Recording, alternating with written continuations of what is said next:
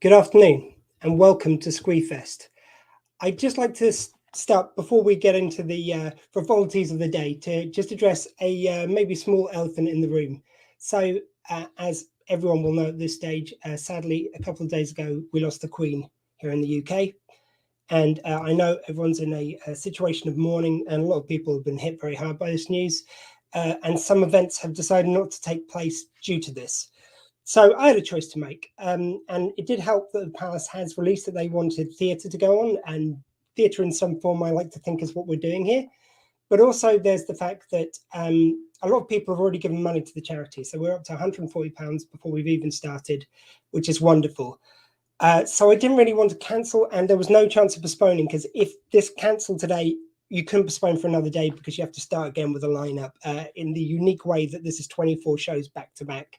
So with that in mind, I like to think the best traditions of the royal family are about their wonderful work they do for charity and the money they bring to charities. So in that vein, and in the memory of the Queen, which I'd like to dedicate my performance in the next 24 hours to, we're going to go ahead with Squeefest. So I hope everyone agrees and understands. Thank you very much for tuning in, and let's get started on this year's Squeefest the 4th. Welcome to the show with your friend and mine. So tell me, Dr. Squee, who's it gonna be this time? We like to hear you talk, but we love to hear you listen. And if you are not subscribed, you won't know what you're missing. So welcome to the Dr. Squeefest. Show.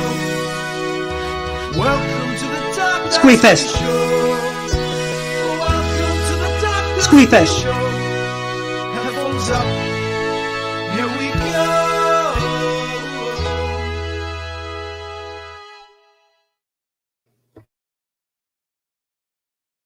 Don't know if anyone noticed my subtle slight changes to the theme tune from the Dr. Squee show, because of course this is Squeefest, the 24-hour event which sees me live for 24 hours, save for a few video clips which I'll be playing, which this year we've got highlights from previous Squeefests, which we're going to be playing in when I need to either use the loo or grab some food or anything like that. So I'd like to thank, first of all, my first thanks of the day goes to Fred Rawlins, who very kindly edited together those videos. I think you're really going to enjoy them. So going throughout the day, amongst the other advertised frivolities, we've got an interview with Alex Siddiq from 2020. We've got an interview I did with Louise Jameson in 2021, an interview with Paul Gross, best known for Due South at which is from 2021 also. And also we've got Trevor Simon from 2020 Squeefest. So that's just little bonuses to the lineup. We've also got a lovely message from Shelter, which we're going to play in a minute. But first of all, let's go through the lineup for Squeefest. This is the biggest and most ambitious Squeefest we've done yet. And as I've been joking to my friends, it may seem like I'm always doing the 24-hour same challenge. However, every year I'm a year older, so that challenge gets greater. In fact, just my bladder alone is more of a challenge to go through 24 hours. But we will never mind that now. Here is what you can look forward to on today's Squeefest. So we're going to kick off in about 5 or so minutes with Gareth's Random Ramblings podcast.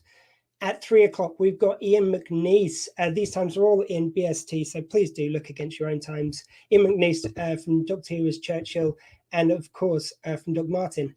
Outrageous Liars is with us from 4 till 5. At 5 till 6, we've got Nicola Bryant, the Doctor Who companion, Perry.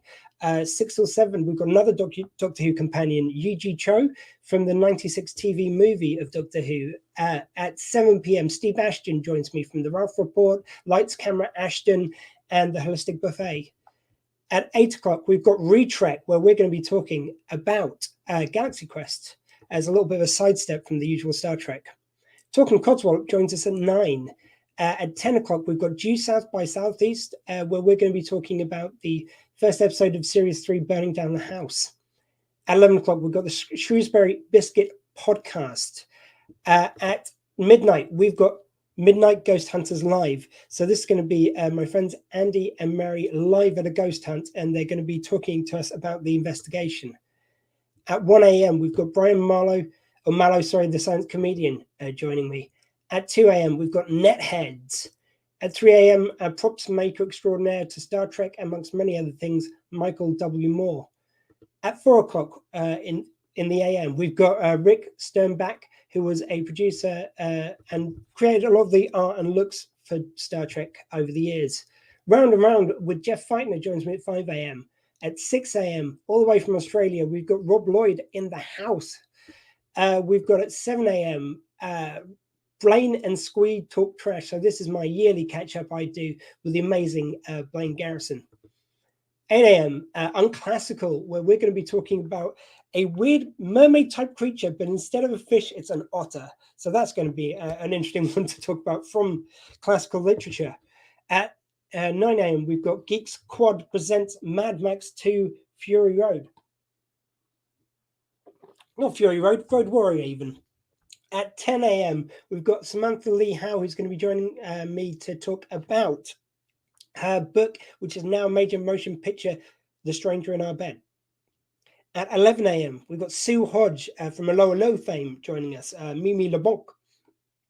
At midday tomorrow, we've got Lee Sullivan, who's the artist who's worked on Dog 2, 2000 AD, RoboCop. Like, the properties he's worked for are vast. Then at 1 a.m., we're going to end Squeefest with Wrestling Top Trumps with Lizzie, Kingy, and Spindles. So that's your lineup for today. I really want to thank everyone for joining us already. We've got a few comments, so let's go. From Retrek Model Studio, so that's going to be Elliot there. Good luck for the day, mate. Speak to you in a few hours. I cannot wait. It's going to be great. Mary Thompson, one of our intrepid ghost investigators. Hello, looking forward to talking to you later. Very much looking forward to it, Mary. And thank you to everyone for allowing permissions for comments to go on, because that means I can see who's made the comments. StreamYard just needs permission for that. It's not used for anything else. And I'd like to give a few words just quickly for StreamYard, who are one of our, our sponsor this year.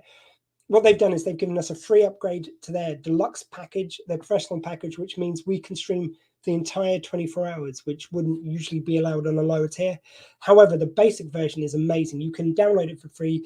If you want to go to one of the paid versions, it allows you to stream to for a few more places and have a few more features. It is so plug and play and so easy to use. I'd highly recommend it. As I've been saying, trust the duck. So that's that. Also, of course, the day is being run in aid of a great cause. So we're raising money for shelter. You can give now at justgiving.com/sheltersquee. And as I say, we've raised an amazing £140 before we've even started the day. And I want to thank everyone who's donated already. If you can afford to, please donate. If you can't, we do understand these are tough times for a lot of people. That's why we chose this charity. If not, please just watch the day and have a good time. That's also what it's here for. To help people escape from a lot of the challenges which a lot of us are going through during the financial crisis. So I'm now going to just play a very quick clip. This was sent across to me from Shelter. This is, so I'm going to forget her name now, the Power of Live TV. So this is a message sent to me by Kate from Shelter, of course, and it's just going to be telling you a little bit about the good work we do. And then hopefully Gareth will be with me in just a minute. Hi, it's Kate from Shelter. I just wanted to let you know a little bit about our work. We help people who are struggling to keep their homes by giving them legal advice, representing them at court, and also by assisting in more practical ways, like helping them prevent damp and mould or getting repairs done. We also support people who are street homeless, who perhaps have never had a tenancy, by getting them into their own homes and being there and supporting them every step of the way. By connecting with local communities, we're understanding more and more about what housing difficulties people are facing. Our focus is on solutions, and we work with individuals and community groups to improve people's situations and also to help them speak up for better housing.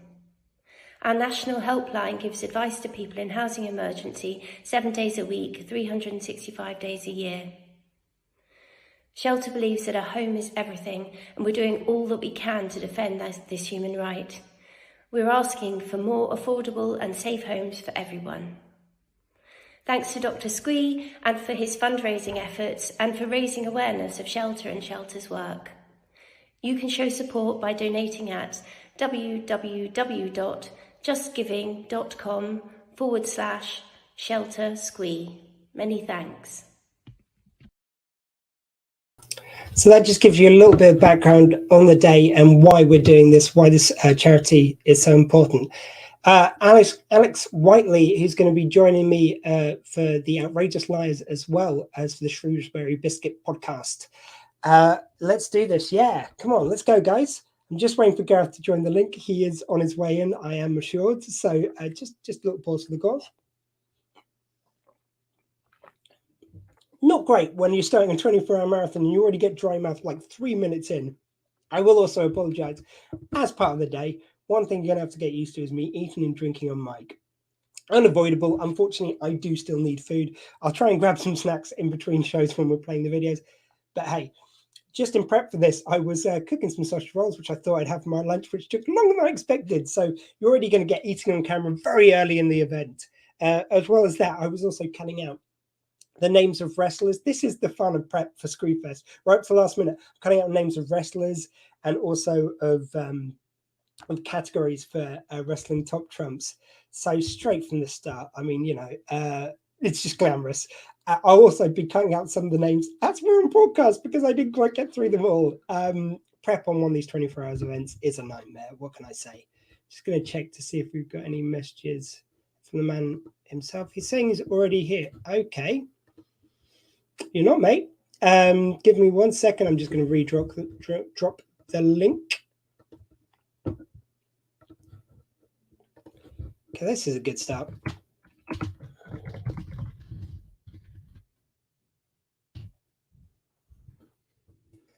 Okay, such things are expected. It does happen with live broadcast. Hopefully we'll be able to see Gareth in just a minute. Okay, we got another message. Sarah Kirk from the Due South community has said good luck with this event. Thank you. I'm just going to share the link again if you want to donate now, justgiving.com/sheltersquee. And hopefully my guest, the other show, will be here momentarily. Again, tech problems are always expected, but yeah, hopefully not on the first show would have been ideal. But never mind that now. It's fine. We will go with what we got. I'll give him just a minute, and if not, I will play one of our highlights earlier than planned, but it'll give me enough time to just sort out this little problem.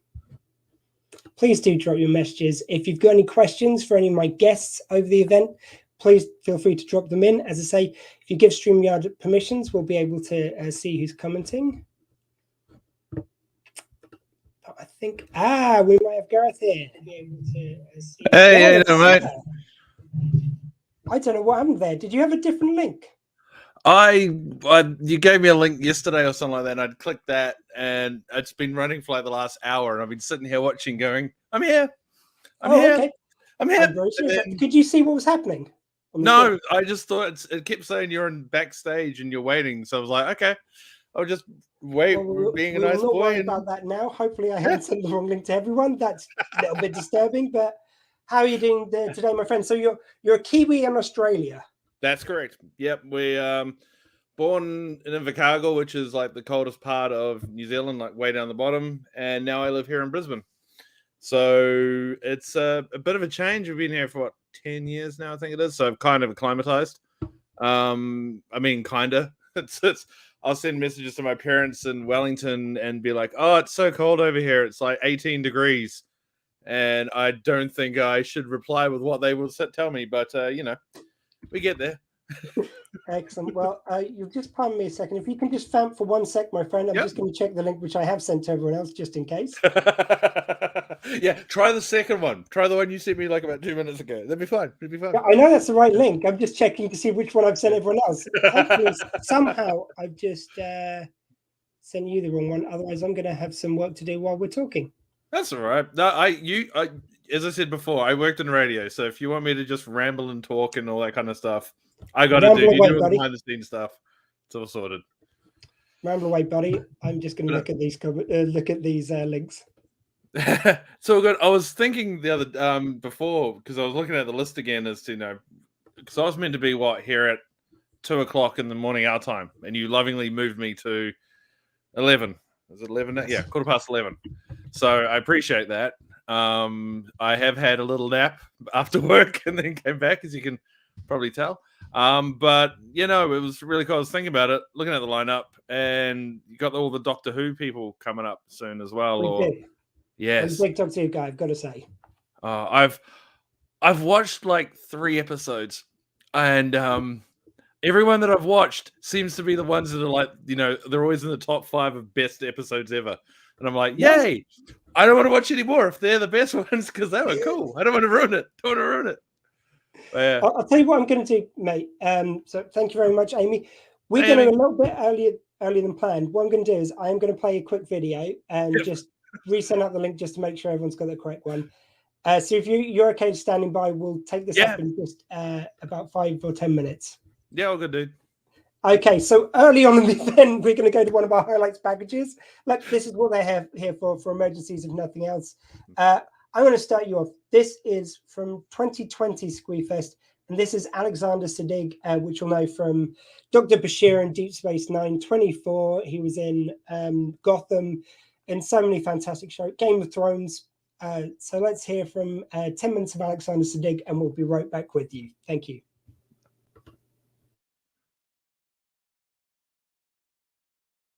Please welcome from 24, Game of Thrones, Gotham, and of course Star Trek Deep Space Nine, Alexander Siddig. Thank you. Thank you. Really kind. And what a great job you're doing. Excellent work, Dr. Squee. Thank you. Well, like speaking to a fellow doctor, like I just have to check before we get into everything else. Have you at Starfleet Command come up with anything for COVID yet? Yes, but we won't find out for about 400 years. Damn it. I thought we had an answer there. I feel the need. I know you probably get asked this in every interview you do, but you've got a slightly longer name in the full. Yes. Siddig al-Tahir al-Mahdi, but it is very long if I want to do the whole thing. Siddig al-Tahir al-Abdurrahman al-Abdul Kareem al-Muhammad Ahmed al-Mahdi. But and people will correct me because I'm always getting it wrong. I almost introduced you as that, but I thought I wouldn't show off, Sid. I think there's also, I think especially because I feel like, again, we'll get into this in a bit, but like, I feel like there is kind of two Bashirs, like before and after kind of the reveal that he's got this extra intelligence. And I feel like the second one, you've got a more of a, everything he's saying is kind of, he's thinking about everything he's saying particularly. Is that, again, is that something you try to put in there? There could be some subconscious thing, but I mean, I was livid when I was first told that I was genetically engineered because I just was like, that is so not what I planned for this character. But hey, the best plans go awry, especially when you've got wonderful writers. And they just imposed this on me one Thursday for the following Monday's shoot. And it was like, oh, I could have prepared. And I didn't, but and then I started fighting it all the time. If ever I had to do a quick sum in my head, it would be Bashir would do it really easily because he's now, a genetic super being. And I fought against that, but we kind of found a human compromise where it was really more of a sort of stigma than it was a Data-esque, if you're a Star Trek fan, thing. And I was worried about the data-ness and didn't really get a handle on the stigma problem until a bit later, and then it became something interesting because there are lots of people whose lives are affected by decisions that parents and doctors make that affect the rest of their lives, and that Bashir falls into that camp a bit. So I probably did consciously alter the way I delivered lines and stuff like that, but that was really me rebelling against the fact that I had become this. I didn't want to become Data. I wanted to just stay, silly old human Bashir. And that was really important to me. And I think we just about put that off. Getting on to your earlier stuff. So you went to the London Academy of Music and Dramatic Arts. There's a quote which I absolutely love, because it kind of reminds me of podcasting a bit, but way before podcasting. Because you said, and this might be made up for the internet, I don't know, but it said, I was in a situation where I pretty much had a theatre company at my disposal and a theatre. I could do whatever I liked as long as I did it for nothing. Yes. Isn't that what we do on the internet now all the time? That's pretty much what most people do on the internet. Exactly. Yeah, I was really lucky. That was just after acting school. And my mentor, basically, a teacher called Brian Astbury, who had been in South Africa and worked at the Market Theatre there, and came over with all this knowledge of how to deal with theatre on the fly at very budget levels, especially in complicated situations, because apartheid was alive and kicking in South Africa, and he partnered up with one of the finest playwrights ever called Athol Fugard, and they put on play after play after play. And then he said he was a teacher with us, and then he said he knew I wanted to be a director, which was kind of anathema acting school. The vice principal, Colin Cook, who is a phenomenal human being, but he was so angry with me. He was like, "You wasted another kid's opportunity at being an actor by wanting to be a director." And I was like, "Okay." And he kept on going. He didn't stop there. We were in a pub actually having a pint of beer, and he's like, "You are the second worst actor in this school." And I was like, "Okay, that would be me then."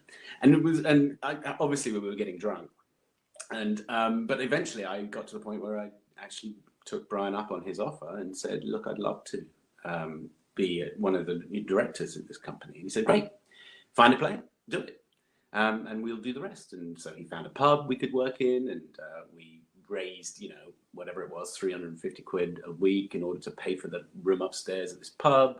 It was probably a bit more than that, but nevertheless, that's how I saw it. And we didn't make any money. We didn't take any money.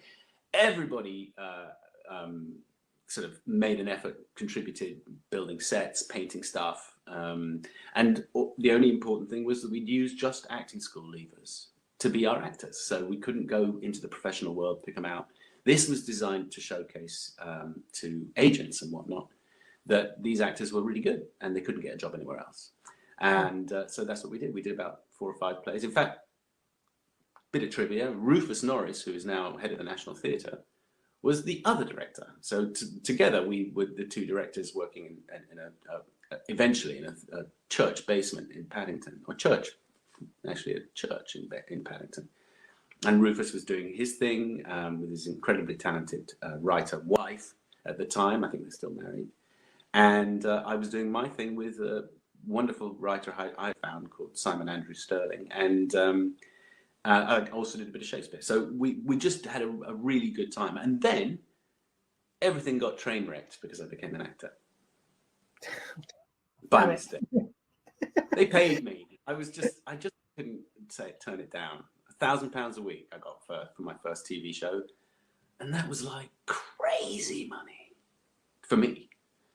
Still is. I think something which I found interesting was I want to get onto a few of the other shows you've been in. So 24, I find obviously from your own experiences that gives you a particular viewpoint on tackling some of these characters. That was an interesting show because I think although it was coming from the point of view of authoritarianism a lot, you had characters where, just one moment which always sticks with me was Jack Bauer goes at these guys who are business owners about because basically they're Middle Eastern, so he goes at them and interrogates them, and then they end up helping him in the long run to defeat some actual terrorists coming at them. Yeah. How did you find that show for how it kind of portrayed the Middle East and how well it did? And I can't speak about the whole show, but I can speak about the bit where I was in. And when my character arrived, I was really driven at the time because 9/11 had happened, and and everybody who was even vaguely brown was suddenly a terrorist or potentially one, and there was an enormous amount of hysteria and tension. And I was really unambiguous with my agent that I just really didn't want to play terrorists who were there as a tool for someone else to be heroic. And so that part came along, and he was a terrorist, but he was much more ambiguous and interesting than that. It came from a character actually on that I played in Spooks before that, which was also a terrorist sort of coming in from the cold, who had changed his mind, who had grown up a little, who had decided that the way he had been was really not the right way. It wasn't going to get what was needed done. And I love that element of that character on 24. So obviously we got together, Kiefer and I, and kicked it around. Kiefer, by the way, has a eidetic memory. He rewrites the whole show every day, every morning. He gets out of his trailer and just starts rewriting everything. The writers must have just gone nuts. But he would do it every morning, so I would have to wait for 25 minutes while he'd rewrite the scene we were about to do. And then, because he has this wonderful memory, he doesn't have to look at it again. He wrote it, he saw it. I, on the other hand, I'm like, I've got 15 minutes to learn 3 pages. What am I going to do? And that was hell. But the characterization was really great. And in fact, there's an anecdote about that. They wanted, once that started, to get Kiefer and I together long term. They wanted now the show to be these 2 characters as a double act. And they told me, and I said, but I'd already made a promise to this young person who was making a movie for peanuts, but in August. And I said, well, I can't, because I've got this little art movie to shoot. And they went, well, I can't say what they said, but you can bet it started with an F and ended with an ED. And they were like, you, Das, you. And I told you right away, I'm doing this little art movie.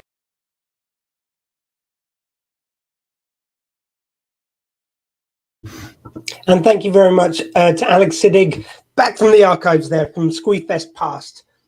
So sorry about that little snafu at the beginning of the event. What a way to start with a wrong link. We're here now. We're back in the room. Everyone has got the correct link, so we should be good for the rest of the event. Oh, good. It's good that I was the one that was the. It wasn't just me. You know what I mean? Like I was like, I'd be sitting there going, "Wait, hold on. I'm sure I clicked the right link." I can't even identify that link to any of the other events in the lineup. I don't know where that came from, so I'm deeply confused. But I think everyone's back on the right page now. I did realize, I was trying to work out why it was getting sent to a MySpace page or something like that. I was like, okay, sure, whatever, it's fine. Yeah, you had to ask Jeeves just to get in there. Good old ass Jeeves. Oh man, now that brings it back. Yeah, I do have to just give some breaking news as we speak. I'm going to try and write in the title as I'm speaking to you. Ignore that banner which just came up. So we've got some more donation, another donation. So our total is now up to 150 quid. We're right at the beginning of the event as well. £150 already. You guys are beautiful. I'm just going to check who made the donation. This is breaking news. Marcus Z. Thank you very much, Marcus Z. Actually, I think there's been one since then. But anyway, okay. I think Marcus Z might have been the previous one. I think whoever's donated has chosen not to leave their details. But whoever you are, thank you, mystery person. We really appreciate your donation. Getting us up to 150 quid. That's amazing. There we go. Wonderful. Don't you just love live stuff? Oh, it's great. I mean, our target for the event is going to be £600, but I don't know. Look, it's such uncertain times, such difficult financial times for people. I just appreciate anyone giving whatever they can. But that's just such a wonderful start. So thank you very much, everyone who's already donated. Sorry, Gareth, back over to you, sir. Oh, good, mate. No worries. As I said, it's exciting just watching you just doing your thing. So yeah, mate, go for it. I'll just sit here and drink my tea if you want and be fine. It's good. You do what you gotta do, man. It's all good. Oh, God, no, please talk. I need a break. You got 24 hours ahead. You need a break. Just going to leave that up there just for anyone who wants to know. But yeah, so like it's your show, sir. What have we got planned today for what we've got left of your show? Sorry, it's gotten into a little bit today already. It's all right. I'll be brutally honest with you, mate. At about I was working this morning till about 4:35, and I may or may not have had extended eye blinks today. I didn't sleep. I didn't go to sleep, but I had extended eye blinks. Okay. So I was just going to say, what are they? Yeah, no. It was just me just sitting in my chair, just going. No, I'm good. I'm awake. I'm here. Hello. Yep. Luckily, there's no boss there. So as long as I don't do that during an interview, eh? I imagine you just going, so yeah, with your thing of the... Be like, no, don't do that. No. Hey, Gemma. Gemma said hello to Gareth, and also an anonymous user. I'm going to guess it's Mark Who 42. It's going to be Mark Baumgarten who put that. So good luck from Mark Who 42. Thank you very much. It just goes to show how tired I am. That is, yeah. Clearly says Mark Who 42. I looked at that going, Mark Woa? Who's Mark? I'll just let you do all the little inlays and the little bounce ups and go from that. I'll do the inlays. You do the rest. It's I'll just do that. Yeah. But as I was saying before, like, yeah, I've only watched, I think, like a handful of Doctor Who shows. So I've got people at work that know it inside out, upside down, back to front. And I just sit there going, Can we talk about the 3 episodes I watched? Then I can join in the conversation. No, okay. So, Can you name any episodes that you have watched? I can tell you what was in them. I don't know the names, Yes, but I yeah, know. yeah. First one was the Fallen Angels one, which scared the Weeping bejesus Angels, yeah. out of me. Was The that sorry? Weeping Angels? Oh, that's how much I know. The one where the angels are moving when they didn't look. That one. I think that's Blink that you're referring Blink. to, unless it's Okay. a later one. Was it with David Tennant? Yes, they had him And in he it. was kind of a minor role in that episode. So yeah, that's Blink. A fantastic episode. That was my okay. This is cool. All right, scared the bejesus out of me, but it's fine. I've grown up from it now. The second one that I watched, I don't think it was in any order. Like I didn't go, I need to watch next week. So these could be totally random and stuff like that. But it was one where they were on a train, or it was just like all basically in one train carriage, and they were on a planet, and they were driving, and there was things hitting the roof, and I remember just going from a dark episode with these angel statues to a small. I'm like, doesn't they go outside at some point, or is it like space in the space show? But well, I mean, look, the angel one went to a few locations, but Midnight is the episode I believe you're referring to, where they start repeating each other. Yes. Yep. You see, the thing is with that, it's that's the episodes which you use to save the money for the bigger episodes. But it's a really great little haunting. It's a wonderful little what they call a bottle episode because it's in one location. Just for the amount of money they saved on that episode, it's still very haunting, very nicely done with them repeating. And it was still well done. Like it wasn't just like, oh, we just sit here. Yep, cool. It still was. Once again, there was parts in it that I was like, okay, what's going on? And there was a third episode, another episode I remember. Once again, I don't know if it's part of these ones or if I'm just getting mixed up. But there was ones where they had the spacemen, and they had the covers over, and then they kept saying things, and then they got closer, and it was skeletons. Oh, the Science in the Library, and I forget what the second part's called. It's a two-parter with David Tennant and with Donna Noble. Yep, that's the Catherine one. Tate. I remember her because she was the Catherine Tate. Sorry, is that right? Yeah. See, I remember things. It's all good. But yeah, I just remember watching that one too, just going, okay. 3 episodes that have so far been quite interesting and scary, of like the normal, where's the comedy, and isn't there meant to be funny stuff? So you really have gone for the most spooky episodes there. It seems like you only tune in when it's the most frightening of episodes. Yeah, it's the equivalent of watching The Simpsons just for the Treehouse of Horror. It's just like, yeah, that'll do. I don't know. Yeah, it's fine. Yeah. But no, all I remember just watching those ones and just going that they were really cool and really I could see what the love was about. Like I haven't watched any since, but it's quite fun. I still pick up all the little references in games, like when they've got the character looks away and something comes up to the front. I'm like, Doctor Who. That was the episode I watched. Don't ask me anything else about it, but I know that much, and that's about it. So yeah, I don't know why I started talking about Doctor Who when I don't know anything about it. Hey man, I was just happy that you were talking anything that saves my voice. It's all good. There we go. See, I should just come on and go, right, Simpsons, here we go. We've got an hour of The Simpsons. Although I don't know anyone, Simpsons, it's agreed by everyone that it's one of the best shows of all time for what it's done, but I don't think I know anyone who watches it anymore. I think it's just if it happens to be on, you catch any episode. It could be one you haven't seen before or one you have. Yeah, well, it's probably me then just watching it. Yeah, I'll sit there and I'll legitimately be like, I have no idea what to watch on TV. Simpsons, that'll do. Disney Plus kicks in, done. That'll do. I remember when they first announced Disney Plus, and it was all like, "Oh, hey, you're gonna get this and this and all these old Disney movies and all this kind of stuff." And my wife and I had a big discussion about whether we should get it because another streaming service, another pay, blah blah blah blah blah. And then they went, right. Oh, by the way, that's right. We own Fox, and it's Disney, and The Simpsons are on here as well. I was like, yeah, cool. Yeah, sure. Yeah, we can. Yeah, we can. That's fine. We can do that. That's cool. Hey, this is my wife right there, Rebecca. Oh, it's your wife. I was going to say we've got another view, but no, it's just the same. It's the wife in the other room through there that I would love to bring out, but she currently at the moment has got bronchitis. So that's I'm probably saying the all most extent that she's going to be doing is writing up like that. So Rebecca, yeah. thank you very much for watching on your ill bed. I almost said deathbed, but that's not correct. Ill bed, Fred. Ill bed, I'm pretty sure isn't a phrase, but while you're ill, thank you for watching. Yeah, the sick/deathbed, the no deaths is just sick. Yeah, we understand. Yeah. Well, that was the thing. Like, so we just got a brand new like couch that folds out, and we had that awkward discussion before of who's going to get the couch. Who's going to get the couch? Oh, there you go. Thanks, Bex. And honestly, my wife and I, if we have an argument, it's nothing really massive or huge or whatever, but we were getting quite aggressive on this one. But it was the weirdest thing. It was like, you take the bed. No, you take the bed. It was like, I'll sleep on the couch. No, you've got work tomorrow, Gareth. I'll take the couch. No, and this huge argument that we had to like stop and go, why are we fighting so strongly about who's going to sleep on the goddamn couch? It was like, we were just like, this is stupid. And It's so like an aggressively polite argument, it sounds like. Yeah.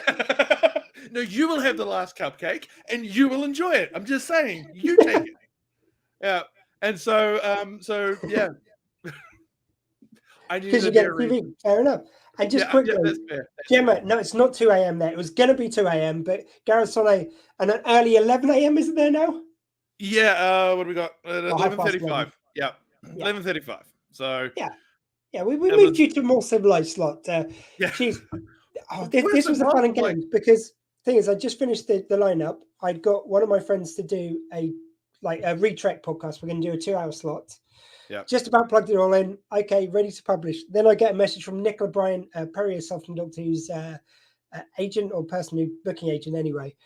And he message going, it's like, oh, she can do it now. It's like, okay, that worst problems to have, but now I have to rearrange the schedule because I couldn't move you later, which was the only when I reduced retrek back down to an hour, the only slot I had was a later one, and it's like I'm not going to get you up any later than 2 a.m. So I'm like, right, let's see who will move. So I end up moving 4 shows to make this all work. And then you get me, and the first thing that happens is the link doesn't work. Which is generic. Somewhere along the line, I swear I checked and double checked against the link in the room. I don't know how I did it, but apparently I can screw up very impressively with no logical explanation to a link which I don't think actually exists. Well, yeah, I could vouch for that. Yeah, I sat there and it was like going, the person can see you now. They're clicking at any time. I'm like, cool. I can't see anything. I don't know if this is good enough, but I'll just play on. It's cool. It's fine. I will say I was literally getting stuff ready to the last minute, so I was here about a minute before live time. Carl Greenhalf, my good friend who's been helping me do the few little bits around since this. Love The Simpsons, yeah. But are you still watching live? Because other than this couple, I think it's just you two right now. Are you still watching new episodes? Is what I want to know. Yes, yeah. Well, that's the thing. So I can watch the old ones, right? And no word of a lie, because Bex will vouch for this probably as it pops up in a second. Give it 6 or 7 seconds at the beginning, right? 6 or 7. I'll be able to pause it and go, right, this is going to happen. This is going to happen. Here's a storyline. This is a quote from it. This is what's going to happen. And my funniest part of it is this. And I can do that up until about season 9. I can just sit there and go, yep, da-da-da-da-da, that's that. Quote random stuff. Sorry. I like to swear, so I'm trying not to swear. So quote random stuff and totally out of left field. And nowadays we'll watch it and I'll enjoy it. I might not laugh as much because they're getting a bit more serious and a bit more, hey, let's go this kind of thing. But I remember as I said, when there was a really cool Simpsons episode where they got Flight of the Conchords on, which is Kiwi band, awesome guys who I don't know if this is telling too much, but screw it. Both of them used to bang with my mum. Cool. Used to bang with my mum, who used to run the bank that they would go into. And I remember going to my mum numerous times saying, when they come in, please, can you get an autograph? Please, please, please. And my mum, with the greatest comedic timing that I could ever imagine, I was like, please, just anything, piece of paper stuff. My mum goes, how would it look, Gareth, if the bank manager gives a celebrity a piece of paper that's blank and says, here, please sign this? And I went, yeah, okay, Mum, yeah, you got a point. Yeah, fair. Okay, that's fair. I was like, okay, that's fine. That's totally fine. I understand now. So they were on it on The Simpsons. And, Kiwi accent, totally fine, beautiful, wonderful. And then about a season later, they've got an episode where Hank Azaria voices a Russian spy who's trying to get through to Marge, to Homer through Marge by using a Kiwi accent. And his Kiwi accent would be like right now if I tried to do an English accent. Like, it doesn't work. It doesn't work. It's real like I'm trying to think. The only one I can think of now is Korg. Korg is the from the Thor movies. The real g'day bro, you know sweet as we've got the things going on right now. He doesn't try to do that. He tries to do why can't I hear you? Did something happen just then and I've killed it again? I can't hear you. I can't hear you. I don't know if anyone else can hear you or if I've screwed something up. Yes, welcome to the thing. I have screwed up the show for the second time. There we go. Sweet. The wire literally just fell out of my mixing board. It's always a simple explanation. So I'm just going to mute for a second while I sort this out. It's all going well so far. I'll keep talking about Cork if that's okay. I'll just keep talking. So yeah, so it's quite funny because they try and do the accent of the Kiwi, and it does not work at all. It's almost like they did an episode early on with the Australian guys, and it sounds like someone trying to do an Australian accent via England and Ireland, stopping off and Easter Island to then come to Australia. Like, it just does not work. And the Kiwi accent does not work. I know it's pretty hard to do, but when you've got Kiwis like a Caesar back, just go listen to that first and go, okay, I understand. Let's try this.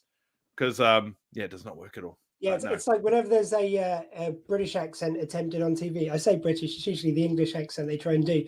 And they always put in words we haven't used in centuries. Like, they think bumbershoot is used in daily conversation over here. We don't say umbrella, we use bumbershoot. Yeah, that's the modern Britain that you got there. I mean, I'd sort of let The Simpsons off because it's trading on stereotypes and stuff. And Carl apparently waits for the new series to be uploaded on Disney Plus, then binge watch it. I think this might have been what's resurrected live watching of The Simpsons. Yes. I think when it was on TV, people had given up trying to work out which ones were new and which ones not. It's just whenever you're on TV, A Simpsons is going to be showing, and it might be one you've never seen before, it might not. But binge watching, I think, is where The Simpsons lives now. That's probably given it another 10 years now. Because it's one of those ones you just go, oh no, I've seen, click next. Oh, there it is. Cool, I'll watch this one. You know what I mean? Rebecca's just saying that you do that too, the binge watch, I think. Yeah, we will watch that. We've watched that. What else we've been binge watching? Gosh, sorry. 12 o'clock. What time is it? 11:45. Mouth's not working. The Orville. We've been watching The Orville. I love The Orville. I think this series, especially since it's relaunched, has got even better. Like, I think they've sort of dropped a bit of the tongue-in-cheek they were doing in the first few series, which was fine, but it's like it was a very weird hybrid. I didn't actually mind it, but I think they made a right choice of going towards just make it in earnest now. I'll be brutally honest with you. Star Trek, cool. If someone likes it, awesome. That's your thing. Well done. It's a weird-looking guy and a bald dude, and this guy that sits, swings his leg over the chair when he sits down. It's not my thing. That's fine though. Star Wars, Bex loves Star Wars. I just sit there and go, hey, look, is that the one with Harry Potter? Just to annoy her, kind of thing, that kind of stuff. The Orville, though, I must admit, I started watching that because it had Seth MacFarlane in it. And I was like, I want to see what this is going to be like, Family Guy, but doing Star Trek. And I think we were halfway through the first episode, and I paused it, and I said to Bex, yeah, we're going to binge this. Like, we're just binging this. We're just going to keep going. And we did. It was great. I think we spent the day doing that. We binged watched the next day, because we had like a week off. We binge watched The Boys. Oh, I love The Boys. So good. It's really weird, once again, watching two Kiwis in the key roles doing two totally different accents. It's like... Yeah, I didn't even think about that. I love watching the bloopers of it, because both of them are doing the accent, and I'm really sorry. I'm going to put on a really bad English accent, and I apologize now for everything, but it's kind of like when he's being the butcher, he's like, all right, mate, we're going to be doing this. You know what I mean? We're going to run down and do the, sorry, I messed that one up. Can I do the line again? Yeah. Okay. Okay, cool. all right then, mate, you got to do. And I'm sitting there thinking, how do you just do that straight away? Like, like accent key. Like, I'd be sitting there going, all right, sorry, mate, cocked up. Yep, I need to do the line again. Yep, all right. Just because I can't do accents, but just to keep it going, so I knew what it was about. Yeah. So, I mean, by the way, not the worst English accent I've heard that you just did. It's on the spot, also, mate. I didn't know what I'm saying. Yeah, because a lot of actors decide to just stay in the accent while they're on set, and they just won't break it at all. So, yeah, I agree with you. It's one to pitch hit like that between them. Yeah, and I've got to say, his English accent is pretty damn good. I've heard people with that accent from London. I've had a couple of mates that were I had a mate that was in Manchester and he flew over to New Zealand to work for us and he had that accent and I just remember going, how like it was the full on proper thick one. I'm just like, nah. And then I moved here and people doing the same thing going, I heard words, there were sounds coming out, but how did they make so I've had to learn to speak slowly. I go back to New Zealand and hi mum, hi dad, how are you?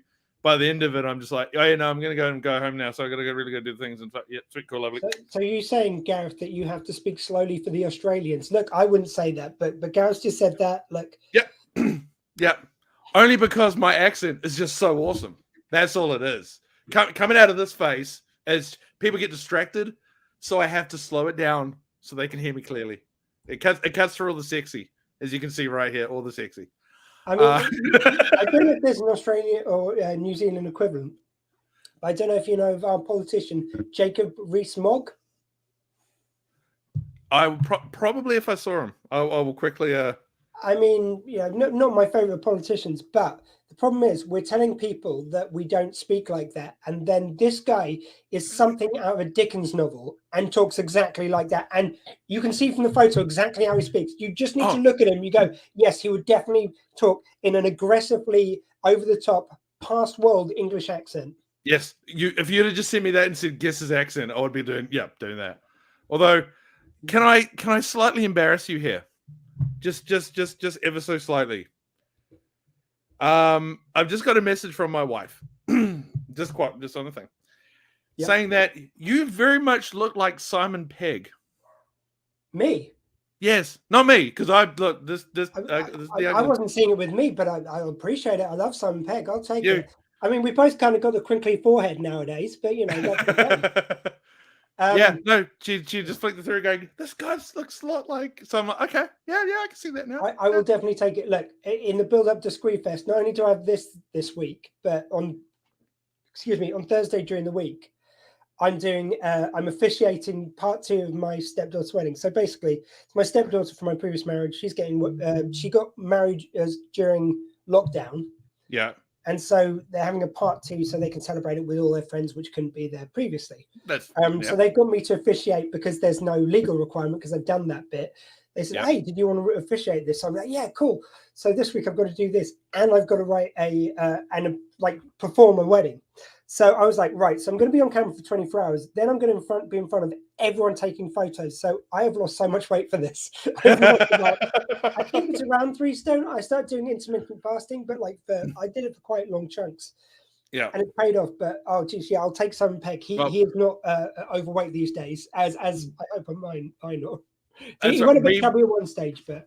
That's why I'm sort of down because then you just don't see once again the bigness that is Gareth. I'm just like, I look nice and skinny, something like this. It's fine. The only weight that I would lose right now before I jumped on here was I took off a big thick shirt and put this one on. That's pretty much it, really. I'll be honest with you. I got big that Bex and I met Simon Pegg, Nick Frost, Edgar Wright, Peter Jackson, or Sir Peter Jackson. Benedict Cumberbatch, and there was another one whose name, Martin Freeman. That's not a bad little lineup. All of them, bar Benedict, have signed my. And Peter, because I've got a Hot Fuzz Blu-ray, and they've all signed that. And it was quite funny because we put the photos on, and I had a little bit longer hair at the time, and Nick Frost came up to me, who's only like about this tall on me. Like he's not tall. I thought he'd be taller. And he just comes up to me and just goes, you've got a luscious beard. And I was like, thank you. So do you. And I was like, no, I don't want to fondle his face because he's security guards are right behind him. I'm just going to let him do it. And so he goes, right, we need to take a funny photo. And I'm like, okay, how about we just look dead at the camera? Just dead, just like. He goes, brilliant, awesome. So my lovely wife, who comes up to about here, didn't hear us. Even though we're about this far away and she's right here, she didn't hear it because it was so loud. So he gets a security guard to take a photo of us. And so there's me and him, deadpan face, just my wife in the middle, square in the middle. And what makes it even funnier is that I put on Facebook, and you know how they do the automatic face finding and all that kind of stuff. Yeah. It got us confused. So I was like, I'll be a stunt double, bro. I got it. It's all good. What do you want me to do? But yeah, it just made me laugh. The fact that we just the same face, big bushy beard, long hair, staring at the camera, wife going, and Facebook's just like, sure, that'll do. We'll add you in there. That's fine. So yeah. I love it. I mean, it does also all come around because Nick Frost played Santa in a Christmas special of Doctor Who. And speaking of Christmas episode, like apparently you like to skip the Christmas episodes. I'm guessing that's back onto The Simpsons. Any TV show, any also, show. Gemma, Bex needs glasses. That's just rude. Look, I get paid. Hey, Gemma. Jim's there to just wheel over it. You just look. Oh, you're over the side. Simon Pegg, Nick Frost. It's a new comedic duo. Look, don't worry about the time delays. We're going to sort it. We're there. We're going to be the pan shop or dollar shop for you, I'm guessing. We're going to be the dollar shop version of yeah, I'm just going to close my window because there's planes going overhead. Yeah. 1 sec. Oh, good, mate. No worries. But yeah, any TV show, if it's got a Christmas episode, I'll skip it. Only reason why, and I know this sounds really dumb and stupid and all that kind of stuff, but when I was younger, I worked in radio, and because I was the single guy that had no kids, that was just, there to make up numbers, I do all like the public holidays. So I was doing like the Christmas shows, the New Year's Eve shows, the Queen's birthday weekend shows, the Labor Day show, all that kind of stuff, right? That was me, because they would all go off and do this stuff with their families. And hey, you're single, you don't care. Here you go. So for me, Christmas is just like another day, pretty much. It's more of a sleep in. I did say to Bex, like, who loves Christmas, and we get massive arguments every year about whether Die Hard's a Christmas movie or not, which it is. That just slip that in there. Once we have kids and once we, all that kind of stuff, I'll probably change. Look, my beard's going grey. I'll probably be looking like Santa by the time they come out anyway. But that kind of thing, like, I'll change. But until then, go Christmas next. Like, no matter what show it is, if it's Christmas, like, see what I mean? If I the room, it's not. Bex could have been not watching this at all, would have still heard me say that, and would have gone, right, I need to find out. Jumped on Twitter, it's not. Oh, she's got this movie thing, like, every day before Christmas, you got to watch a Christmas movie, and I was like, nope, not watching that list. No, doesn't have Die Hard on it. Don't care, not watching it. So I'm sorry, Die Hard is a Christmas movie. It's set at Christmas. That was the yep. Christmas. He's going back for a Christmas to go see his family. There's a Christmas party in it. Yeah, and of course he's like, I've got a machine gun, ho ho ho. Like, I don't understand. Christmas trees, it's fine. But this was the argument. So this is the key one when it first started. So Bex would be like, no, it's not a Christmas movie because it's violent. It's violent. I'm like, okay, well, it is violent, but it's a Christmas movie instead of Christmas. She goes, it's not, it's too violent. I'm going to go watch Home Alone. To which I would sit there and go, Home Alone is the kids' version of Saw. Like, I don't understand. Like, it's the same thing. Like, granted, Die Hard, you'll just see they get bullets, they get shot, they get dead. That's it. Where with Home Alone, the guy gets like what gets the flames put on his head. They fall down the shaft. He gets something dumped on his head. He's dead like 8 times over. This guy's just dead once. That's it. Like, it's fine. But now I'm all warmed up, ready to go. We got another hour in us. We can do this. 5 minutes. The other thing is, though, that you've got to bear in mind, like if we're going to say Violence Route, It's a Wonderful Life. I mean, you see James Stewart getting a good punch in the kisser. Yep. That one's talking about wanting to like off himself, isn't it? Oh, yeah, Bad Santa. Bad Santa. Bad Santa is my favorite Christmas film, or Black Christmas. I don't think I've seen Black Christmas. Bad Santa, I must admit, I don't get it. I know it's very popular with a lot of people, not my cuppa. The part that I liked was I used to have a crush, or still kind of do, on Lauren Graham, who's the mum in Bad Santa, who then ends up sleeping with Santa in a car, saying a full-on sentence of very high expletives, which I don't think I could probably say right now. But I remember just sitting there just going, I can keep watching this movie. It's fine. It's good. It was a very good movie. But what was I going to say? I was going to say something else then too. But while you're thinking of that, just so you know, donations now at £190. We're nearly at the 200 mark. Only on our first show, and I'd like to thank it's my good friend John Wright, who does the Due South events over in Australia. Actually, funny. Oh, sorry, he's in Australia, but the events he does in Canada where it was shot. Very good friend of the show Due South by Southeast. So thank you very much, John. Oh, and before that, it was Carl Greenhalf. It's now appearing, who made the donation before. So thank you both, gents. There you go. I couldn't be happier with that at this early stage in the event. That's wicked. I don't know if that's $40 of people enjoying our conversation for the last hour or however long it's been, or it's 40 pounds of people trying to get me to shut up. I will shut up if someone gives me another 30 pounds right now. 30 pounds right now. We won't mention it's 4 hours, but 4 minutes before the end of the slot. That's immaterial. That's fine. That's fine. I was just sitting there. All of a sudden, Gemma pops up. I've donated 50. Go away. If you're okay, just to vamp again for a second, I'm just going to check the other studio that I haven't lost my other guest to there. Yeah, no worries. All good. But yeah, so there were times when I was younger, as I said, when radio, they would just be like, yep, you're done. You go do all that kind of stuff, which was kind of cool in a way, because you'd have little kids ringing up going, I got this on Christmas. I got this. Other times I was hungover from the night before and I didn't care. So I remember once going to a school because we had to go doing this book reading thing or something like that. And they were asking me all these questions, do you know Rihanna? I'm like, no, sadly. Do you know Robbie Williams? No, sadly. Do you know? Yep. No, this. And one of this little kid goes, what do you need to do if you need to go to the toilet?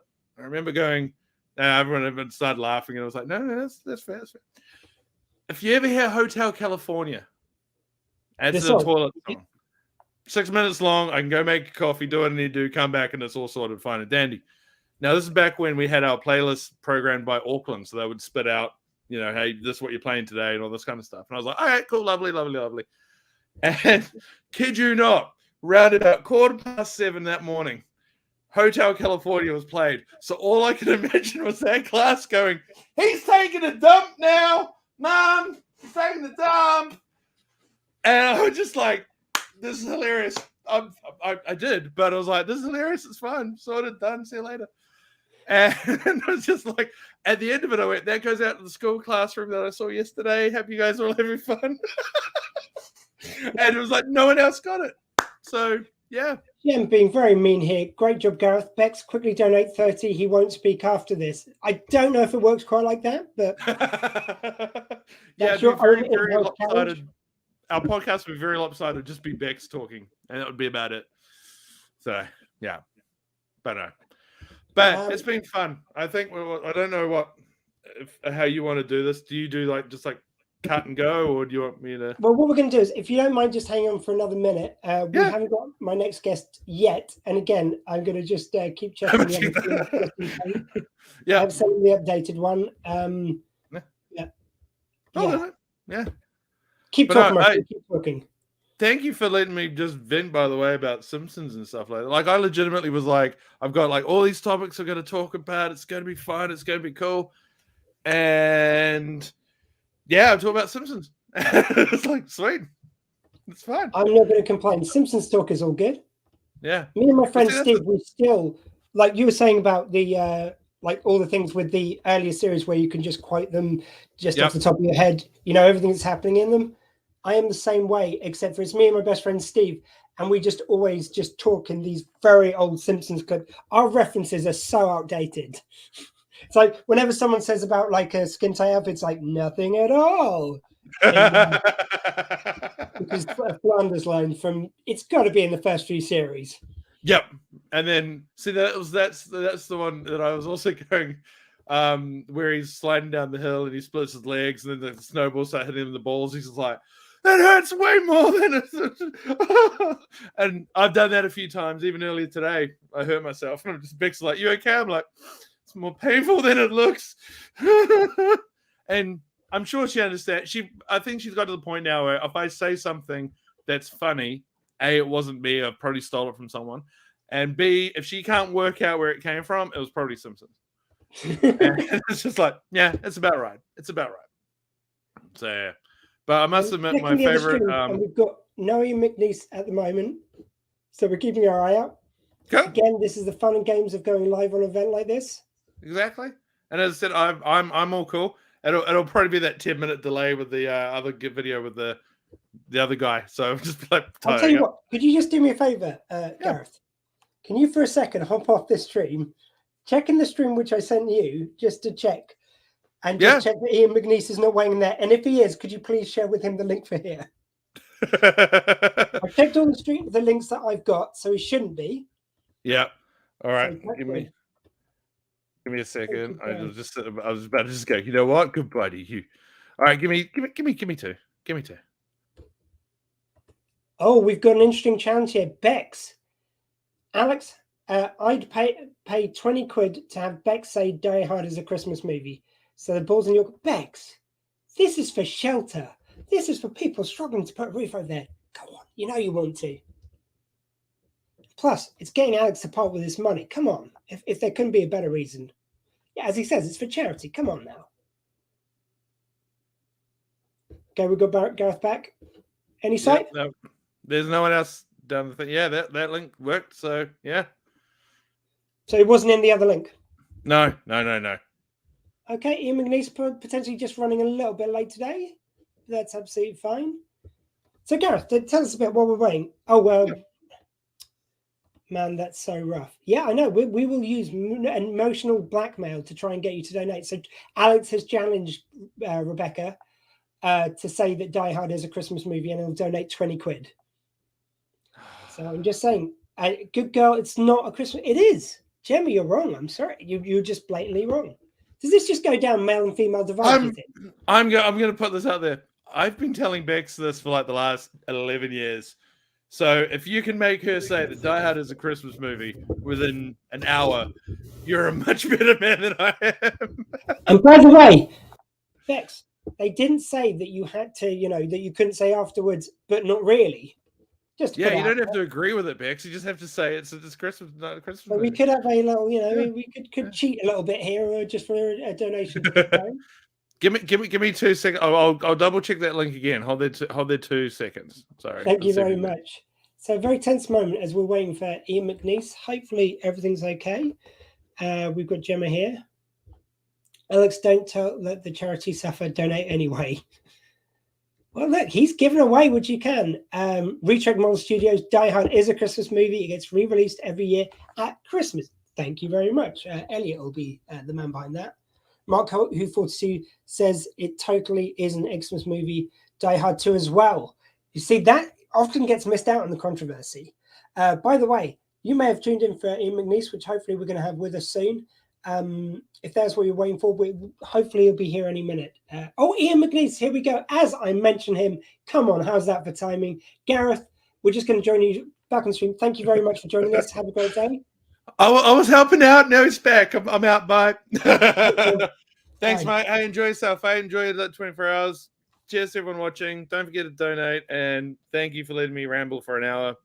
Thanks, man. We're going to have to go over to Ian, though. Thank you very much. Please, ladies and gentlemen, please welcome a man. He's known for DocTube, Doc Martin, Ace Ventura 2. This this intro alone may take the whole time. The Sandman, Bergerac, Whoops Apocalypse, Lovejoy, The Ruth Rendell Mysteries, Inspector Morse, Watching, Cluedo, Minder, The Tomorrow People, The Bill, Pie in the Sky, Sharp, Cadfile, Our Life Less Ordinary, Joseph and the Amazing Technicolor Dreamcoat, A Christmas Carol with Patrick Stewart, June, Blackball, and 142 credits in total on IMDb. Please welcome the heavy hitter of the TV world, Ian McNeice. How are you doing, sir, today? I'm fine. I was blocked by my Safari. My Safari wouldn't let me in, and I had to try and struggle in with Firefox, which I have, which was great. So I'm here. I'm here. And when you say Safari, you don't mean the type which was featured in Ace Ventura 2. No, that's right. What's the name of your dog behind you? Look at that sweet little thing. What's that? That is Dottie, which you can see there. Hello. On the other side, if I can get it, that's Willow. No, other side. If you go the other side. That's Willow. Oh, sorry, that's Willow, and that's Dottie. And then I can see the dog. Yeah, there's a lovely dog. Beautiful. Can you see the other side, just the dog's head? Okay. Yes, I can. That's great. Oh, it's all backwards, so I've got to remember to shuffle the other way. Are you doing this for 24 hours? Is that what we're talking about, or what? I'm on for 24 hours. Different guests join me for an hour. When did you start? Just an hour ago. So so 1 hour and 5 minutes in, only 23 odd to go, or about 23. Are you going to do it literally for 24 hours? This is the fourth one I've done, and what I do is I have some clips from previous years which are saved up, so I play those for 10 minutes just to give me bathroom breaks. But apart from that, live for 24. Unbelievable. So you got 24 guests? Yeah, 24 guests or different shows. Different shows. Brilliant. Well, good for you. That's amazing.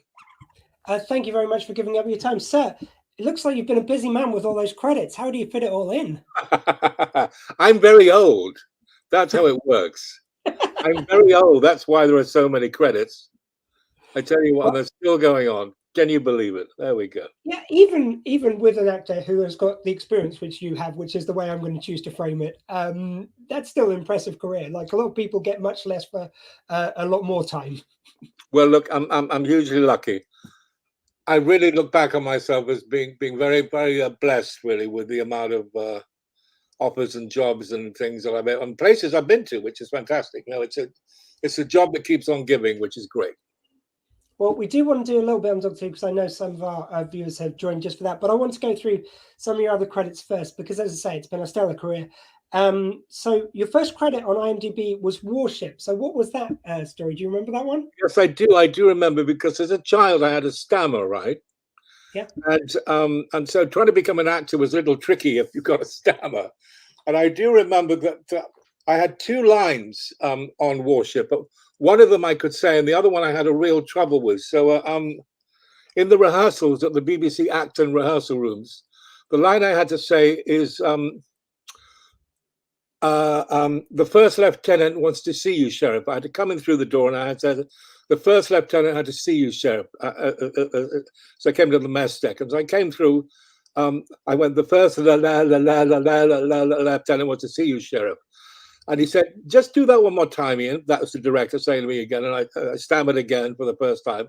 And I had a week off before I had to come back again and rehearse it before we did the actual take. So I was in my bedroom. I was going, the first lieutenant wants to see you. I could say it in my bedroom. So I came back. He said, Ian, let's rehearse that a little bit while you're coming through the door. And so I came in through the door with the first same thing, right? And the director said, you know what? I've been thinking about that, Ian. There's a nickname for the first lieutenant. It's Jimmy. So what you could do is you can say, but Jimmy wants to see you, Sheriff. I said, thank you so much. Thank you. So I came in through the door and I went, Jimmy wants to see you, Sheriff. I said, same thing. And I remember thinking that there was a woman, script supervisor, reading in announcements from time to time. I said, what's that? She said, well, there's an announcement that comes in from time to time over the tannoy. So I went to the director. I said, look, I got two lines. One line I can say, the other line I can't say. Can we put that line through the tannoy system and I'll have half my fee? And the guy said, Ian, you can have your whole fee and we'll put it through the tannoy system. And 6 months later, he gave me another job. What about that? The lovely director he took me to Bergerac, and I did a Bergerac with him. So God bless him. Bob Tranchell, I think his name was, and thank you so much for believing in me. So that was That was Warship. There you go. We will talk about Bergerac in a second because I remember that one fondly. But just very quickly, we've got some business from the last one. Rebecca has said Die Hard is a Christmas movie. Someone said if she said that they would donate £20. So Alex, you're on the hook for 20 quid. We'll expect that in the donation shortly. Thank you very much. So that's that business sorted out. But she did want me to add, she said, but not really. So everyone's got their way there. So 20 quid to the donations, please. So you mentioned all the time with people chucking in money the whole time. People can donate throughout the whole thing, so they can go to, I will just find the banner now, justgiving.com/sheltersquee and donate whatever you can. In fact, let's just. Oh, isn't that great? That's fantastic. Yeah, and we're already up to, look, when I last checked, we're on £190. So when you did the last time, how much did you make? Say again, sorry? When you did this last time, how much did you make for all the 24 hours? We were just over 600 quid last time. Oh, well done you. That's brilliant. Yeah, we really hope to at least equal that this time, but we do know there's tough financial times for everyone. So we really thank everyone for their kind donations at a difficult time. So thank you very much.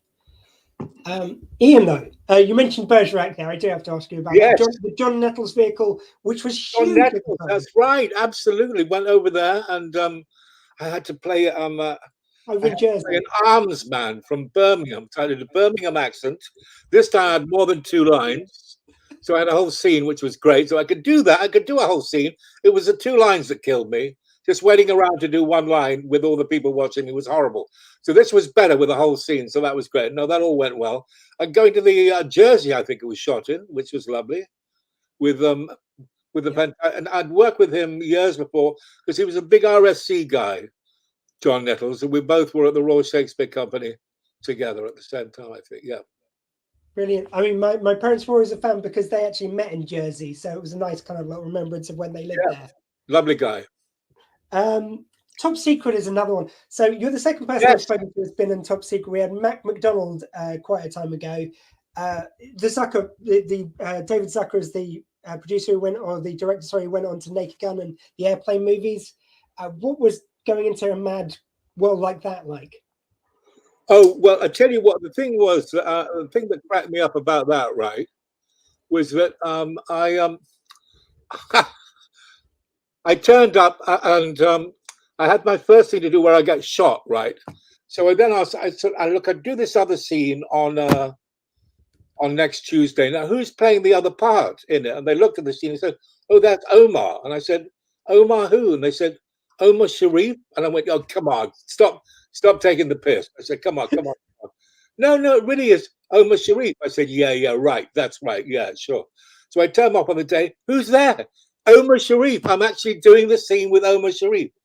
And I couldn't get over it. It was just fantastic doing the scene with him. And then I remember the second assistant director coming up and saying, look, we booked a table in the dining room for you and Mr. Sharif at lunchtime to have lunch together. And what was hysterical was that I went and got my lunch, which was like a sort of carvery. I had a whole full plate in front of me.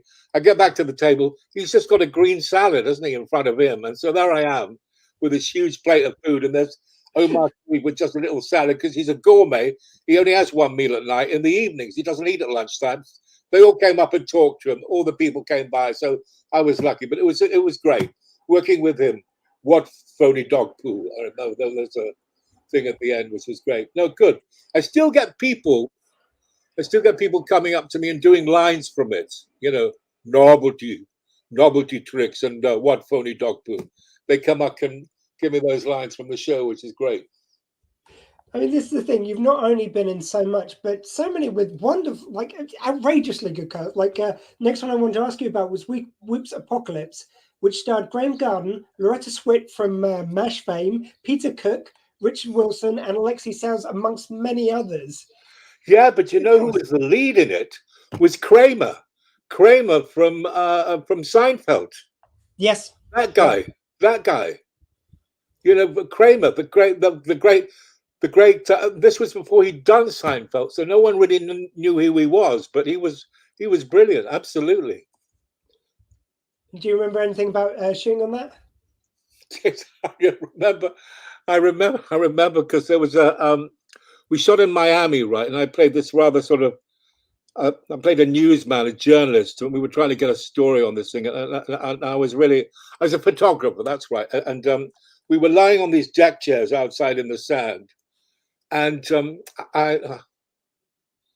that's right. And the scene had me eat a banana and then chuck it away. And I remember when we did the next take, they came up to me and the props people said, look, we're terribly sorry, but we've only got one banana.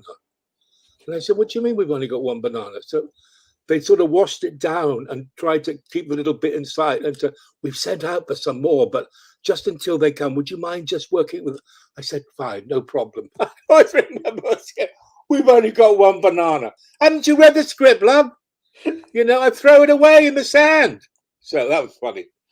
Please say, if you ever get around to writing your autobiography, you call it "We've Only Got One Banana." It's got to be. Would be good, wouldn't it?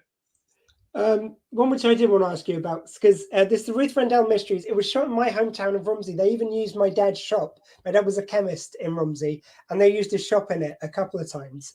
Do you remember shooting that? And do you remember visiting Romsey? Where was it? In Romsey. Is that where we shot it, in Romsey? It is, yeah. I'm not surprised you don't remember it either, because it's a small little market town. No. The Ruth Rendell Mysteries, wasn't it, right? Is that right? Yeah, yeah. Yeah, good. Is it with Baker? Baker? Yes, yeah. Was he the detective? Yeah. George Baker, yeah. No, I think I turned out to be the naughty boy. I think I was the one that did it. I think I remember that, yes. No, a lot of fun. I just remember when they were filming, I didn't know they were filming at my dad's shop. They were doing a wide shot, so they had the guys walking, cameras at the other end of the street. And I walked to our front door, we lived above my dad's shop. Walked to the front door, and then suddenly I heard this director very grumpy shouting, "Cut! Sorry, what are you doing here?" And I go, "Sorry, I live here." And he goes, "Oh, I'm really sorry, you're Richardson." And George Baker came over, he chatted to me for a bit. That is funny. That's very funny. That's very funny. Oh, look, I'm wondering if you got any inspiration from this next one. So Lovejoy, where you end up on to your character in Doc Martin is in that roguish mold. Did you get any notes from Ian McShane? Do you know what the thing is? The thing I remember so well about Lovejoy, right? It was that McShane would turn up in the morning. He'd be wearing a black leather jacket, a white T-shirt, jeans, and cowboy boots, right? So he'd turn up in that. He'd go into his trailer and he'd come out in costume. He was wearing a white T-shirt, a black leather jacket, jeans, and cowboy boots. I kid you not, he changed, right? He changed, but he was wearing the same bloody thing that he'd come in the morning. But he changed. He'd gone into costume because he must have told them, this is what I want to wear, right? It just cracked me up. It really cracked me up. No, that was very funny. I played a character called Gervais Rackham, and I think I was an antique dealer. And I remember being on a staircase with one of those, those Hoovers without any power, just doing something rather camp on the staircase. I remember that. Very funny stuff. Brilliant. Just some late breaking news. We don't have the name yet. It hasn't come through, but we've just gone up to £200. So thank you very much to whoever. Well done, you. 200 already, and you did 600 last time. Well, you're a third through. Fingers crossed, my friend. Fingers crossed. Already. Yeah, that's wonderful. Cluedo, the TV show. I remember this very fondly. This was a fun little interactive, like it's a TV version of the board game they had for a while. Which one? Cluedo. So they had different celebrities coming on. They had to guess who did it. Oh my God! And look at the cast list. There was it was Mick Jagger's girlfriend. She was a model. Hall. Yes, Jerry Hall. It's not Jerry Hall. Jerry Hall. Jerry Hall, and that was Ab Fab. She was in it. Who's become a dame? That one. The one recently.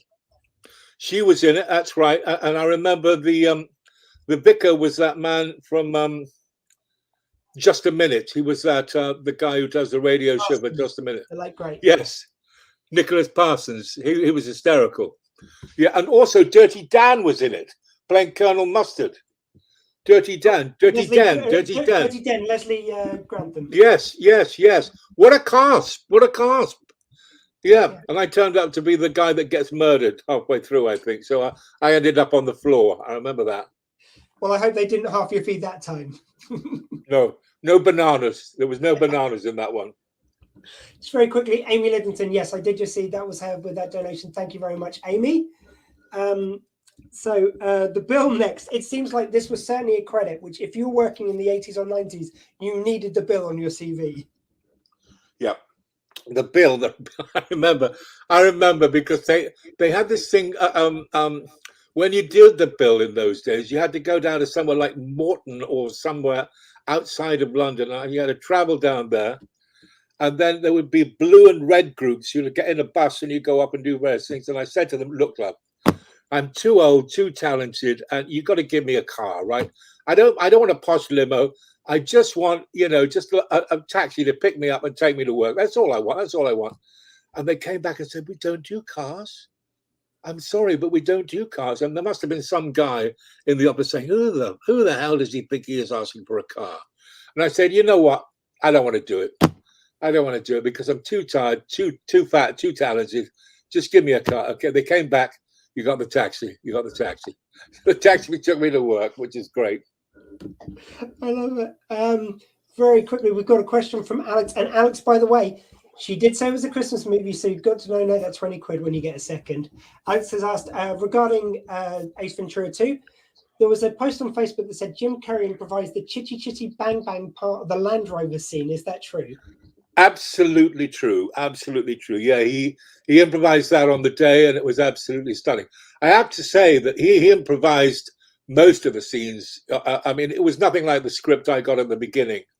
And I only stayed on the movie because I suddenly thought to myself, I could just pretty much guess when he's going to finish. Because they were all riffs. He would do riffs and riffs and riffs. And when he got to what I thought was the end, I never trampled on his stuff, right? So I stayed with the show. Otherwise, I would have been fired ages ago. So I was lucky to stay with it, really. But that was, yes, she's absolutely right. That was improvised, as a whole lot of other stuff was improvised on the day. Incredible. And what was Jim Carrey like to work with? So it seems like, certainly in recent years, he's, I think it's that genius and insanity thing. Like, I don't know which line of it is he's on, but he now seems to have, he talks about escaping his body to be the essence of Jim Carrey and things like this. What was he like back then? Well, the thing is this, is on those big movies, right?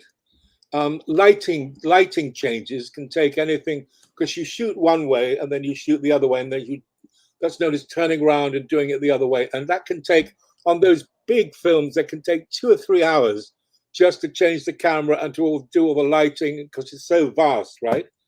You'd return to your caravan or something like that. You'd sit down, have a cup of coffee, read a magazine, just make a phone call or so.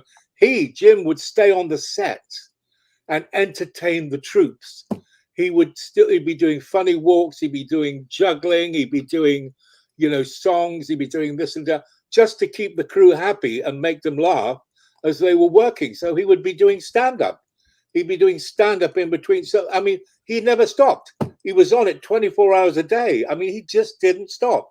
So it was extraordinary, I have to say. No. I mean, the guy is, well, he was then. He was just a tour de force. I mean, he really was.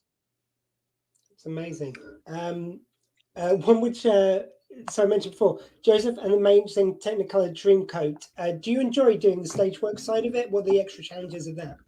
Absolutely, because that was, I didn't actually do the stage myself.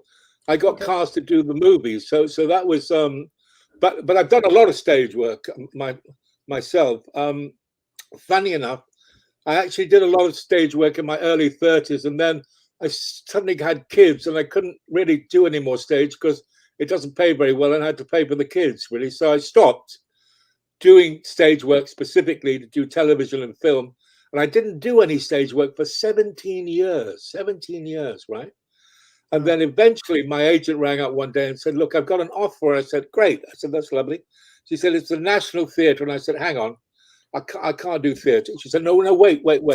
It's to play Winston Churchill in a play about Harold Macmillan. Jeremy Irons is playing Harold Macmillan, and they want you to play Winston Churchill." And I went, "Oh, hang on. That sounds really interesting. Yes. So I looked at what I'd already put two kids through college, and I only had one to go. And I thought, you know what, I can do this. So I went back to do it, and I remember standing on that stage at the National Theatre on the first night, the opening night, just all coming down the back of the legs. I was just absolutely terrified. 1,000 people in the audience, and I thought, what am I doing? I hadn't told anybody I hadn't done any theatre for 17 years. And there I was, shaking, quaking in my boots, right? But, you know, I got through it, and then I got another offer of another play at the Globe. I did Henry VIII in the Globe, and then another play I did in London in the West End, the King's Speech, playing Winston Churchill again. So that was great. So coming back to do theatre was a great thing. And of course, that led to me playing Winston Churchill on Doctor Who. So there you go. And we will get to that in a little bit. But something which actually links in very neatly here is Patrick Stewart, when he was had a time of not working on the stage, he did a one-man show expressly because he was worried about going on stage and worried about getting nerves. So that became the film version of A Christmas Carol, because he did a one-man show of it first, which you starred as Mr. Fizzywink, which is a small but such an important role. I feel like you've got to bring the energy in that and the kind of joyfulness against his misery. Yes. So what was that? That's totally right. And that's what it was like. No, that was great.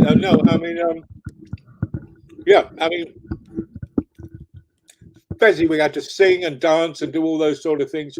Look, there were Joseph is one of my favorite musicals. It's got there. Thank you, Amy. That's very nice of her. Thank you. Yeah, no, Fezzik was a lot of fun. And of course, we had that actor who'd been in the movie Cabaret, if I could only remember his name. But no, he was brilliant. Absolutely fantastic. Joel Grey, that's who it was, Joel Grey. Excellent. One which I think is an overlooked, amazing British film is Blackball. I found that so hilarious. I don't think it gets enough love. Yes, of course. Well, we're all playing bowls, aren't we? Yes. And it's about America getting hold of the sport and trying to make it a big stadium event. One of my favorite lines is he talks about all these old men, playing bowls and going into the change room and all their trousers smelling of mince and wee. Remember that, because they all sort of piss themselves down the front. Yeah, very funny. No, and he was so good in that, wasn't he? The lead guy, Paul Kaye. What's his name? Yeah, amazing. Yes, so good, brilliant, absolutely brilliant. No, that was a lot of fun, and directed by Mel Smith. Yes, the late great. Yeah, the late great Mel Smith. I worked with him in the theatre years ago. I'd done My Fair Lady with him up in Sheffield at the Crucible, when he was going out with Ruby Wax of all people. What a teamwork that was, Mel Smith and Ruby Wax. How about that then, eh? I did not know about that coupling. That's very interesting. Yeah, that's a couple. And in, of course, Blackball, there was, again, the late great, the recently departed Bernard Cribbins. Did you get to work with him at all? Of course, yeah. Because what we did, we had several scenes where we're the collective, where the group of bowls players, there's me and God, I just can't remember names anymore, but several, including Bernard Cribbins, and we're there. And yes, so we used to hang out together, and then we'd have lunch together and stuff like that. But great stories that he would tell lots of stories about, working on the railway children and stuff like that, which is fun. And of course, there was that guy from Babe. The movie Babe about the pitch? Yes, it was Cromwell. He was also in Cromwell. Star Trek First Contact. His name James is Cromwell. Come to me in a second. Cromwell. James Cromwell. Yeah, James Cromwell. Yeah. Absolutely wonderful. Thank you very much for sharing that. So, pardon me, I've just completely lost my place. Sorry. Let's get on to the Doctor Who of it now then.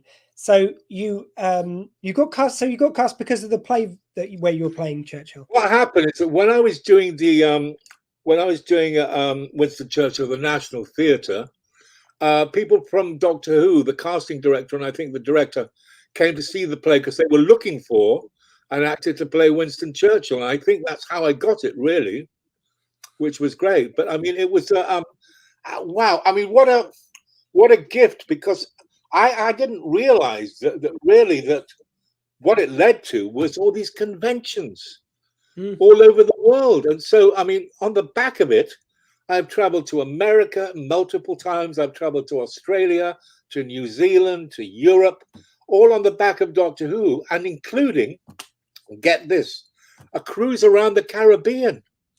Can you believe this? They have Doctor Who cruises where there's 3,000 people on the boat. There's 90 Doctor Who fans. There's a group of 5 of us who've been in the show, and then we have to have dinner with them in the evening and maybe chat to them during the daytime. And then we go to all these wonderful places like Jamaica and Aruba and places like this. What about that? That's incredible. That's not bad. That's not bad. And when you were first playing Churchill, did you do a lot of research into him? And Yes, I did. When I did, I remember when I was doing it at the National Theatre, I did a lot of work there. In fact, I went to Blenheim Palace to see where he was born, right? And he's actually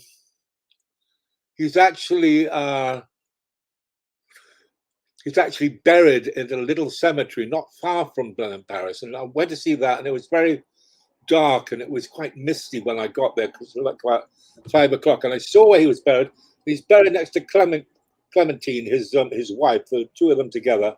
And it's sort of quite spooky because there was this little sort of fog just appearing over the grave. And suddenly, as I was just about to play him as well, I remember that suddenly there's a whisper came up from the ground saying, "Don't muck it up, boy."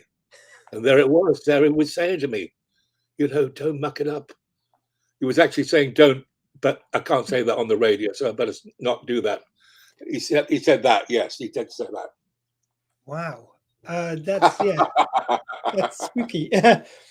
And as if it wasn't surreal enough to be playing Churchill and Doctor Who, you're then added to the layers of it. It's a Dalek episode as well. Yes, I couldn't believe it. I was so excited when I found out that it was Daleks, and it was written by the tour de force who writes all of the shows. Fantastic stuff. What? Stephen Moffat, that one? No, that was the other one that's the actor that does all the stuff as well. Who does all the oh, sorry, it's of course it's from the League of Gentlemen. Mark Gatiss. Yes, absolutely brilliant. I remember being in the breakfast room of the hotel in Cardiff, just about to do the first scene, and I walked by this table and he said, "Hello," he said, "my name is Mark Gatiss. I actually wrote your episode." And I went, "Oh, thank you so much." And since that time we became friends, which is really because we send each other little texts when I see he's doing something on the telly. What a charming man, and what a brilliant man. Not only because he's a great performer, but he's a great writer too. I mean, what a talent. No, and to actually have I always remember there was this one thing with the Daleks, right? Okay, where Matt Smith had to hit the Dalek on the top of its head of the Dalek, right? And they got 2 spanners. They got a spanner that was the real spanner, which was like quite made of sort of steel, and then they had one made with rubber, so it wouldn't harm the Daleks. I always remember this point where he attacks the Dalek, and suddenly you could hear this voice coming inside saying, "Please, that's the wrong spanner." So he'd been hitting the hell out of this poor little guy in this game. He must have been seeing stars inside with this steel spanner being smacked on his head. Poor little thing. Wow. And I could imagine it's quite a challenge as well. You're there in the kind of like the bunker, which looked absolutely amazing. You've got to get into the reality of that moment. How do you keep the reality of the moment when a Dalek shows up? How do you kind of keep yourself grounded in the scene? What can you do? How can you be grounded on something like that when a Dalek starts talking to you and all the rest of it? I just don't know. But I mean, I tell you what was brilliant was that Matt Smith, right? It was only like the second second one he'd done, and I think he was still finding his feet. But he was such a joy to work with, and he was like so inventive. He tried something one way, then he tried another way, and just such a nice guy. And so, and her legs go all the way up, don't they, with Karen Gillan? I mean, she's an absolute gorgeous lady, I have to say. No, she was lovely too. I always remember coming in one morning, and apparently Matt had rung up Karen and saying, turn on to ITV now, turn on the telly. It's McNeice. He's in 8 Ventura 2. You're not going to believe it. So they came in the next day and went, hello, all righty then, all righty then. That was sweet. That was nice. Oh, so they were as much fans of you as you were of them. Oh, please. There you go. Can we just talk a bit about them a bit more? Because what I love about Matt Smith is he always seems this big bundle of energy, and especially on Doctor Who, it was just so wonderful to see him just darting across the screen with energy. That's what he based it on, and I think he did such a good job of that. I really do, and I think he was, you know, I mean, I think out of all the Doctors, I think he was airing to be my favorite. I think because of that. I mean, I think he was a really, really good Doctor Who, and such a charming guy too. I remember because having done the first episode and then being asked back to do others, that was where I came back and I had to do. I always remember when I came back with Doctor Who, I always remember having a scene with a man with a green face with scales on it, and I thought to myself, you know what? I can come back at any point now as Doctor Who and be at any point with anything. If I'm talking to a man with a green face with scales on it, I can do anything now, which was great. And you've also available to come back for Doctor Who. You also got to play it where in a Roman, I believe you're in a, yes. am I remembering correctly, in a toga, playing Churchill in a toga. No, he was in a toga. Oh, yes. He was in a toga, that's right. Yeah, he was in a toga. But coming back during that period, that was fantastic too. No, that was great. And being invited back as a long-lost friend, I remember walking through the door and going, oh, Ian. So that was lovely. That was absolutely lovely. And moving on to Karen Gillan again. So, yeah, as well as her legs, which may not have gone unnoticed by myself as well. She was just so wonderful in that role. And she's gone on to do so much since. What was she like to work with? Haven't they? Because I think, I mean, I think that's stunning that the way they're going to do more. Because I think, is Matt in this new... Is it the Hobbit thing? It's Game of Thrones, isn't it? Yeah. Yeah, the House of Dragon. Yeah, but he was so good in The Crown, wasn't he? Amazing. Just outstanding as that naughty boy. And also, did you have to talk to him about seeing other Churchills though? Did it get personal? No. Luckily they kept that out. No. I do remember being in the street the other day and someone came up to me and said, oh, congratulations with the Oscar. I thought to myself, he's got the wrong boy here. I'd like to have done it, quite frankly, but no, I didn't win the Oscar, but it was nice of him to thought it was me, I have to say. Oh, brilliant. And since you've gone on to work with other Doctors on audio, so you've now been welcomed by Big Finish, does the audio dramas for Doctor Who. How's that been? Well, first of all, I did this like a box set, right, of Churchill stories, right, which was brilliant.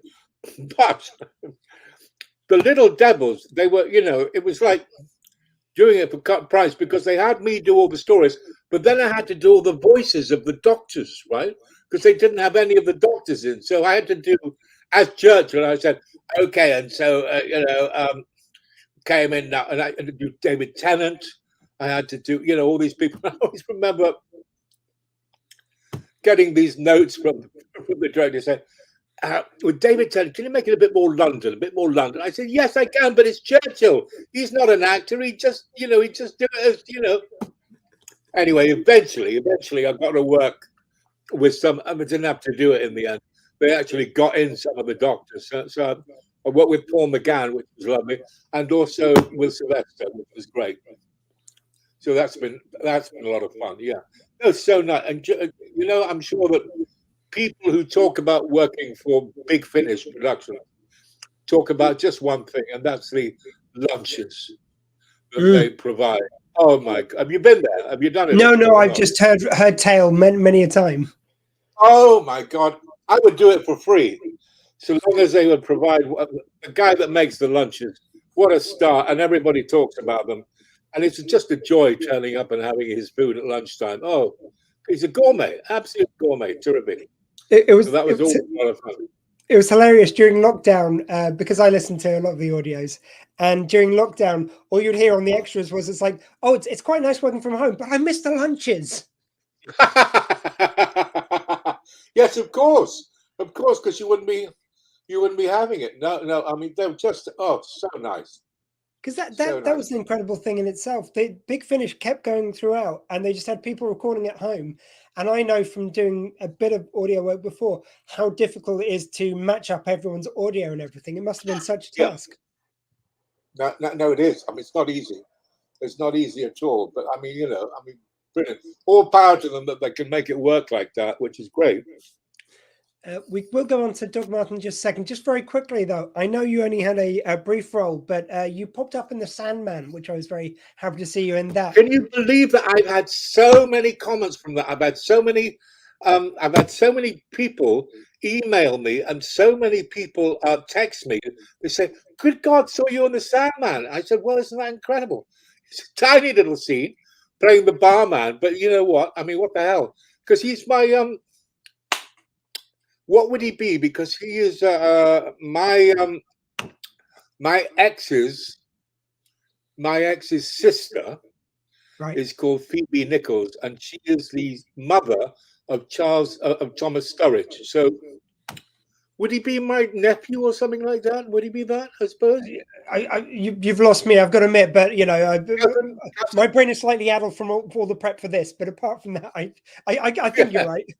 I think he's connected. I've known him ever since he was a kid. Let's say that because my ex is Kate, and so her sister is Phoebe, and Phoebe's the mother of Thomas Sturridge. So it must be something like a nephew or niece or something, niece, nephew, cousin, twice removed, something like that. Anyway, charming boy, Thomas Sturridge. What a great performance! What a great show! I mean, it's hit the roof, isn't it? People love it. Yeah, I mean, it was such a loved property already, and Neil Gaiman is so beloved. But this gets back to my point. Not only have you been in so many credits, but you seem to have a very good track record of getting into the winners. Like, I have no doubt because of your talent for getting through the door. But you never know when you make one of these things if it's going to be a hit or not. But you've had a good hit rate. Yeah. And Foundation, I did a little bit in Foundation, which was on Apple recently. I did that as well. No, it's great. And I just did one. Got a tiny little cameo on Napoleon now, which is going to come out at Christmas time. With it's playing Louis the 18th, and Napoleon's Joaquin Phoenix. Is that right? Joaquin Phoenix? Yes, Joaquin Phoenix is playing Napoleon. Wow. And I play Louis the 18th, and it's directed by Ridley Scott of all people. What about that, eh? Which channel's that one coming out on? Say again? Which channel's that coming out on? Oh, that's a movie. Oh, it's a movie, big screen.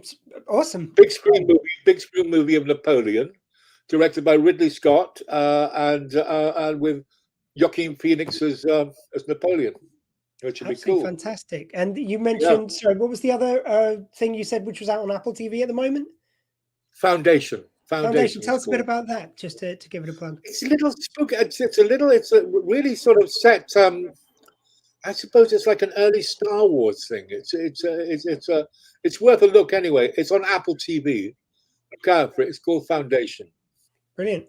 Just a bit of praise for your work on Big Finish, Philip Nichols. Listen to Subterfuge the Big Finish Ian McNeice did with Sylvester McCoy. There you go. Thank you very much, Philip. That looks nice, doesn't it? Yeah, great. Excellent. Cool. Now we have had quite a few people saying about Doug Martin. My father is also a fan of Doug Martin. We've had Amy. You're very welcome. Great cause. My mum is a Doug Martin fan.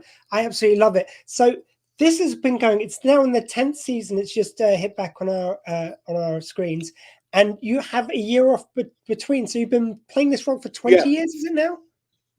extraordinary, isn't it? We started doing it in 2004.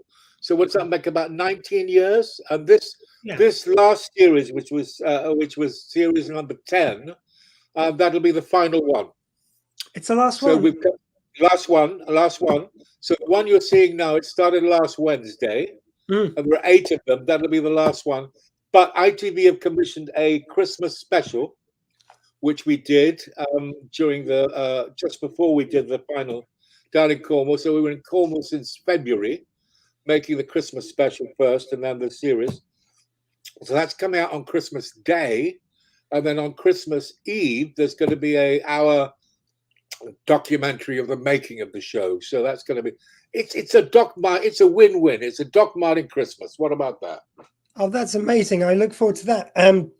Very sad to hear it's going away, but it sounds like it feels like maybe the right time after so many years. But this is the longest you've ever played a character, am I correct? Oh, totally, absolutely. Goodness me, to play Bert Large for all that length of time was extraordinary, and such a fun character to play because he was a naughty boy, always getting it wrong, always in trouble, and is seriously in trouble. This final series, he gets into trouble 2 or 3 times, big time. So it's going to be fun to watch him go bad, really, in that area. And it Naughty seems boy. like he's an extremely endearing character, but he is one of those rogue characters. So I mentioned maybe a bit Oh, of the role rogue. of Lovejoy and Del Boy and all those great rogues that we Yes, love. all those How fun is rogues, that a to total play? rogue. Total rogue, always fun to play.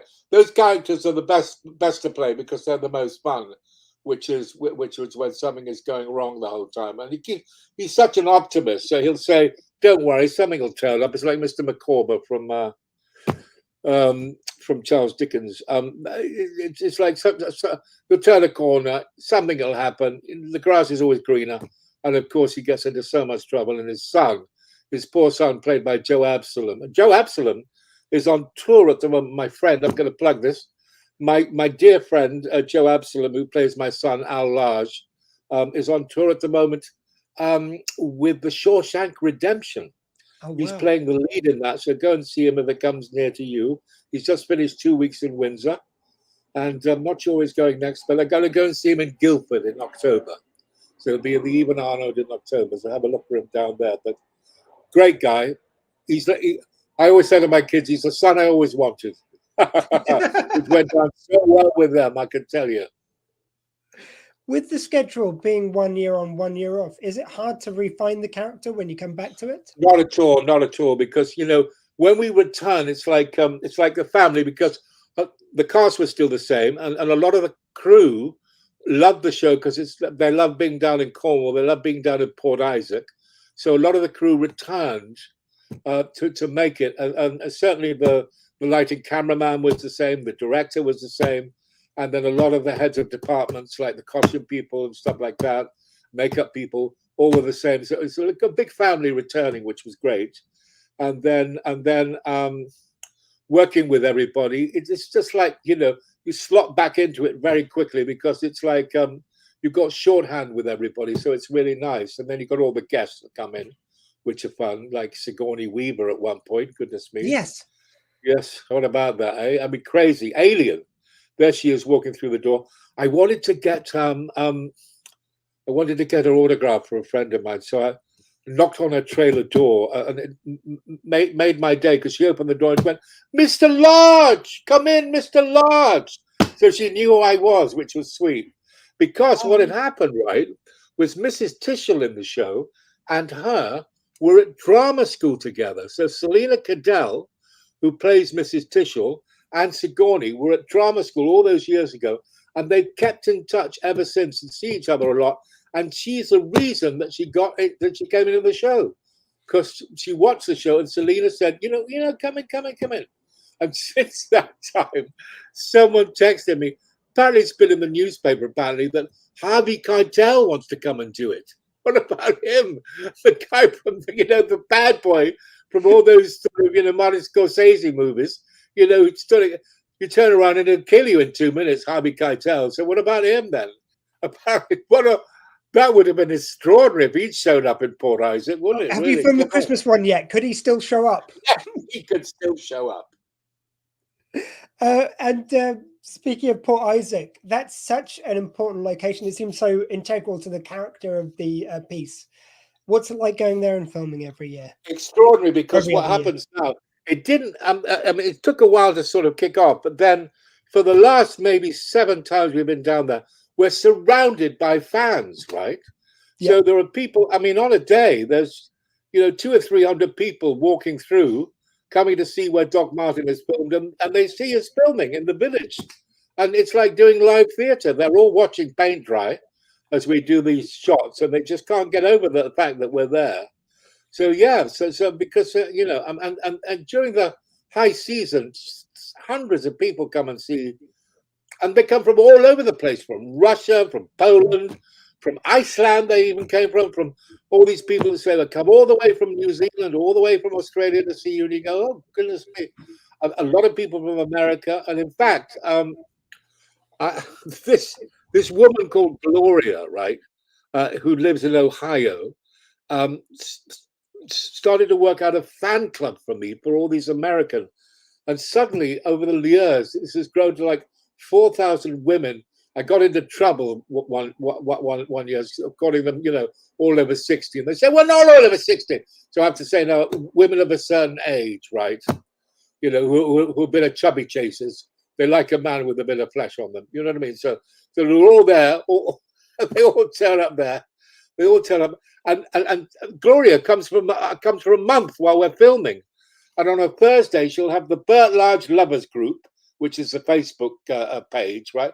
They're all there having supper on a Thursday night. I got to pop in and say hello to them. It's hysterical. Hysterical. And I mean, come on, you have to be the envy of every other actor that you've got these 4,000 women just waiting at your beck and call. I said, what? Put it in the Sun newspaper or the Daily Mirror one point. I said, I turned into a sex symbol at 72. What 71? What more could you want? You know what I mean? Ian McNeice, the sex symbol of Doc Martin. You're just waiting to grow into your sex appeal there. Dotage, love, dotage. I did want to talk a bit about Bert, because what I find must be so interesting for you is each series has got a new scam, a new thing that he's doing. He's running the inn, then he's like selling whiskey. Do you have a favorite kind of period in Bert's history? Well, the thing is, I mean, I can let you into a little secret now, because the episode started on Wednesday. He's now going to be running with his son a caravan park. Yes.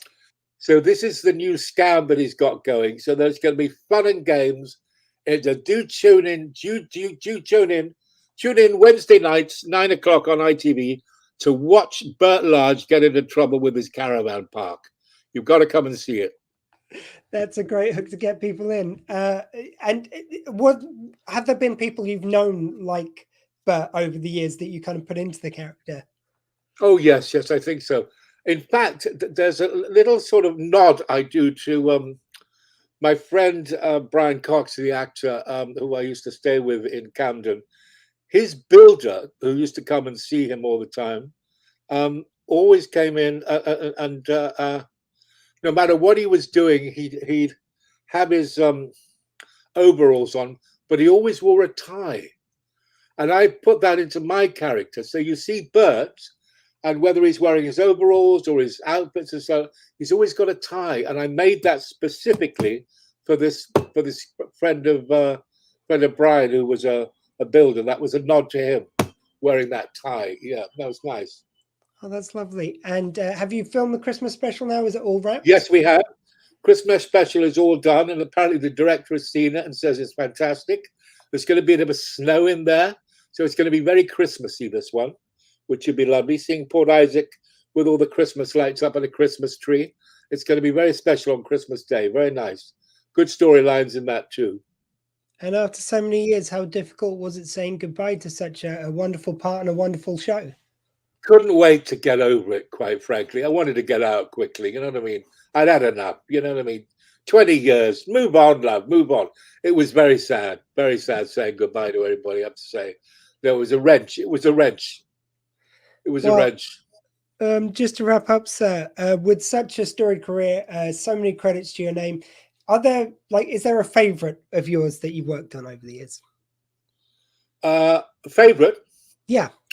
Well, I think it's going to have to be, isn't it? It's going to have to be Bert Large. Excellent. I would think. I think the two favorites are obviously Ace Ventura, because the kids love that. They still can't believe these people come up and say, "Weren't you in Ace Ventura?" And they're like 6 or 7 years old. And I said to myself, "You weren't even born when we made this. I mean, come on, what's going on?" That's amazing. Thank you very much, Ian, for giving up your time and for joining us today. Well, I'm just going to say, I'm just writing it down now. www.justgiving.com /shelter squee. I'm going to put £100 in, love. What about that? Sir, that is amazing. Thank you so much. I should come up the screen and I'll put that in for you. There you go. Ian, all right. I don't have the words. Thank you very much. That really means a hell of a lot. It's been a pleasure. It's been an absolute pleasure. Nice talking to you. On behalf of the Rocking Horse Media. On behalf of Rocking House Media, I would like to thank Ian for his support with the crowdfunder for Henry House. I'm a producer on the project and support is much appreciated. So, oh, that's nice. That's nice. That's lovely. Great. Well, good luck with you. Good luck with your 24 hours. I have to say that's incredible and special. Well done. Thank you very much, Ian, and take good care, luck. sir. Keep going, man. Keep it up. Keep it up.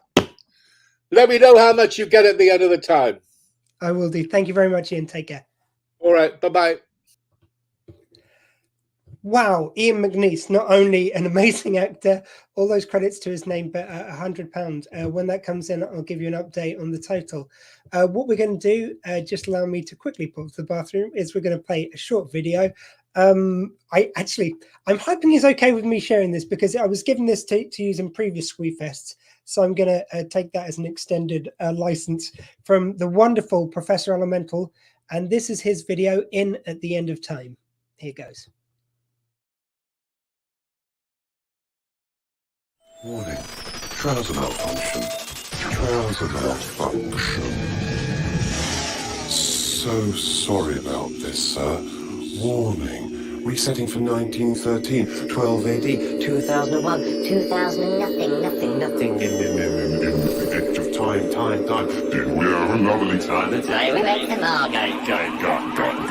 Mark, that is tit.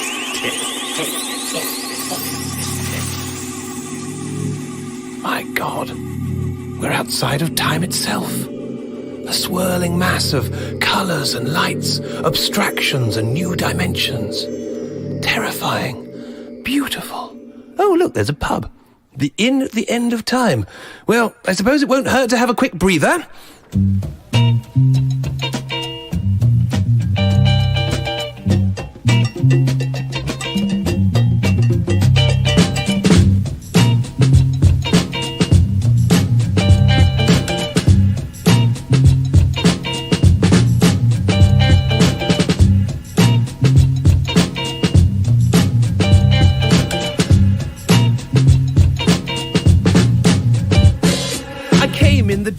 Been on a tour, lost in time, not been here before. I mean, I've seen all sorts of things, but I'm sure a pub at the beginning of the end had me floored. From outside it looks sort of Tudor, but from another angle it could be from the future. Can't work out if it's bricks or made out of computers, but I can hear music inside. How super! I'm new to time travel and it is a bit lonely. Thrown me all over, maybe someone can show me how to get home or how to get Jeffrey. I step in, even I'm impressed. See, there's plenty of travellers all getting messy. Let me get these, we're all getting ready. The band's coming on, they look like they might rock. Here where the travellers come on a night off. It's the Inn at the End of Time. Time for a pint, all welcome fine.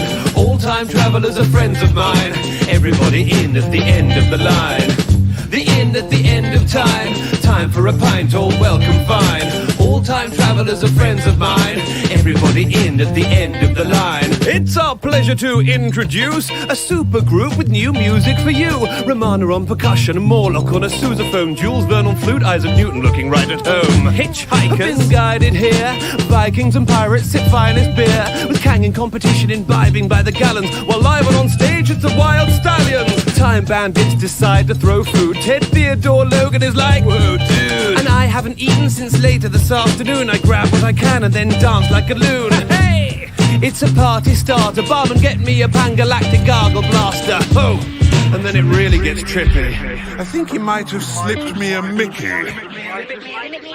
It's the in at the end of time. Time for a pint, all welcome fine. All time travelers are friends of mine. Everybody in at the end of the line. The in at the end of time. Time for a pint, all welcome fine. All time travelers are friends of mine. Everybody in at the end of the line. Go back into time. Looking back like a time machine. Let's travel at magnificent speeds around the universe. Go back. Way back. Time traveling. It's getting rowdy, a Yankee holding court, arguing with a couple of chrononauts, and Sam Beckett's a little bit new in here. Spill drinks on Doc Brown, doing cheers. Get another round, order new beers. It's truly weird, every night's New Year's. No day after, there can't be hangovers. In no time at all, there's nobody here sober. It's getting dicey, nobody knows who gave Gary Sparrow that bloody nose. Is there a doctor in the house? Oh, there's 9 or 10, 11. The barman shouts, and I shout, no there's not. And more came pouring in. Time bandits joyriding a DeLorean crashed into a TARDIS. Zapod Beeblebrock shouts, Party's over, someone called the time cops.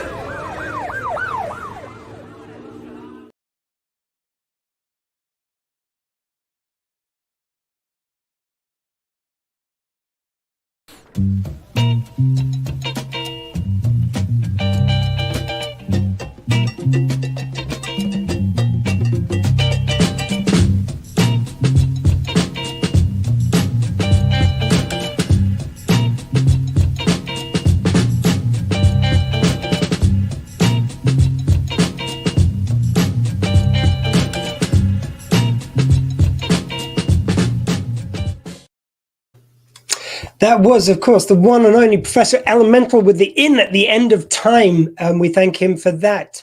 So now it brings us to the Outrageous Liars. Please first welcome your host, Ed. How are you doing, sir? Hello, and welcome to Saturday. Yeah. Is it still Saturday? I have no idea. I've already cracked early. It feels like not a Saturday. No, it feels like something from beyond time. But I mean, this is where we are. I had to call you Ed because the name Fortune had slipped out of my mind there for a second. But this is Ed Fortune, of course. Hi. And let's welcome our other players. I will have to get the banner off the screen for a little while so we can see the other players. But let's welcome, in his returning to Outrageous Liar, please welcome back Kenton Hall. That's Kenton Fortune, I think you'll find. Kenton Fortune, who was last seen at Christmas Outrageous Liars for my radio show.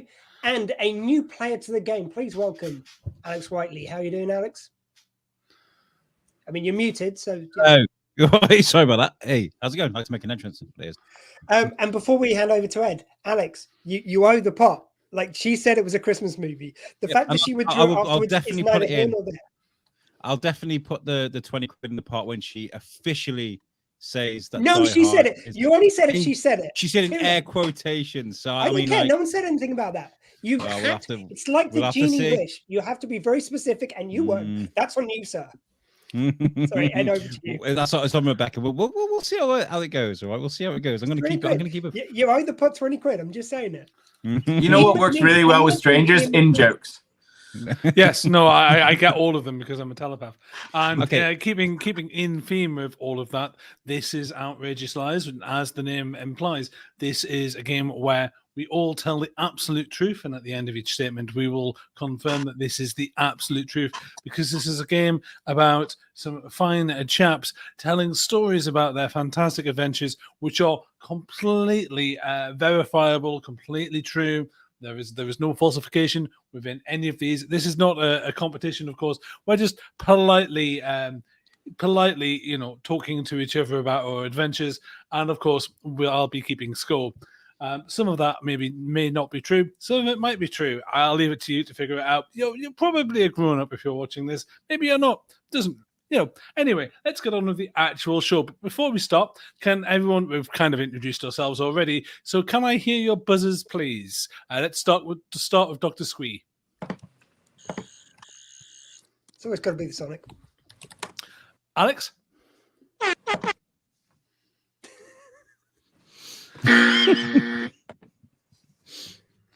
And what I'll do is I'll invite one of these fan gentlemen to start regaling us stories of their adventures, and they will receive a 1 minute warning. 3 minutes in total, 1 minute warning, which will be, and then once we have completed, it will be which are two slightly different honks, obviously.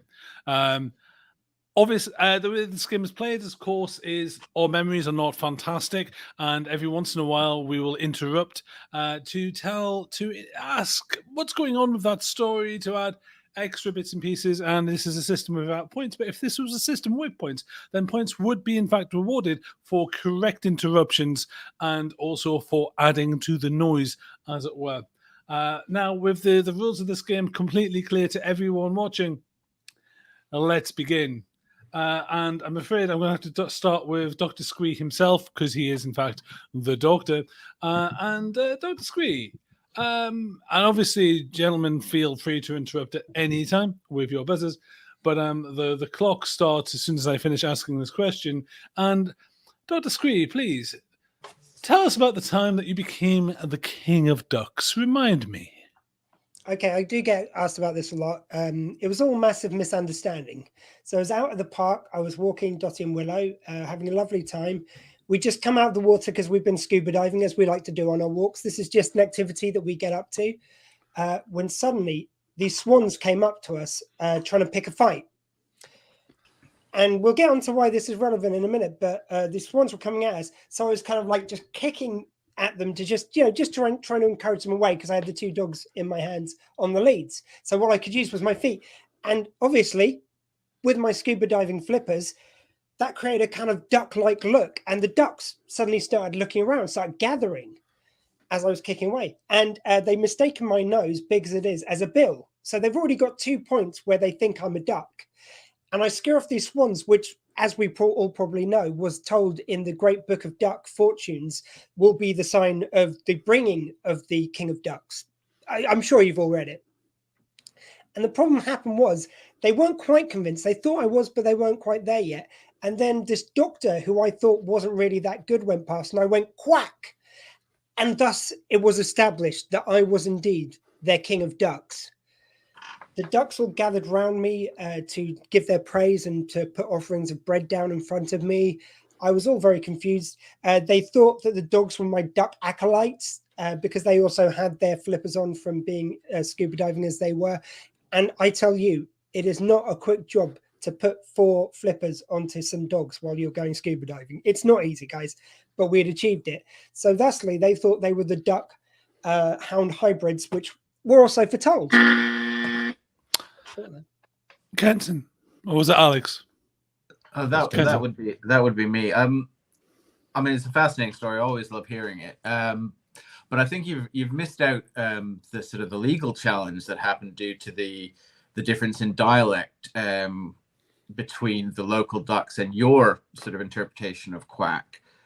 When in fact, what was it you'd actually declared yourself of in their dialect? Well, we found out that I was the King of Ducks. Like what happened was I do duck in a regional Hampshire accent, and some of the ducks which have been visiting them from France, which is perfect in Hampshire for "Hello, yes, I am your King of Ducks." In French is a very rude insult about your mother and an aubergine, which I won't get into exactly what it said. But then I had the Duck High Council of France sending cease and desist letters. So this is not okay. That's me. Sorry, Alex. I've got a question. What are your thoughts on the anti-bread movement amongst the ducks? Yes, please regale us about the anti-bread movement. That was my fault as well, actually. Hands up.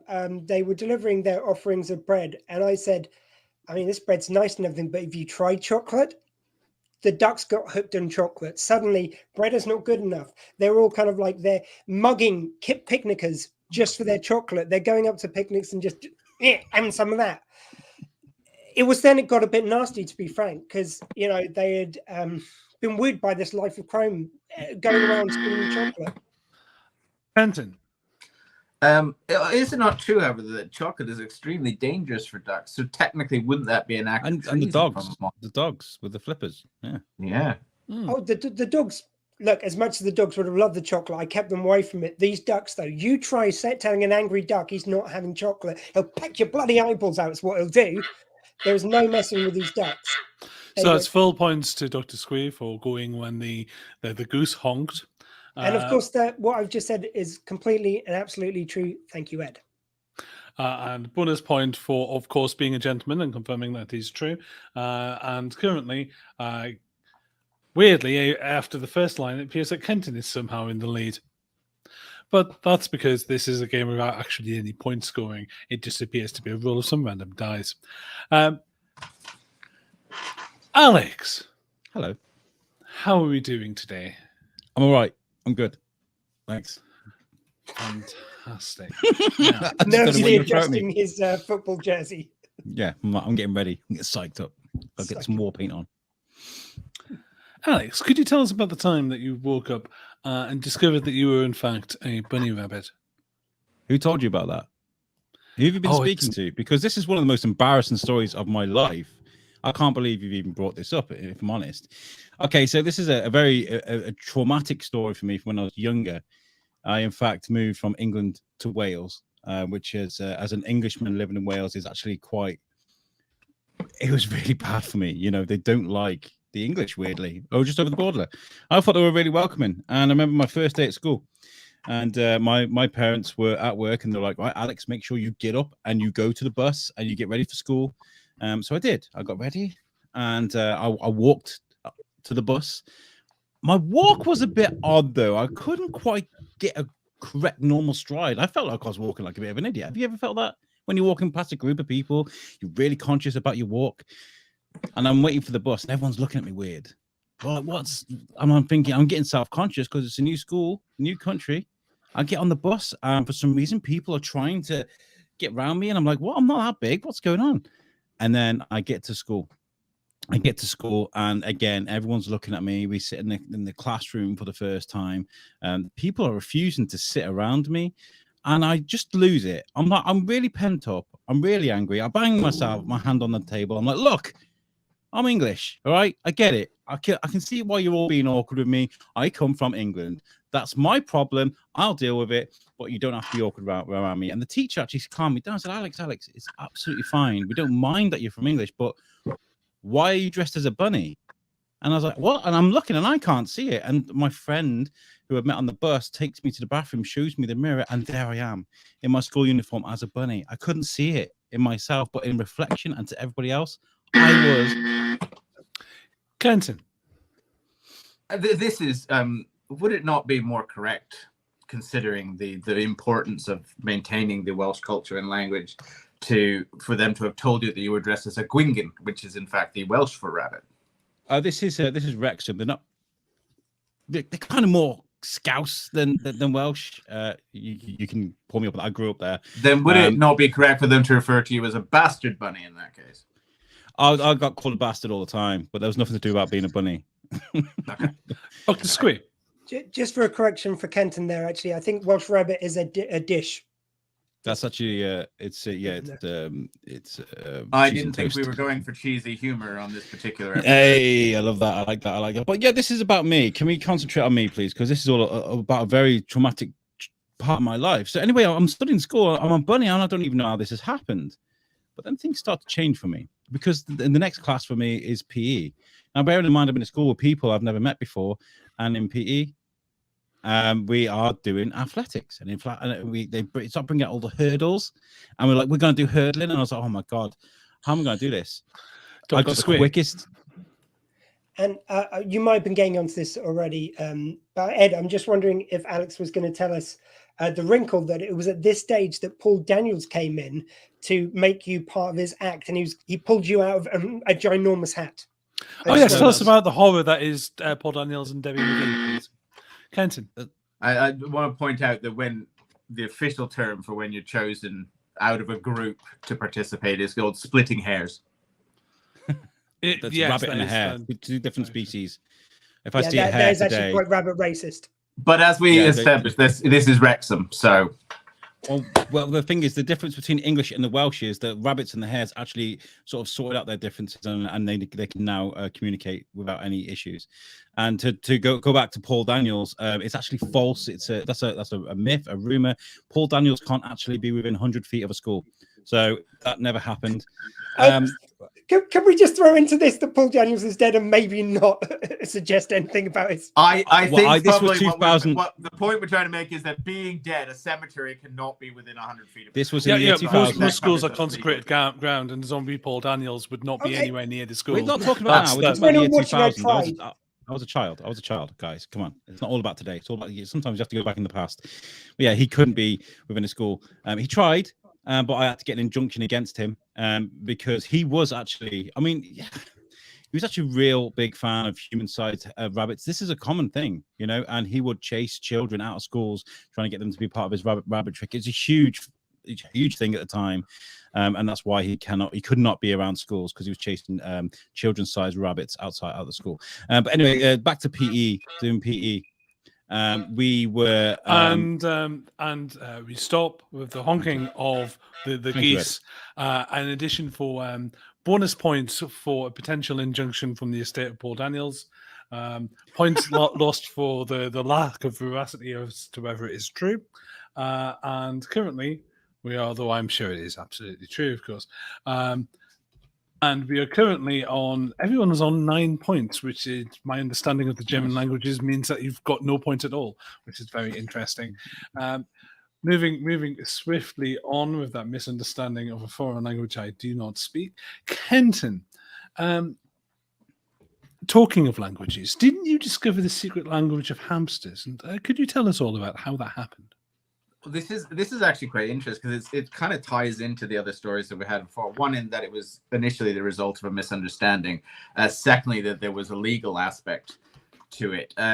When I first moved to England myself, and I was living in a very sort of horrid, tiny little bedsit, and it was infested with hamsters. A divorced man had gone somewhat overboard trying to overcompensate with his adult children, and they kept sending the hamsters. But it was a whole thing. But I was bitten one night by a hamster and had been advised to take legal counsel against the landlord. But to my surprise, when I arrived in the court, not fully understanding the English court system, being a Commonwealth boy, I found that the hamster had taken on its own legal counsel. And that immediately sort of threw up some questions of translation. And it seemed as though that the hamster was communicating in some way with its lawyer, because it kept making some rather salient and deep-cut legal points, particularly with regards to me being sort of a foreign national.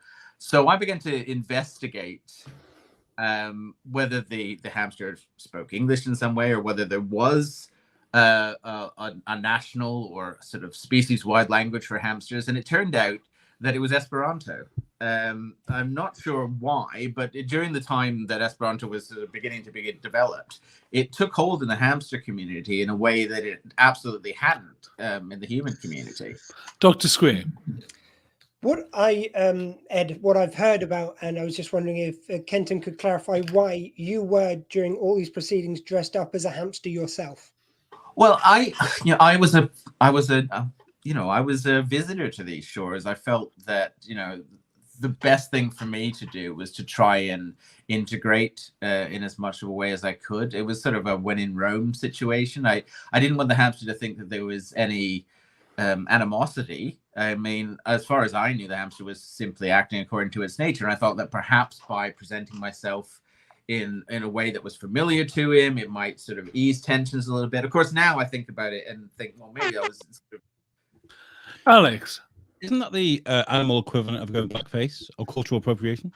Well, this is what I think now as I've gotten older, that I definitely, that's not something I would do now. And you grow and you evolve, and you realize that it would have been better to sort of meet in the middle culturally rather than try to sort of appropriate something I obviously didn't understand but the Esperanto, it meant that it forced me to sort of go back and start learning some of the basic Esperanto that I had learned in Canada, because we, in Canada, as you know, we speak English, French, Esperanto, German, Klingon, and High Valerian as our native languages, which means that the back of the cereal boxes is just ludicrously crowded.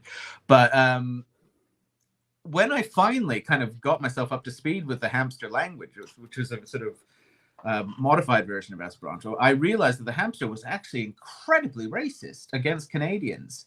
And some of the statements that he was making out loud in court that none of the court recorders or the judge could hear were so offensive. So it was stuff.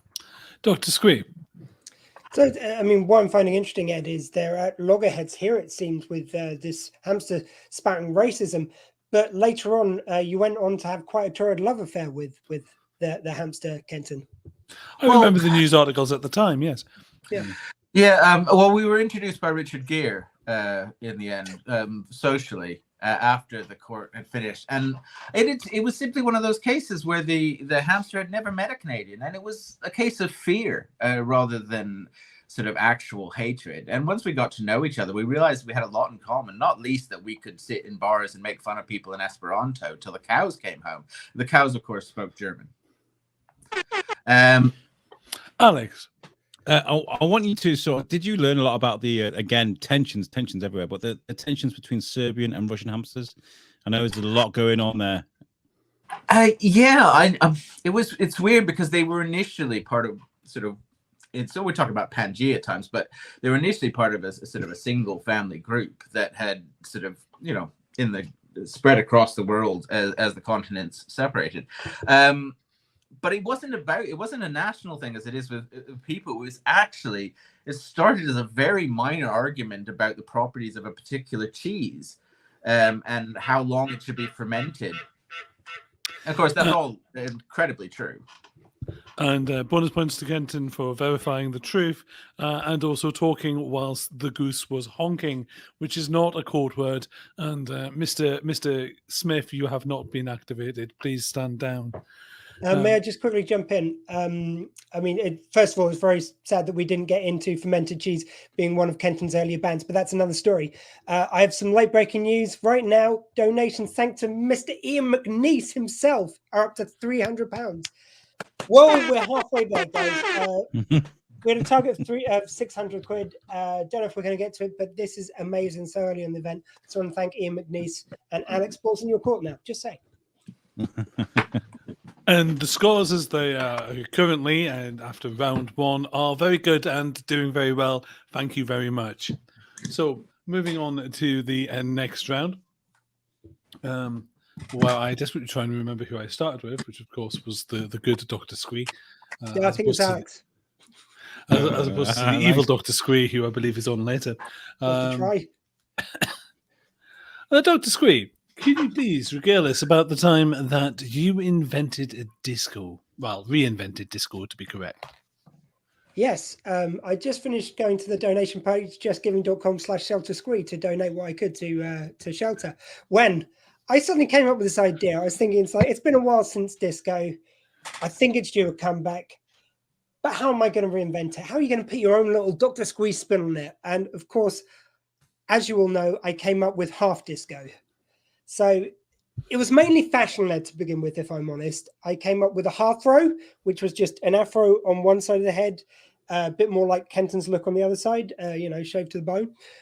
We've got, I came up with the flare. So instead of a pair of flares, you just had it going down one leg. You had to be very careful about how you moved around. Otherwise, slippage could be dangerous for men. Alex.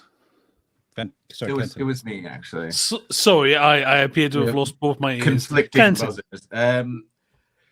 I think the fashion aspect was very important, but don't you think that the real point at which half disco caught on was with the release of the feature film Saturday Night Mild Cold? Yes, Saturday Night Mild Cold. In fact, it was a theme which I went for. I tried to sort of like reinvent the disco hits. So instead of the hustle, it was the get round to it when you can. Didn't chart that well, I've got to admit. But it was with the film that we did really well. But the problem was that I then, after the success of the film, and along with the fashion lines, people were very, very pleased with the mini skirt, or at least a lot of men were. Women not so much, but it had its audience. And I'm so glad those men wore them so lovingly. I thought it was difficult to keep in the flair, but the mini skirt, wow! I mean, the Scottish were just flashing everywhere with their predilection for wearing kilts with nothing underneath. I then decided that it was time to put on a massive gig. I thought this is the new feeling of love and peace, except for obviously it's half disco, so it's just love. We left the peace aside. So we came up with Oakstock, not too obviously very legally distinct from Woodstock. And it unfortunately went the way of the 90s Woodstock. It was not pretty. I'd booked all these bands and they're all agreed to play. And then the drug taking, I thought the drugs were going to be a problem because, in these events, they sneak in drugs, they get high, people get ill. So I thought I'd start providing them at the door. It turns out not legal. Alex, I would not recommend it. I do have a problem with this, and I do remember it in the paper, and I think you got a few answers for us. You must have, because you're very inclusive, and I really do appreciate that you bring everyone in. But why, oh why, did you ban Jamiroquai from your new disco movement? Well, I mean, have you heard Jamiroquai? Come on now. Underground? Kenton. I would like to counter with, why wouldn't you ban Jamiroquai from any gig? Yeah, I mean, and I would like to counter. Underground? Just going to reuse that punchline. Cool. I would like to counter to say that Jamiroquai had his moment, and it's all about the hats. I mean, hats are important with your new DJ, your new disco get up. The big hats, Jamiroquai, they go hand in hand, right? Dr. Squee, how do you counter the accusation of a twat and a hat? Sorry, Kenton.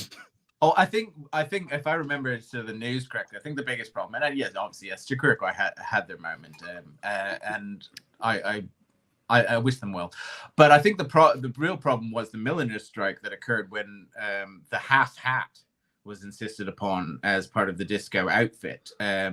The work cut in half for milliners across the country, the unions getting involved. Obviously, that must have had an impact on the whole movement. So yes, just to clarify, a milliner is when someone's got £1 million, yeah? Yes. Right. Just no sell that joke, please, everyone. Just leave me out in the cold. That's fine. Okay, so the half hats, of course, they were selling really well, and the beauty was the police liked that, because after the drugs raid, which went on for quite a while, I thought, if you have a half hat, how's Jamiroquai going to sneak in drugs then? You see, always thinking half hat, nowhere to hide the drugs. There was also a copyright infringement between the Cat and the Hat and Jamiroquai. It got very nasty, but that's really another issue. Blondie wasn't happy because it wasn't selling well. I mean, she may seem very happy and everything, but after she's gone up to sing A Heart of Glass and everyone's arguing over half hats, she's not a happy bunny. Bunny's being obviously Alex's issue. But I'd invited the Ducks to take part because they were big disco fans. So it all came around, really, as their king. And suddenly, Oakstock was awash with ducks. Kenton. I have a factional objection in the fact that it is well-known fact that ducks are into funk. Yeah, and this was some funky disco. Oh, we're cross-genre now. Okay, fine. If we're going to play by no rules. Alex. And to add, rabbits are absolutely more into hip-hop. So no disco bunnies, I'm afraid. Well, that's the thing. With my half music style, new kind of inventions, they were just in a hop, no hip. And that got mistaken for dance moves for disco. It was all part of my plan, you see. It was all part of it. And for Dr. Squee for talking while the goose was honking. Oh, thank goodness. And that was absolutely true. And confirming that everything he said was completely true. He gets some additional bonus points. And I'm just totaling up the scores now and realizing that I, in fact, can't do maths. Moving on. Alex. Hi. What was it? could you please regale us about the time that you and your fellow scholars stole the moon? Okay, so regardless of how I may look now, I'm a lot older than I look, and I've been around for quite some time. And what some of you may not realize is when NASA landed on the moon, I actually sort of embezzled them out of the moon. They were commissioned by myself and my friends to collect the moon. I said I would look after it for them, and it's now gone. And I'm sorry, NASA. I did the crime. I did my time. I don't care what people say. Right?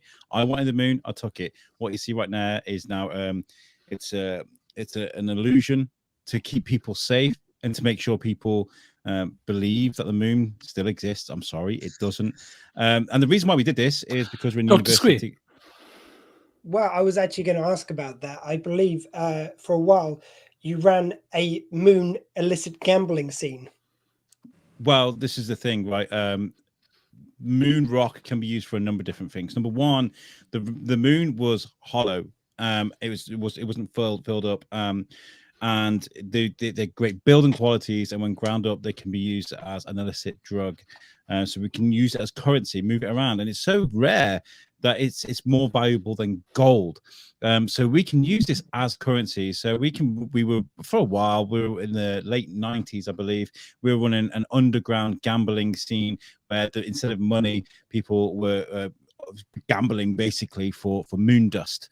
And the reason why we did this is because we're in university. We got into a bit of trouble. We ruined quite a bit of the university, and we said we would gravel the driveways, and they wanted a specific type of rock, and that was moon rock. And I'm very sorry, but we went and we took it. We took advantage of it. Clinton. I'm less interested in sort of the buzzer than the legal aspects of it than I am in the incredible technological advances that came out of the requirement of replacing the moon, when you were able to replace the tidal effects of the moon using magnets and a 7-inch single of Van Morrison's Moon Dance. Okay, so first of all, the imagery of the moon is owned by Google. If you look at any image of the moon, somewhere within a certain scale point, there has to be Google written on it. You have to zoom in really, really close. So any pictures of the moon you find, look for it. It'll be there. You just have to spend some time looking for it. As far as the tidal movement is concerned, that's all done with satellites now. Wherever the moon was, you don't see what's behind there. There's so much machinery running this earth, and making sure that the tides continue and that the rivers keep flowing and that the wind everything is all done by technology now. Dr. Squee. And I understand at one stage the moon got quite political. Tell us a bit about that, please. Well, that's all to do with the drugs, really, because the certain high that you get when you're on the moon, it can only ever be moon dust, and it got into high places. And so the problem we had was Tony Blair became extremely addicted to moon dust, and in a whim, whilst high on moon dust, he invaded Iraq. So this is the problem we have with moon dust. It wasn't anything to do with weapons of mass destruction. It was an action that was committed whilst high on moon dust. So that's the reason. And do you know what? I still have some available, but it goes for a very high price. And I'm sorry, NASA, for what happened. And this is all true, of course. And for speaking whilst the goose was honking, again, Mr. Smith, sit down, that's not the code word. And also confirming that this is true, that you get bonus points. And thank you very much for confirming the fantastic tale of your ownership and fraud relating to the moon. Obviously, and nothing that can be said on the show is submissible by court, but that's a different story that we'll deal with on a different show. Come at me, Tony. I'm joking. Please don't. And moving swiftly on before our lawyers catch us. Fortunately, we are we're on a hill, so we're ever so slightly above the law, but only if we don't walk down. Please, Kenton, tell us a tale of the world's largest sunflower and the president of Sealand. Wow, that's a story. Now, again, this is one of those ones that's become kind of a game of telephone through sort of history. It gets forgotten about mostly, but when it is, it's often inaccurate. For instance, Sealand, I believe, is often spelled on maps SEA Sealand, as though it has something to do with the ocean, which isn't true at all. It was an attempt. It was an attempt from within the UN to kind of even the playing field when it came to sort of national pride and sort of the over patriotism that was starting to cause tension starting throughout history. And so they began to just sort of alphabetize the countries. You had A land, you had B land, you had C land. But of course, just removing that sort of outward national identity did nothing. You just had the letters of the alphabet competing against one another. And of course, once you got past Z, you had A1, B1. It was a mess. A good idea on paper, but also a bad idea on more paper. And one of the things that Sealand, basically trying to not let people get confused by the idea that they were some kind of ocean based nation, when in fact they were incredibly landlocked, decided that they would focus their national exports on horticulture, particularly flowers. Dr. Sweet. And actually, I believe, Ed, this confusion did lead to Kevin Costner suing you because he thought you were doing a cheap rip-off of Waterworld. Yes, he did sue, asking us to please take responsibility for the film Waterworld in all future press and to take his name off of it entirely, which we were not willing to do, and it was a long and protracted battle. I coming from Sealand myself, was born and raised there before being transplanted to Canada in an accident. But the largest sunflower, now this was not the intention. They had tried growing gargantuan varieties of sort of every popular flower. But what happened in the end is that due to a mix-up in a DNA lab, they in fact grew an enormous Vincent van Gogh with his original ear, which was been passed on to sort of cloning labs as a kind of an interesting derivation. But so in order to keep him busy, because he's obviously a tourist attraction, Dr. Squee, who is muted but also using Sonics, and obviously as I'm tuned to Gallifreyan, I can hear it. If I stop mute, sorry, one of my dogs is snoring very outrageously at the moment. we can't hear it, but it is also adorable at the same time. Excellent. Just Kenton, I was wondering if I can remember what I was going to buzz in with. Of course, the Vincent van Goghs. You actually had many Vincent van Goghs which were grown in the lab, and you got into a Jurassic Park Vincent van Gogh kind of situation, I believe. Yeah, well, what you actually had, you had a series of Vincent van Goghs in a kind of declining scale of height. But in order to try and keep them balanced, we started experimenting by creating a series of various sized Theo van Goghs, in the hopes that the brotherly connection would balance each other out. But as they started developing their own individual personalities, being born in a different age to the original Vincent, they stopped trying to cut off their own ear and started trying to cut off the ears of others. And that became an enormous sort of conflict across the country, which was only... Alex? Did you not listen to what Dr. Ian Malcolm told you? He warned you about this, right? Yes, I have to say, with the benefit of hindsight, everything that he said came to pass. He was thought at the time to be purely a Cassandra, and we had 17 of those, all between 6 and 15 inches high. So it was easy to get him confused with the Cassandras that we had on staff at the time. But yeah, looking back, I hold my hands up. All three of them, since I had the third one installed in the second wave of the DNA Wars, and say that we were mistaken. We should have listened to Dr. Of course, all true.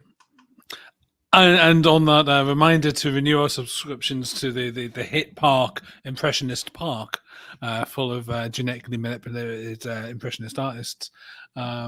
We head into the third round of Outrageous Liars, a show that's the name, of course, itself is a lie, because everything we say on the show is entirely true. So, moving swiftly on, he said, taking up as much time as he possibly could. Alex? Oh, no. Sorry. I was dancing, sorry. It's all right. My God, my brain's gone. Which is also a lie. Dr. Squee. Not that this is going to absolutely conflict with anything that any of us have already said in any way, shape, or form, but could you please remind us about the time that you discovered Earth's secret moon? Well, yes. It was a time when I was around visiting Alex, and what I found out was the awful truth that someone... Oh, no, we're exposing you now. It's time the truth was told. I discovered Earth's secret moon because Alex had stolen it. I was as shocked as you. There was talk about legal proceedings. I actually then took a rocket up to visit what I had up until then thought was the moon. I thought Alex, to begin with, had just been really creative and made his own. He actually said that. He said, it's like, look, this is my own moon. I made it. It's rather nice, isn't it? Of course, you can see the real ones up in the sky, but I went there. Then I saw those magnets and mirrors, and it was all a lie. It was just like that rubbish episode of Doctor Who when it became an egg. It wasn't really a moon after all. Thank God it wasn't an egg, though. That would have just been awful. But so then we got into the situation where Alex, when I went back there, he just go through the letterbox. There is no Alex here. I don't know what the hell accent that was meant to be, quite frankly, but he pretended as if he wasn't there. He was keeping that moon all to himself. So I had a little confab with my duck brethren. Alex. This is all false, by the way. We met at one of my casinos. Remember? Sorry, say again. I didn't catch it. We didn't meet at my house for the letterbox. You met at one of my casinos. Oh yes, the famous moon casinos. Yes, Moondust Casino. Well, I mean, once I got through the door, then yes, we went on to your casino. Kenton.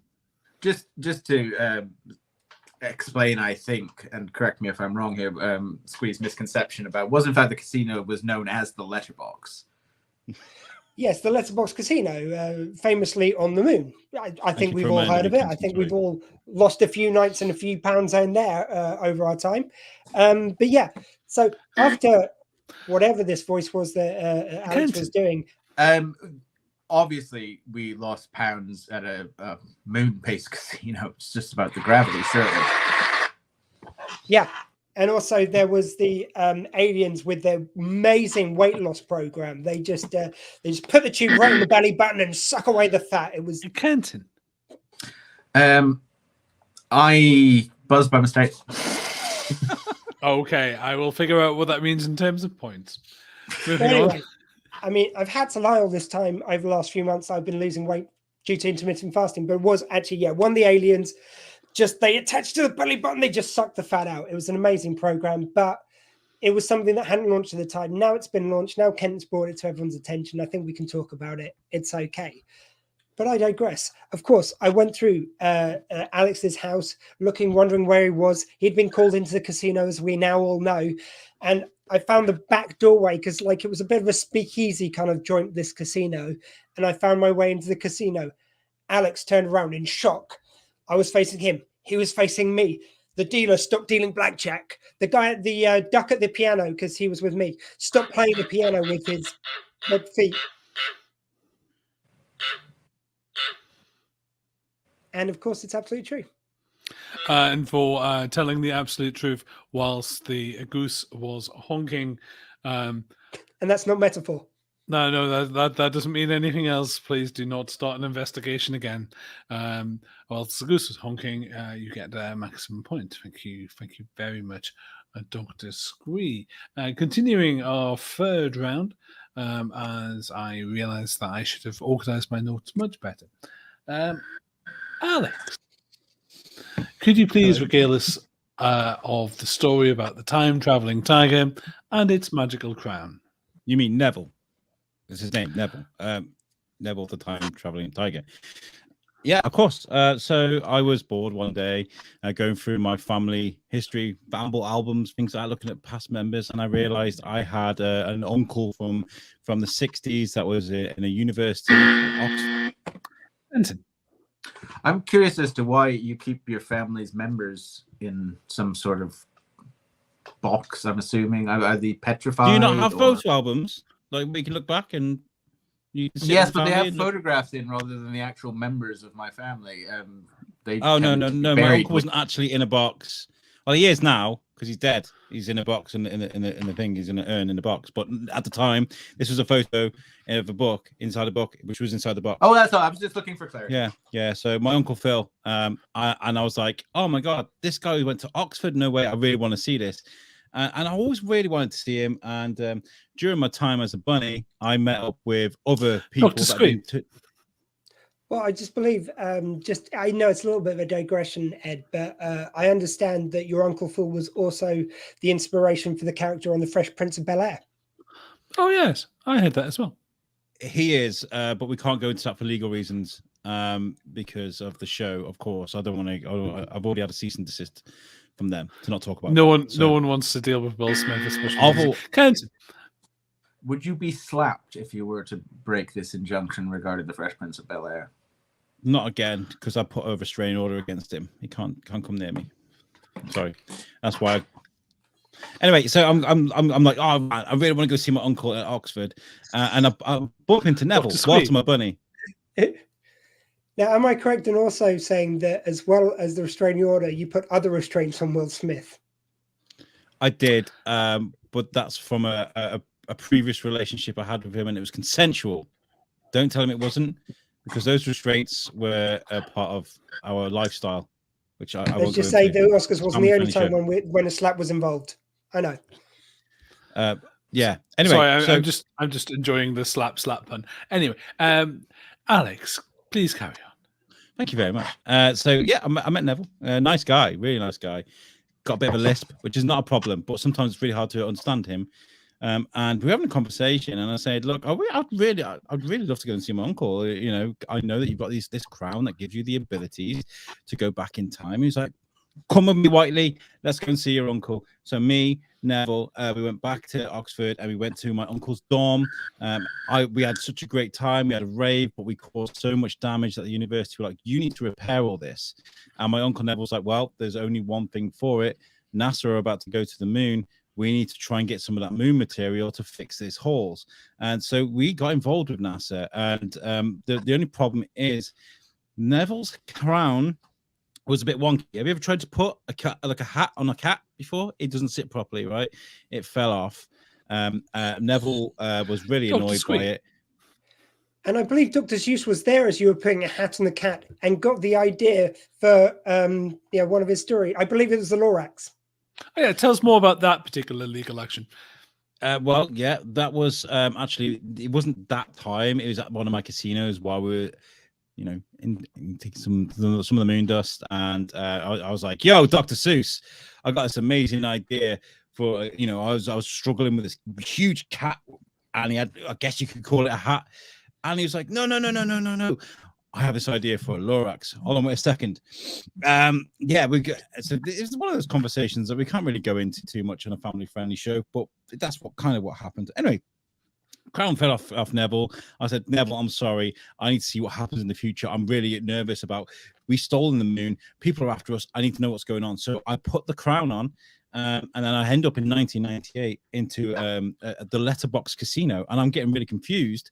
I'm like, "Where am I? Who are all these people? Why are there so many people doing drugs?"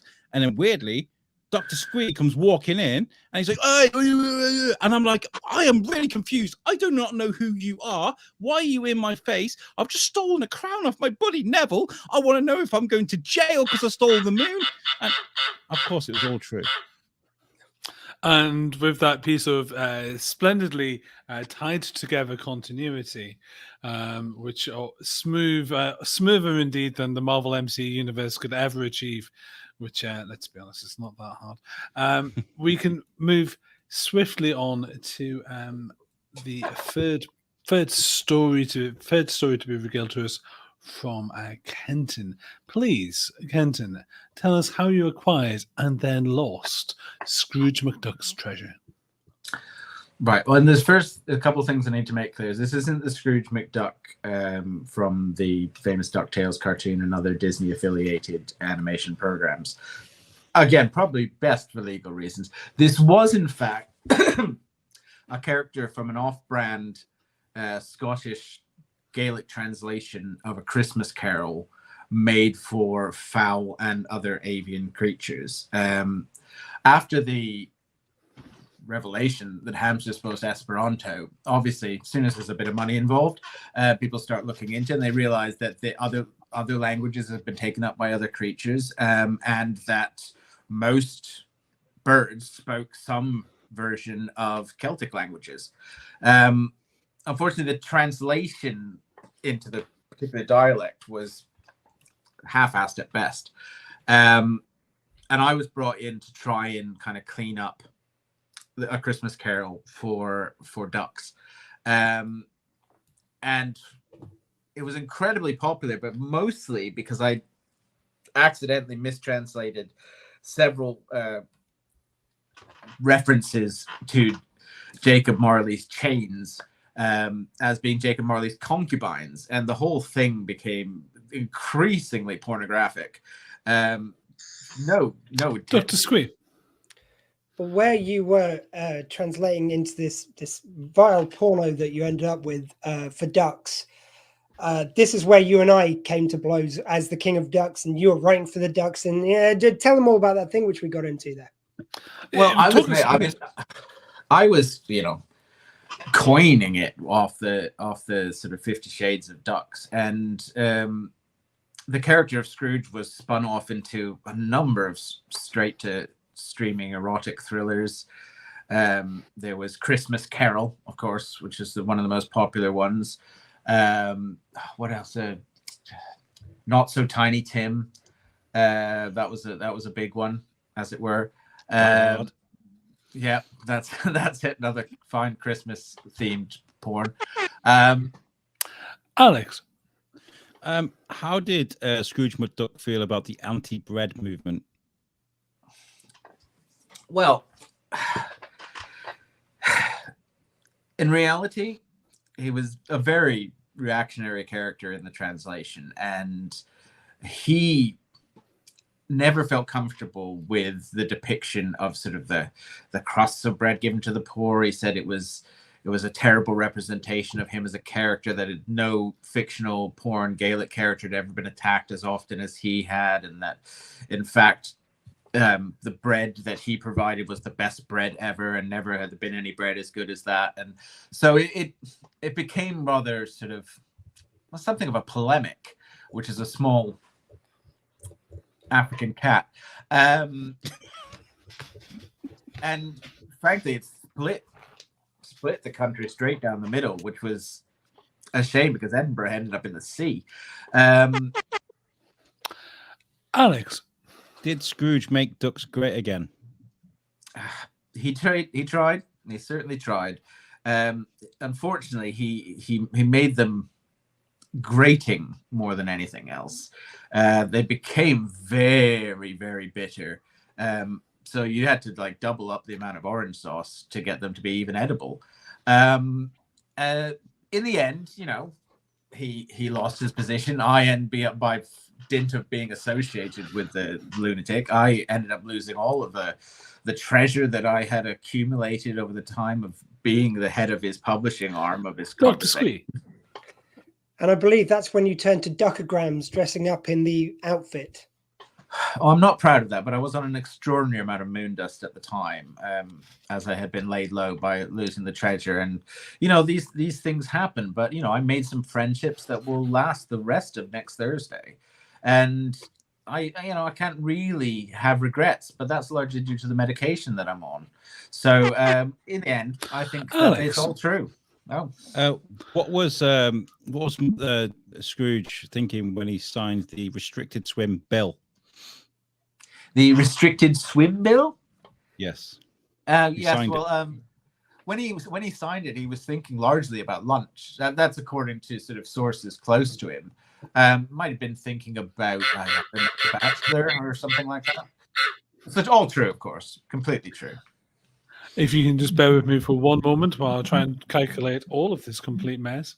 And also, I'm reminded that a substantial bribe of moondust has been made to Outrageous Fortune Enterprises. Not that you can see it on screen. I'm more discreet than that. But not so discreet that I wouldn't mention it on the show. Ed, if we could end it at that round, please. And totaling up all the totals, I can confirm that the winner is in fact Dr. Squee's dog, who for some reason is decided to win by simply barking, which the rest of us, of course, also are. Thank you very much to Kenton Hall, Alex Whiteley, and of course Dr. Squee. I have been Ed Fortune, and now I'm going to go and lie down due to an overdose of truth and of course moon rocks.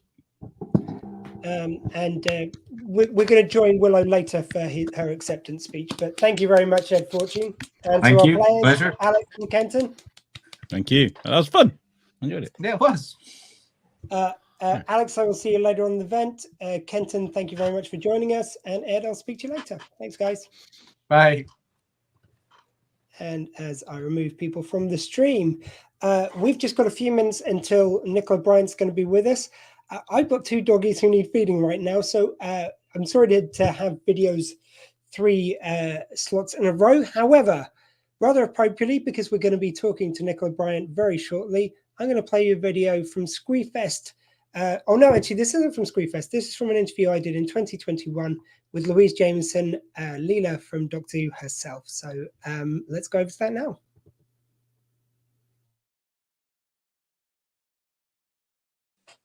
But now on to my guest today.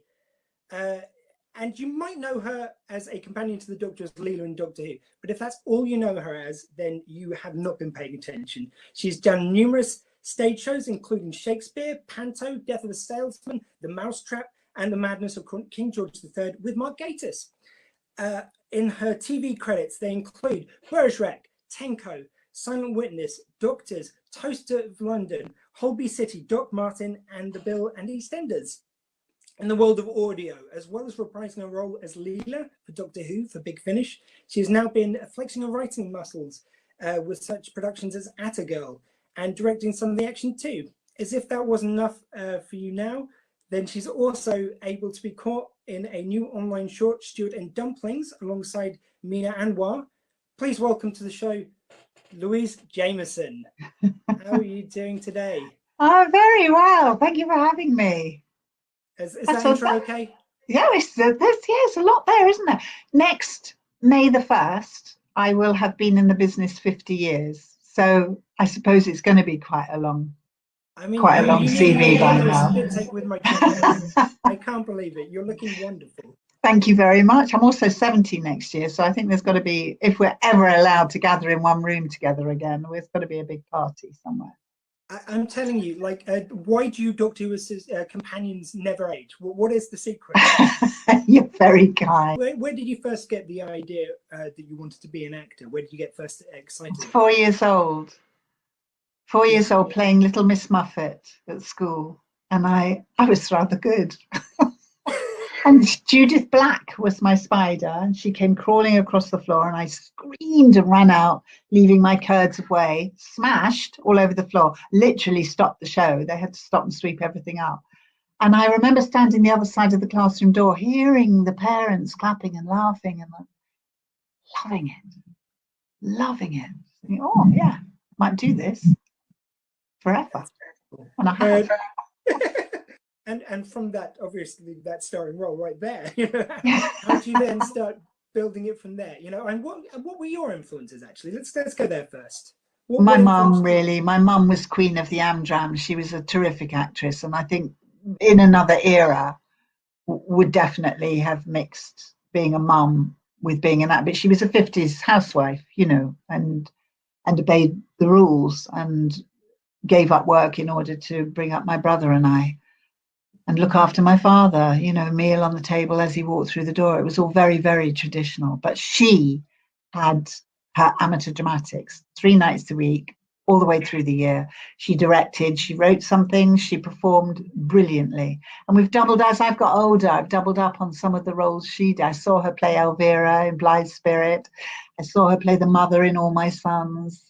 You know, so I've kind of jogged along in her wake, really. She was terrific. What age was that when you started with the Shakespeare Royal Shakespeare Company? I joined I think I was just 21 when I joined the Shakespeare Company. That's heavy for a 21-year-old as well. Yeah. I know I had my 22nd birthday there because when I went to the stage door, which used to be like a little, the stage door person would sit behind this cubbyhole.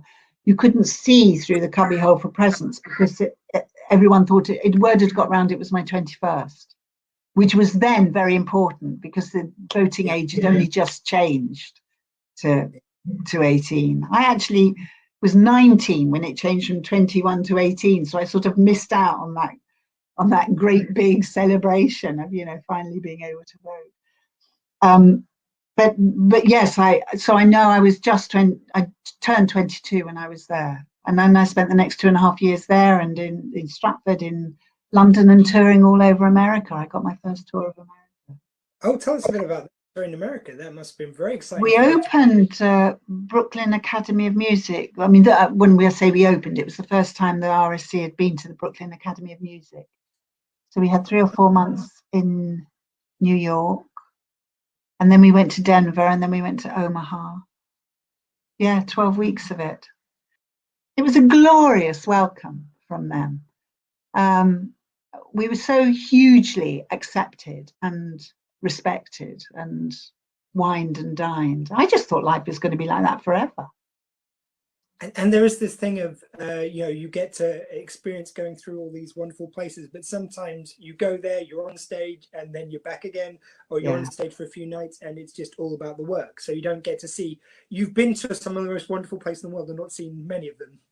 I know, and the worst for that is the Doctor Who conventions, because of course we work from 9 in the morning till 11 at night on those. Yeah. So that's 3 solid days. The next day you're recovering, and the next day you're probably flying home. I always try and stay out another 3 or 4 days just so I can get a flavour of, Chicago or Boston or wherever anyone's been gracious enough to invite me. And from those earlier theatre productions, is there one which sticks in your mind, one which was a favourite of yours? At the RSC?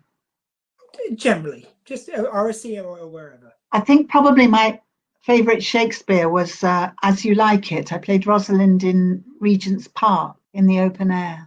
And I'd been to the open air theatre as a child. It was my 9th birthday present, I think, to see A Midsummer Night's Dream. And apparently I said to my mum, oh, that was wonderful, but it couldn't have been Shakespeare. We did over 200 episodes of EastEnders, which I believe was over like 2 years. Okay, we're going to cut into that a bit short there. We will play that again during the night. Don't worry, I will need the toilet again, or the dogs will need to go out for a wee or something. So I've got to have something to get away to the toilet. We are now going to welcome onto the stream a very appropriately another Doctor Who companion. Please welcome Purple Gillian Brown herself, Nicola Bryant. How are you doing tonight, Nicola? Hello, I'm good, thank you. How are you? Not too bad. I'm only 3 hours in, so this is the easy yards. Ah, yes, okay. And who's this lovely chap or lady behind you? Okay, if I can lean the right way, that is Willow. And somewhere at my feet, we've got Dottie as well, who's my Labrador. Oh. I did see you're a dog lover. Tell us about your dog. I've got 2 dogs, Harvey and Marnie. They're currently on a walk, which is why you may not hear them.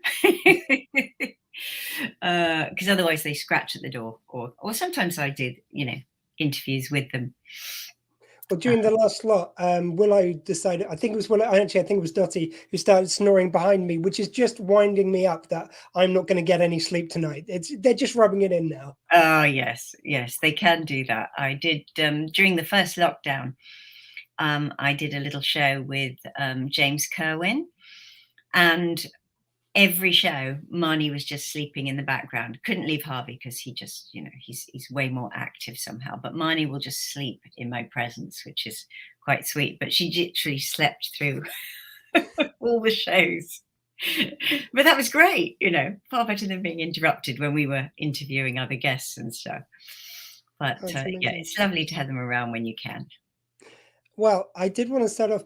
The thing which always amazes me, like you saw the wonderful Louise Jameson there, all you Doctor Who companions, you just don't seem to age like the rest of us. What's the secret, please? Well, I think we do age, but certainly at a slow rate. We all feel like that. But I think it's a youthful attitude to life, and I think that's something that a lot of actors have, because we are less attached to how many years are there, what our age is and our birthday, and more attached to a character we're playing. So we may be much older and much less able-bodied playing one character, and yet much younger and actually probably even fitter than we are. And so we find ourselves having to be, fitter. But I think it's because also it's a tough job and you need to be fit. You need to eat right and get your sleep and take care of yourself, so that you're ready to devote that amount of energy and hours to your job. Yep, that's certainly true. Perhaps, or maybe it's the magic of the TARDIS. I think I once heard you said also the cheekbones help. I think those definitely help because everything's hanging on or off them. I did want to take you right back. So when you first began, your kind of first interest was dancing at the age of 3. Is this correct? I think sort of music and dance, because dancing was, I wanted to be a ballerina, definitely. But I started sort of piano and dance at about the same age. I loved my dance classes. I really enjoyed playing piano. But I think my music playing became more influenced by the teacher that I had than by the actual joy of the piano. So let me say, I didn't particularly enjoy my piano teachers. Right. The slapping of the ruler on the hands, on the wrists, and the only play this. Whereas my mind and my imagination and my creativity wanted me to start to make my own sounds. And it did really even start with sounds very young. I think pre-Jaws, I'd sit my parents down and say, now you have to guess what this is. And then I finish this composition of noises and then go, well, it was a shark, of course. But I was much more interested in creating my own, perhaps even my own dance, always choreographing things in my head and writing music. And I was far more interested in that. But my piano teacher was only interested in how good was this scale and how much of this piece had I practiced. And it became a bit stifling, I think, in the end. Whereas my ballet teachers, albeit quite monstrously strict, some of them, because that's the way ballet was, they were always inspiring. And so I think that's where my sort of early ambitions lay, in being on the stage as a dancer. And it sounded like it was going pretty well by all reports, and then asthma struck. And it wasn't. Yeah, it wasn't that the asthma struck. I had it from a very young age. You can blame genetics, except that I love reading medical papers because that's one of my obscure late night insomniac hobbies. And they're now proving that genetics have very little to do with anything, which I find absolutely fascinating. Oh. And it's more likely the genetic eating habits that you've learnt from your family that are the cause of passing on whatever this particular condition may be. The studies that they've done so far only involved 2 diseases, but they believe quite clearly this may be true of all. Oh. So we don't actually have to inherit things from our parents if we live a different life or lifestyle.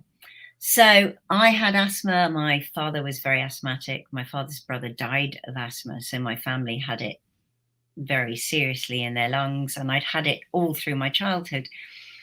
And when it comes to dancing studios, they're pretty dusty places, especially as soon as you're on point, because you've got all the chalk in the corner to sort of put onto your point shoes so that you don't slip, and all of these things. So it wasn't an ideal scenario for me to want to be a ballet dancer. But it was much more the case that, a ballet dancer's education is half a day of ballet and half a day of studies, as opposed to a full day of studies. So my father was not very keen on me doing that with my life. And perhaps annoyingly, if I'd been sort of less successful academically at school, they might have let me go. But because all the teachers were like, no, she's very good at this, it was a case of my parents really not wanting me to go. So my dad had slightly mistakenly, I think he'd say this was one of his one of life's decisions that he made on the basis that he thought if I was allowed to audition for every ballet school that I was interested in, I probably wouldn't get in. So then that would break that desire and stage of my life. Unfortunately, I got into all the ballet schools that I auditioned for, including the Royal Academy. So then we were with this dilemma of, well, she's got into all of them and now she wants to go. So my father ruled against it, which was really upsetting for me, but then supported me greatly after I'd completed my O-levels and A-levels, as they were then called, and went to drama school. So perhaps the ballet world's loss, I'm not sure. We will never know. Maybe in like a parallel universe, there's the Nicola Bryant, the famed ballet dancer. Yes, who knows? Who knows? So you got a scholarship, is that correct, to Webber Douglas? I did, yes. Yeah, how was that? It sounds like it must be very tough drama school. It sounds very disciplined in a different way, I suppose. Yes, I mean it's very much a classical school, in that it was a great deal of studying the classics, Shakespeare and Chekhov, and the sort of more modern classics like Pinter and Stoppard. So we did a lot of classical texts, far less of the rawer, more new, very modern texts. And that suited me because I did feel very much that I was destined to be a classical actress, not knowing what actually was going to lie ahead.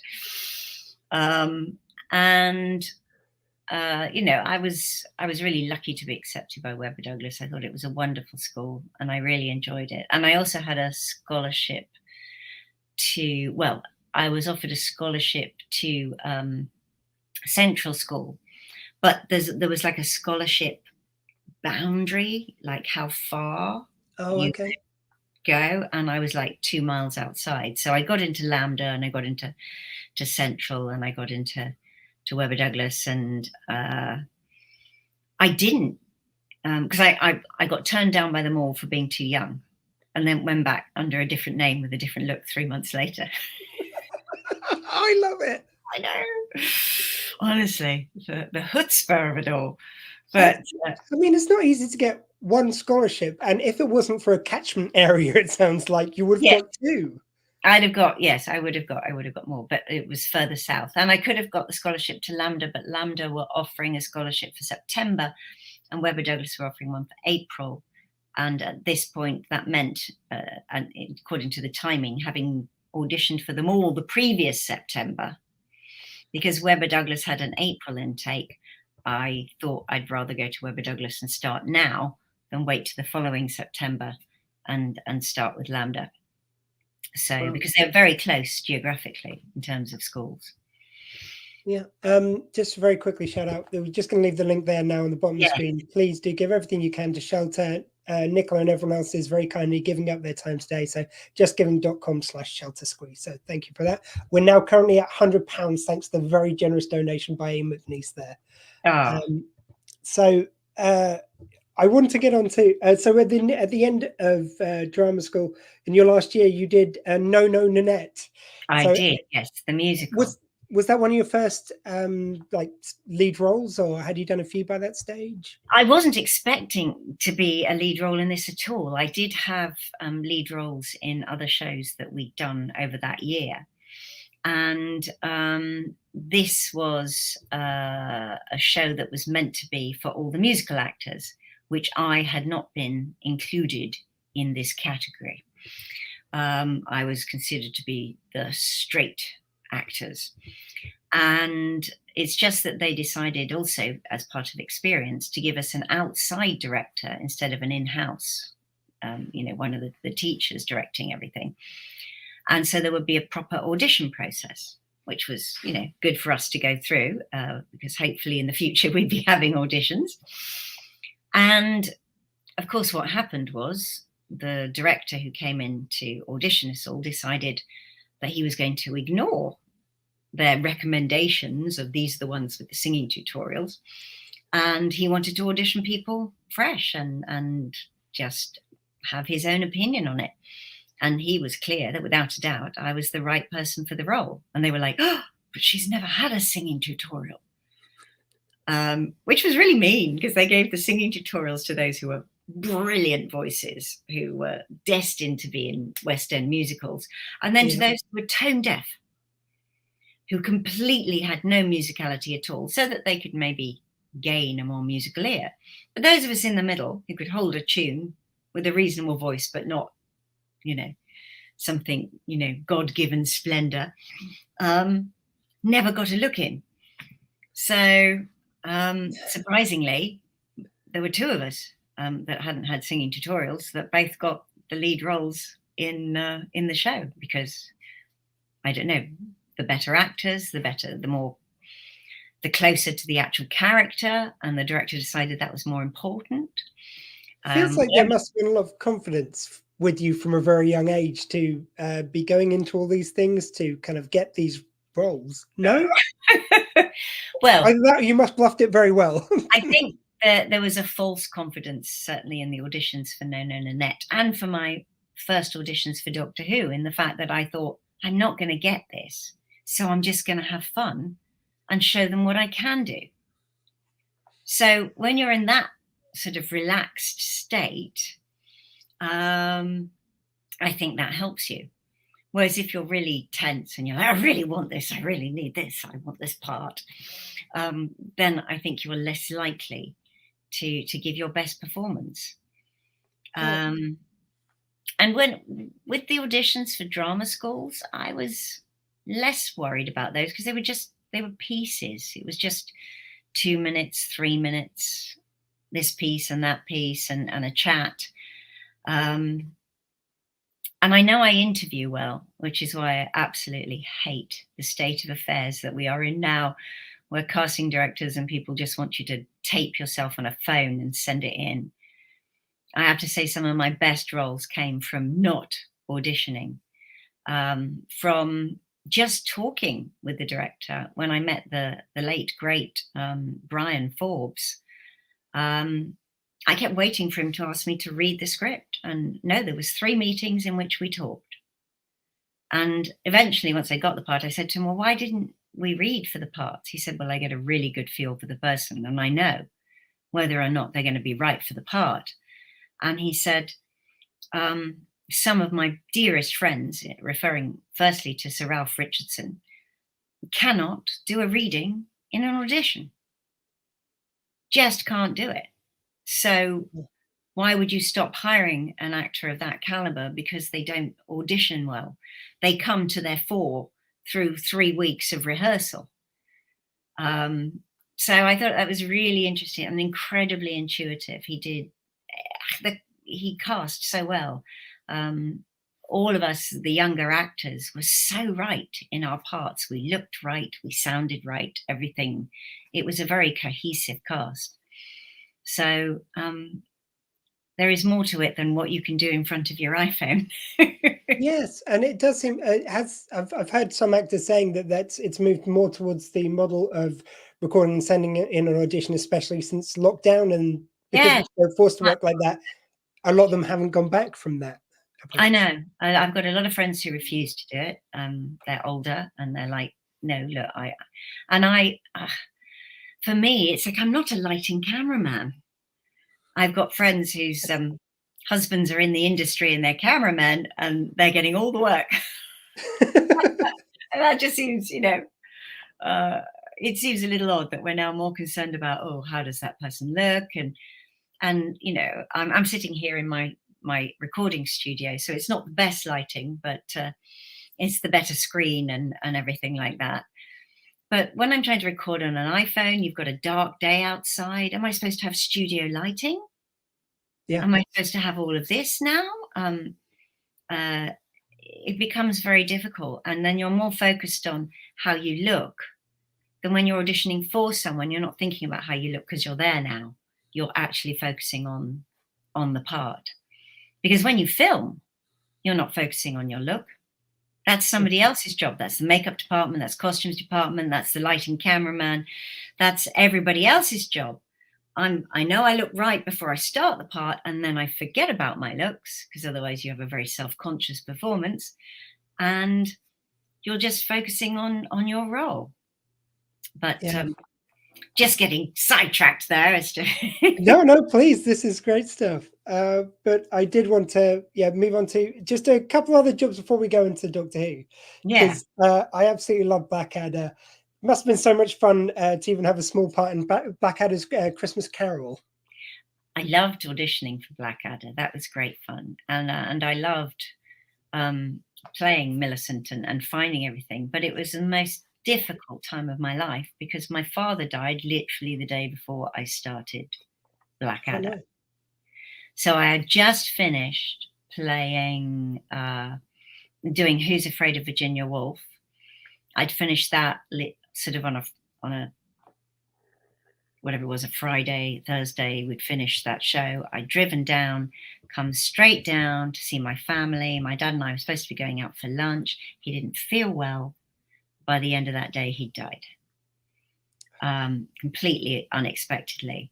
Then I had to do all the ringing round, arranging the funeral, sorting all that. But on the Monday, I started Blackadder. And I don't think this reflects badly on the people that I was working with, but I asked for time off to bury my father and I wasn't allowed it. And I think that was perhaps a BBC policy or whatever at the time. So everyone had to wait to bury my dad, until I'd finished doing Blackadder. So when I was actually filming it, I was feeling that final stress of this is the last day before now I get to go and bury my dad tomorrow. And I was still making a lot of the arrangements and sorting things. And that was tricky. So the idea that it was so much fun, which of course is understandable that everyone would think that, I wasn't quite in a fun place. In some respects, it was great to focus on the job. And in other respects, then sitting in the rehearsal room when it wasn't my scenes, of which there were many that weren't my scenes, that was quite hard to just sit there and not be, at home. Yeah, and I can't imagine the mental gymnastics of dealing with that. And then you've got a part which is a very high-pitched, very kind of, it's a very comical part and a comical... Very comical part, exactly. And it was Ben Elton who had the idea that she should have this horrendous laugh, a very mannered woman with, just dreadful sounds, quite a dreadful voice really, but even more dreadful laugh. And then trying to find that voice, that laugh was in some respects a lot of fun. I enjoy, characterization. I am, as I've always said, bizarrely, a character actor trapped inside a leading lady's body. So I would love to have had a career as a character actor, but I don't look like a character actor, so you're leading lady material. And so in a way, that was so much fun for me to play that role because it was definitely a character part. Yeah, and it just shows you the grass is always greener. Whatever you're born to be able to play, you'll always want to play the other bit. Very much so. I think that can be the case. I think there are people who aren't, who are leading ladies and men who are not character actors. A great many who are, just destined to play those lead roles, but not. Whereas I'm looking forward to my old age because I'm thinking more and more character roles. Yeah, because it was a couple of shows ago. I was just talking to Ian McNeice there, and I can't think of many character actors who have been in as many different TV shows as him. But I suppose it's that against doing the deeper dive into a character as a leading part. I don't think one dive is necessarily deeper than the other. They're just very different roles. And in theatre, often if you're playing one character part, you may be playing two or three. So you may have several roles to sort of double up in. And you may not get the opportunity to put the same level of depth, but I don't think, well, many of my character actor friends approach them with any less. Oh no, I didn't mean to suggest that. Pardon me. So I just meant as in you get to play it for longer, so you get to do more things with it through dint of that. Not that anyone puts less effort into it. Ian is wonderful, and I would certainly not. Did not mean to suggest any other. Anyway, digging myself out that hole. Oh no digging necessary. No, certainly that wasn't my intent. Thank you very much for letting me clarify that. Star Trek continues. Now, this wasn't a fan production, but one on such a grand scale that it's so fondly remembered by Star Trek fans. I felt I had to mention this. So we played Lana. Weird thing, isn't it, saying fan production? But I think it's amateur in the original sense of the word amateur, as in doing it for love. Yes. So we did it for the love, but everyone involved was professional. Yeah. So all professional actors, professional crew, and then extra helpers, extra people involved, playing sort of minor roles who weren't necessarily professional actors before, but a lot have gone on to do acting afterwards, which is very interesting. I mean, for me as a Star Trek fan,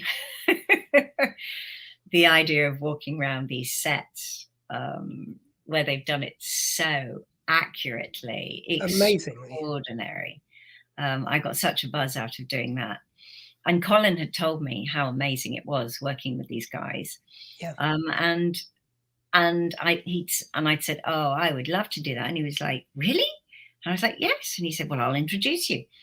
And they were kind of annoyed because they had previously just cast a role which they thought would have been perfect for me. And they wished they'd known that I would be interested in doing it.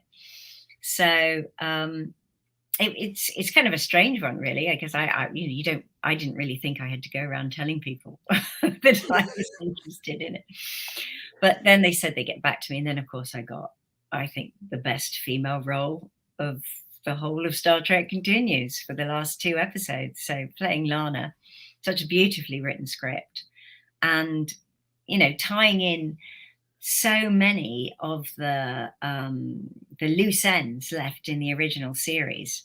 It was phenomenal. Really, really great fun to do. Yeah, and something which you said there, I do think that the level of details on that set, and I've always loved the spirit of these fan productions, and they are all wonderfully dripping with love.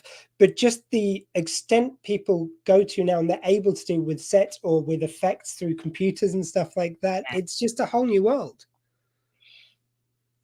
Yeah, I think we're very blessed to have that they had the passion to do that, and of course it was very well received by Roddenberry himself. He Gene's son, and he said he considered it canon. So I thought that was extraordinary too. It doesn't get much better as praise goes for a Star Trek project. Exactly. So on to Doctor Who. When did you first hear about the job? When did it first arrive with you? I was only out of drama school about a couple of weeks before I was asked to audition, which at first I didn't think was a proper offer. I thought it was a friend playing a prank on me. So, having hung up on Terry Carney, I then had to ring him back and realised that this was a proper offer. And then I auditioned for months. It went on for ages. And they were just auditioning people from the States and Canada. And I eventually heard that it was down to 2 of us. And the problem was that I didn't have an equity card. Right. So I had to rush out and try and get an equity card through using the light entertainment way, because then you could get an equity card with 0 weeks, which was incredibly stressful and complicated trying to get that sorted and arranged before I got the opportunity to play the role, because if I hadn't got that card, I would have to have handed that part to their second choice. Wow. which I have no idea who that person is. Obviously, they are the only one who knows that. No one's ever come forward and said, I make a choice. There's still somewhere seething away. someone knows it was them somewhere. Excuse me, having a sip of my tea. Oh, please do. So how close was it to time that you got the equity card in before you? Oh, felt like minutes, because I contacted Equity and they made a little booklet which showed you how to write your own contracts. So I wrote all my own contracts and went out to wine bars and pubs and kids' parties and just got people to allow me to entertain for a couple of hours, play piano or whatever. And then they signed my contract, and then I sent the contracts in to ask for my 0 weeks, because the idea is that you prove you can earn a living, and then they'll allow you your equity card. Whereas normally you just show up these parties and just chuck and drive. Oh, sorry, I've lost you there. Oh, sorry. Can you hear me okay? I can hear you. Yes, you're coming back. Yes. Excellent. So you just had to turn up at these parties, they just chuck and drive in, you could perform this.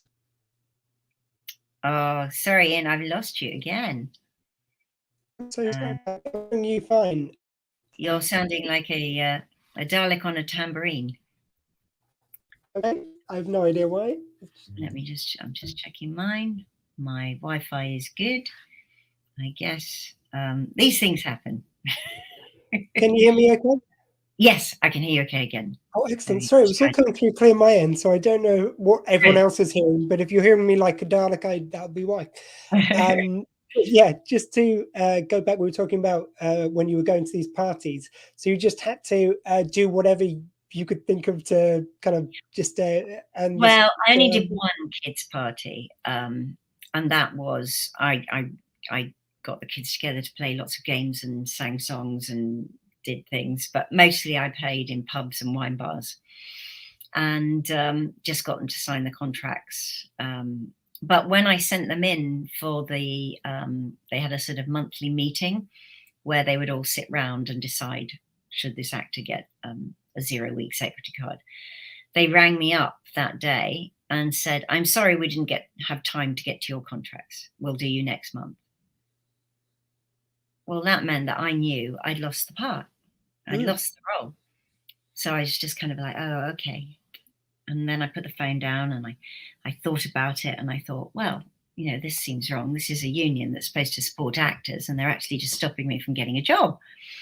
So I rang them back up and I said, look, I've got a really huge opportunity here, a fantastic job in a huge television series. And all I need is my 0 weeks card. And if you can't find the time to do this in the next 24 hours, I'm going to lose this job. And if that happens, I am going to go to the tabloids and sell my story to the papers, because you have just destroyed a young actor's career who's come straight out of drama school. I've done everything according to the book, you know, and so they said, right, okay, we'll get back to you. Well, within the next 2 hours, I got a phone call saying, we've looked at your contracts, you're fine, you're in. So I'm glad I had the courage to sort of like, you know, ring them back up and say, oh, come on, this isn't fair. It isn't right. It's more the chutzpah we were talking about before. Yes. But I didn't have it at that moment. At that moment when they told me, I was like, oh, okay. And then as I started walking around, having put the phone down, I was thinking, well, this can't be right. I'm gonna lose everything. I have to ring my agent and tell him I haven't got it. And so I rang them back up, and then I had to ring my agent back up and said, look, I don't have it yet. They're going to try and look at it soon. Can you because John Nathan Turner was waiting to hear from my agent.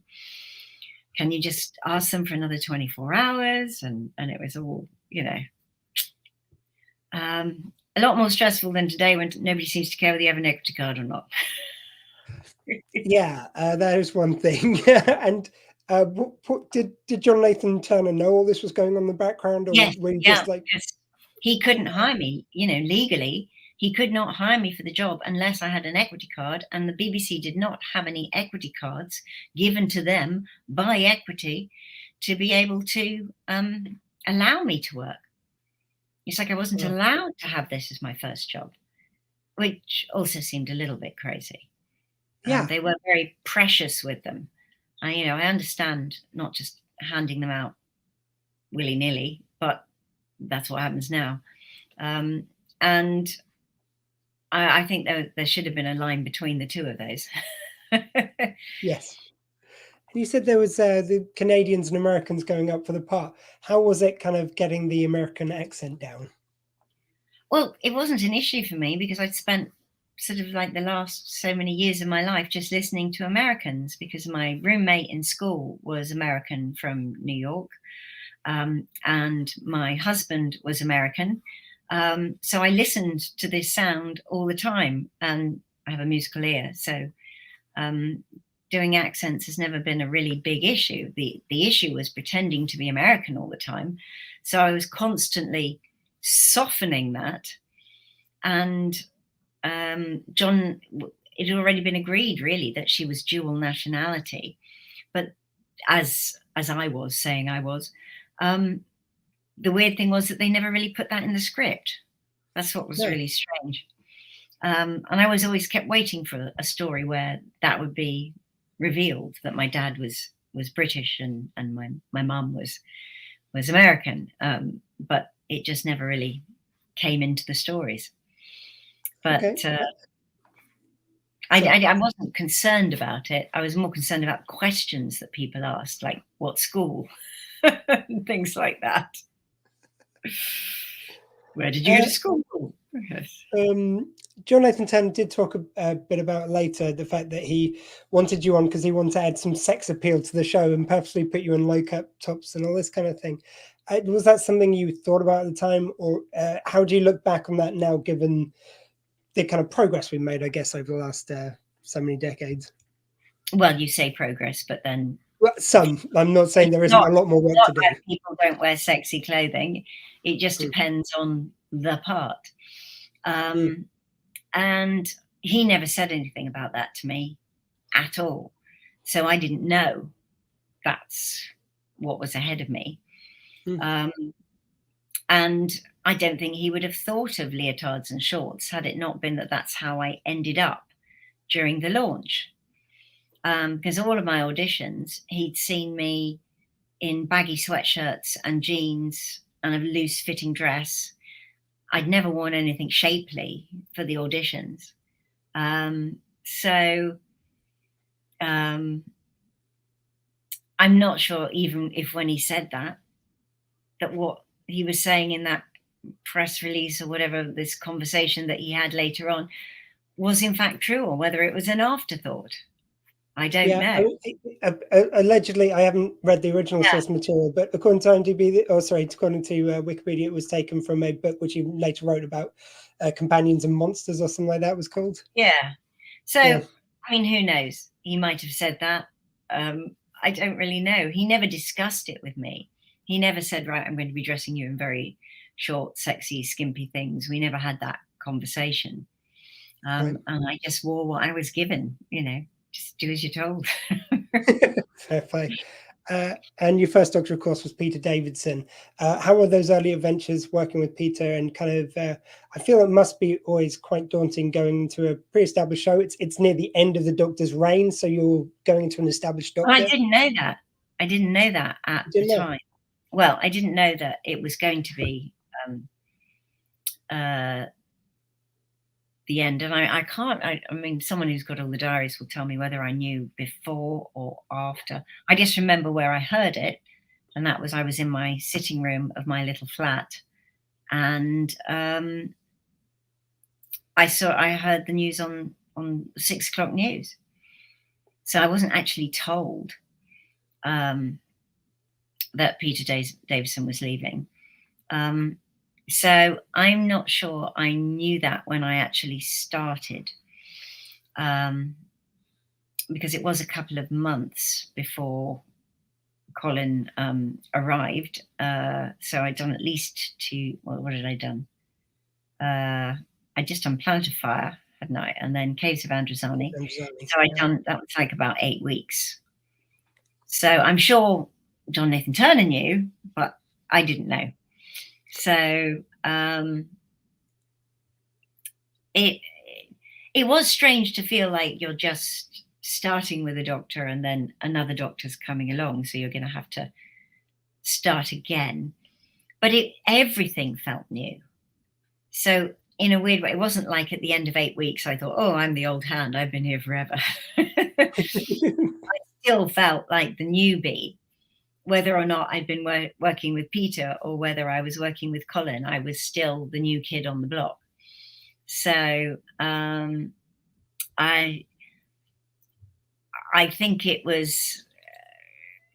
wasn't as hard as many people think. Oh, it must have been really difficult. Whereas for me, it was like, well, I'm still new. I'm still finding my way. I'm still, this is only my third story. And now I'm working with Colin. So I didn't feel like I was this suddenly very accomplished actor who'd been in Doctor Who for many years and done lots of other things. I still felt I was still learning the job. And working with Peter, first of all, what was that kind of dynamic between you and him like on set and between those two adventures? Well, it's very much a case of the director, Fiona, had said to me, oh, watch Peter, there's a lot you can learn from Peter. So I was very much feeling like I was in that student role, very much sort of, just trying to learn how everything happens, because stage school had been very much about being on stage and not about filming in front of cameras. There was on location, there was studio, there was all these different kinds of filming. So I was very much in that. I didn't leave the set when I finished. I stayed to watch and learn from other scenes. So very much it was that kind of role that I had and Peter had in it for me. It's not like he was going around teaching me, but I was very much watching what was happening to try and learn as much as I could as quickly as possible. And it did seem like those last two adventures, I think, are very fondly remembered, but specifically the Caves of Androzani is seen as one of Peter Davison's best adventures. So what a wonderful time to come in. Did those stories, did anything strike you as special about them at the time? I mean, I did love Caves of Androzani when I read it. I just thought it was a phenomenal story. But I thoroughly enjoyed Planet of Fire too. And I think the thing about Caves is it's not really just that it's considered one of Peter's best stories. It's considered one of Doctor Who's best stories. It won that award with the magazine. So it's like, how lucky am I to get that story and a Doctor's Regeneration? Yes, all in one package. And I think it was difficult. I mean, you read a story and of course you're looking to see what happens to my character. Is it interesting from my character's perspective, as well as looking at the whole overall story arc? And did I think that Twin Dilemma was not a good story? No, not at all. It was just in such sharp contrast to Caves of Androzani.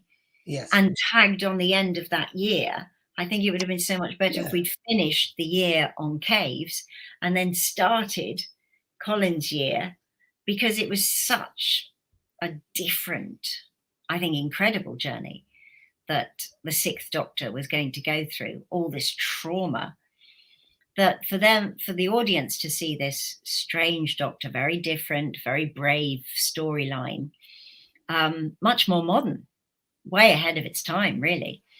Yeah. And then to not have any more stories to follow, where if at first you thought, oh, I'm not sure about this one, but you could gradually get to like him, that opportunity wasn't afforded to you because you had the great big gap in between. So I think, and it was interesting, a conversation I had with James Kerwin, who's the director of Star Trek Continues. He said in America, in the States, it did end on Caves. And then Colin's season began with Twin Dilemma. And I thought, oh, well, no wonder there's so much love for him there, because they had this different trajectory. And I think what a pity we didn't do it over here, because I think that would have benefited that very brave storyline. Yeah, I mean, it's already kind of one thing to have brand new Doctor there, a new kind of working dynamic as any kind of change in lead role is going to produce. And then you're getting strangled by the Doctor, which, as you say, is a hugely brave move. That's kind of quite disconcerting for the audience. Am I going to like him or not? Which I understand you and Kim were. Yeah. People still You say to me, don't- "Oh, I didn't like that. I didn't like that."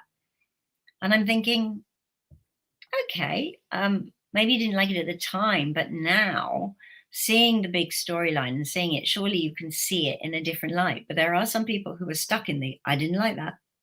I didn't like that at all. And I think a lot of that is fostered, engendered by the fact that this episode was just sort of almost tagged on the end, it feels like, of Peter's season, rather than being a launching pad for the new journey. Yeah, I mean, you had to argue against Mary Whitehouse in those days to get anything like that happening, and then it's almost like it gives her ammo if you put that at the end. So just when we're starting to like the Doctor at the end of the adventure, never watched Doctor Who. I don't believe she watched it. I really don't. She just, I do think she very much had her soapbox, and Doctor Who just happened to be the target that year. And I think the stories that we had were predominantly very good stories. I say this now because I've only recently had to look at them all again when we're doing the Blu-rays. So you just see, well, how does that stand up in time, not having looked at it since then and everything. And you go, well, actually, that's a really good story. And you're comparing it to all the modern work and of course, the different budgets that they've got. And I think it was just unfortunate that we had a lot of naysayers and difficult people that, Doctor Who had to handle. Yeah, I mean, I love the fact that your adventures are being appreciated now, especially since, I mean, at the time, were you aware of, it seemed like the BBC was against Doctor Who, which is a really strange position to be in when I know it is, isn't it? Yes, it did feel. Well, I have to say, with hindsight, I now feel very much that they weren't against Doctor Who. They were actually against John Nathan Turner. Okay. Because I now know so many other things about how they wanted to get rid of him as the producer. But he was the only producer who had like this full-time tenure. They couldn't really get rid of him. And they didn't want to put him onto another show. So the only way they could get rid of him would be to get rid of the show. And I didn't know that. I didn't know anything about that.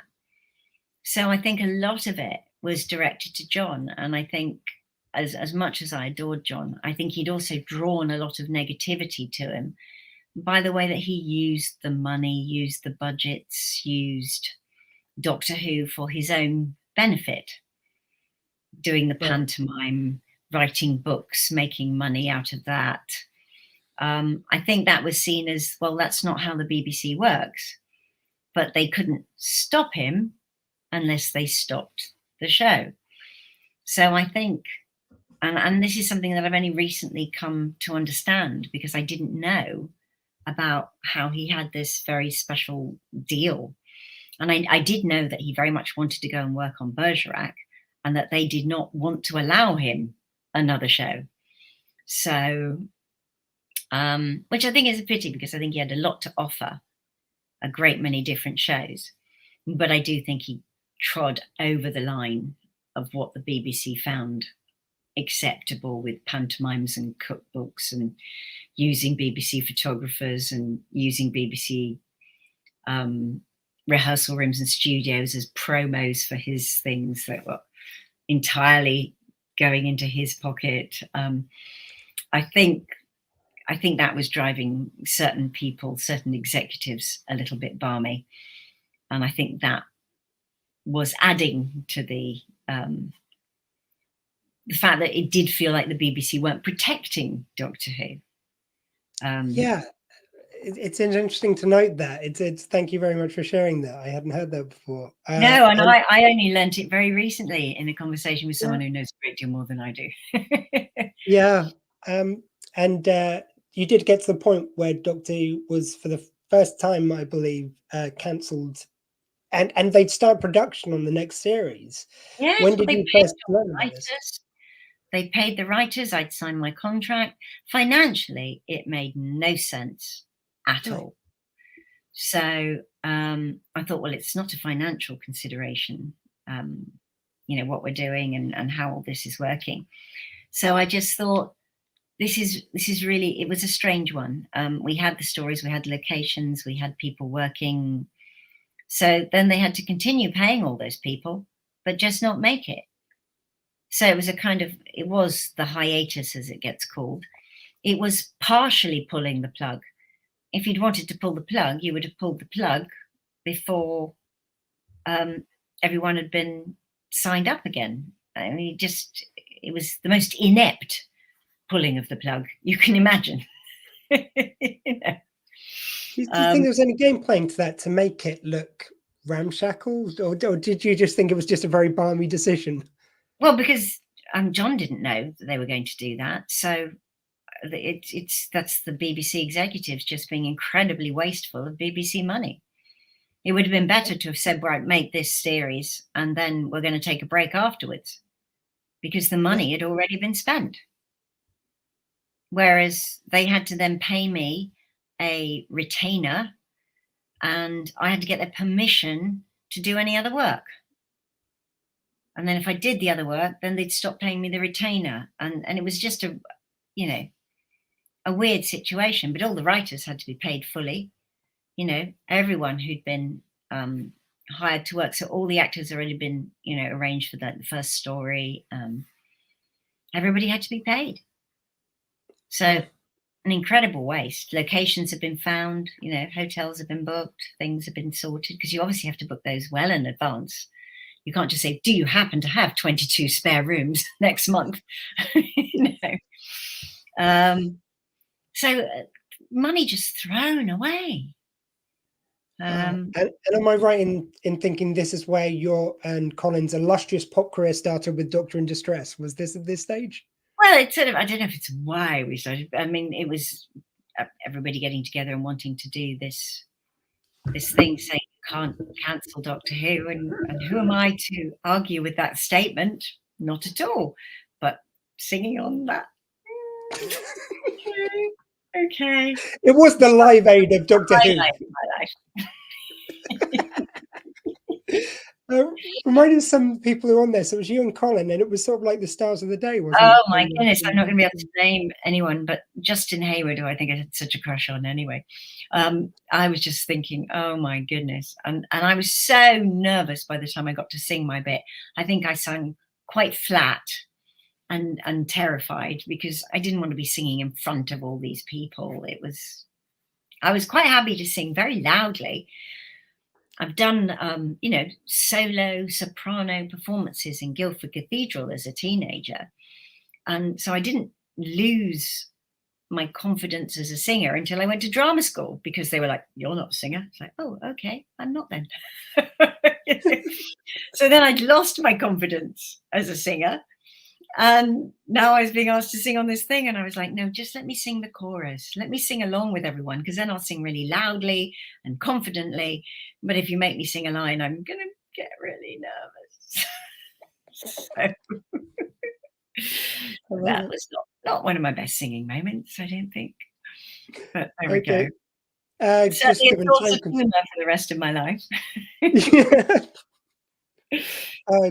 Just for time constraints, we're going to have to move towards the end of your time on Doctor Who. So, Trial of the Timeline. It was such an epic undertaking. What was that like to film that whole series, which was one story with 3 stories within? I'm sorry, I missed the beginning of that. I just missed Trial of the Time Lord. And Trial of the Time, yes. Very inventive series. Like, what was it like shooting on that one? Well, it was the same as shooting the others, I suppose, except that Colin and I very much had decided, even if they wrote that we were at loggerheads with each other, we were playing against every line. We were linking arms. We were talking gently. We wanted there to be a sense of time passing, so that the relationship was not the same as we had left it, which I think we achieved. Yes. And I think for me, it just felt different because I knew I would be leaving at the end of that my stint. And I was so bereft when I finished, because this was in many respects my family. I'd spent 3 years of my life with these people, and I couldn't watch the show afterwards. Lots of people would say to me, "Oh, have you seen Bonnie?" And I said, "I'm sure she's wonderful. I can't watch. It's too painful." I didn't want to watch somebody else enjoying having fun with my doctor. It was like the breakup of a relationship. Yeah. So it was strange. Our last week we were down in Brighton, and I think the weather was pretty much on our side. And my last day's filming was outside, not in the studio. And then instead of going back to the location hotel, I got in my car and drove home up the road to London. And it just felt really weird. I just thought I should be going back with them. Because obviously we don't film in order. So the finale of Perry had already been filmed in the studio. This was now my last filming. So this was on Brighton Beach. And also, it seems to add to the surrealness that your last adventure that was shown certainly was you working with Brian Blessed, which always has to be a surreal experience for anyone. Absolutely. I mean, a larger than life personality in every sense. And then to discover that actually I've been married off to him. Yes, which wasn't originally meant to be in that. Very happily married, but to Yukanos. So yes, I mean that was an odd one. And you originally meant to be killed off, but they tacked on the happy ending, I believe. They did. There'd been a lot of by the time the show went out, well, the day that Perry's demise was revealed, the phone lines to the BBC were blocked, and people wrote thousands of letters to John Nathan Turner saying, "Look what you've done to my child," or "Look what you've done to my husband." People are really upset that this has happened to Perry. And so I think they just decided to wrap it up in this, because it clearly looks like a last minute, literally post-it note put in, because there is no scene, there is no dialogue, they've just taken a shot, melded it together and put it around a really sickly little heart thing. And I didn't see that for years. I think I was doing my first DVD commentary, or perhaps would that have been even the videos, the first video box set release. And we were doing commentaries, and they said, "Did you see what happened?" And I was like, "No, I've never seen it." And they went, "Oh, you've got to." So they got it up on their computers and they showed me, and I went, "Oh, that's horrible." I'd rather they'd called us all back and we'd done some terrible wedding scene. But it was, which of course would have cost money. And so, why we did it. And it was just thrown in and took 10 seconds and all of that. But I preferred my more dramatic ending. Although I nicely. Sorry. I was just going to say it worked nicely for Big Finish to be able to then pick up from there. Yes, exactly what I was going to say. As a result, it has meant that I've had all these wonderful adventures and journeys to explain everything through Big Finish. So maybe it all happened for the best. Excellent. And it's just so exciting. And we're so thankful that after all these years, you're still playing Perry, still out there doing the audio adventures for Big Finish. Oh, yeah. I am so blessed to have that. I mean, I thoroughly enjoy all my time at Big Finish, playing Perry in all the different guises that she's appeared now. And the opportunity to see, Colin, or not that I worked with Peter for a long time, but, to see them again and be with my friends and colleagues. It's just a wonderful thing. Really, really, Big Finish is a blessing. And wonderful lunches, I always hear. Yes, but not since we've had COVID. It's not been the same, because we haven't gone back to the same studios where the lovely Toby would have cooked all of our food. So we've been at other studios, with sandwiches. Not quite the same. Just very quickly, I did absolutely love just hearing all the extras from the year of COVID, or a couple of years of lockdown, where you were just all filmed. I mean, it sounds like you've got quite a nice setup there, but other people are just in rooms under the stairs, like Peter. I think Peter Davidson was in his cupboard under the stairs. I've got a big study, and I just put my studio into here. Though I was one of the first to go back into the studios because I just prefer to be engaged. I prefer the people contact, even if that does mean the driving and all of that. So, I'm happy to do things, books and stuff at home, but it is lovely when you're doing a drama to actually be able to see people and relate to them. And as well as the catch up during the lunch hours and the coffee breaks. Thank you very much for joining us today. It really does mean a lot. And thank you very much to your agent who helped put this all together, Tim. Oh, brilliant. Yes, he's fantastic. Thank you very much, Nicola Bryant. Oh, that's all right. And I do hope that everyone who's enjoying this and whenever you get to research, just makes donations to the wonderful shelter, because it's a fantastic job that they do. And no doubt they will be called upon more and more in the coming cold with all the crises that we have. Yeah, it's nice to have an energy freeze, but it's unfortunately at double for a lot of people. So it's still very tough times, even with the energy price being capped for 2 years at double what we were paying before. But anyway, we'll not get political on this, but thank you very much. Not. Well, then maybe perhaps just say, God save the king, as we are also in this time. And, indeed. I think he will be a wonderful king. I've met him a few times, and he's an absolutely tremendous man. Really tremendous. Has done a lot of good that people don't even know about. Very quietly. Yeah. Very decent chap. So, His Royal Highness now. Yep, the country's Thank in you good so hands. much. Thank you. Good luck for the rest of your marathon. Thank you very much. Speak to you then. Bye. Okay, take care. Bye. Okay, we're just going to have a quick second for me to check the total, because I have to go. Like, this is very a very simple setup, we'll say. I was just checking in on my total. We are still at 300 quid. So thanks again to Ian McNeice for that absolutely wonderful, generous donation earlier. So we're halfway there, which is wonderful at this early stage of the event. But please do keep giving, guys. If you've got anything that you can give, I know these are hard financial times for everyone. I'd also like to just apologize, because I think some people are commenting and they're not all coming through. So I apologize, just one little quirks of StreamYard, but they seem to be coming through from some sites, not on others.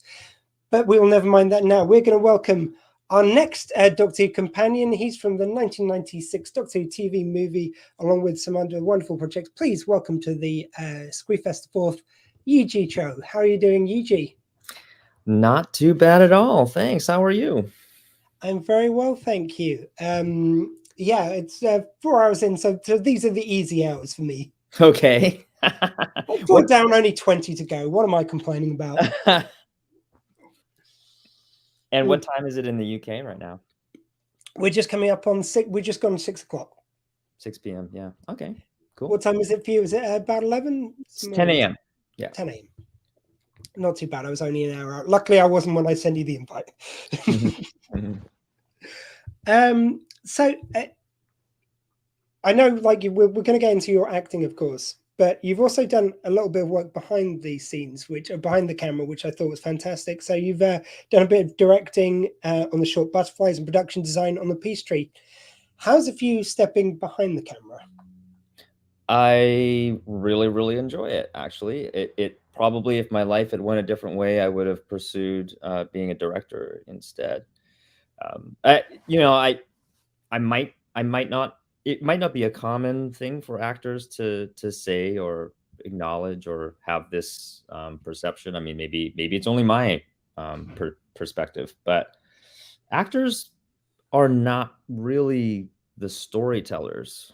Like, it's the producers and the directors who are telling the story. The actors are kind of like the furniture. Like, we're in the story, right? Like, and don't get me wrong, that's a big part of the story, like the people in it. But we're not, I mean, there's I think I don't know, a mischaracterization of actors as storytellers. I feel like it's a little bit different than that, and that's not to downplay actors or the role that we have. But I think had I a different sort of pathway in life, I would have explored being a producer or director. I think there's a lot there.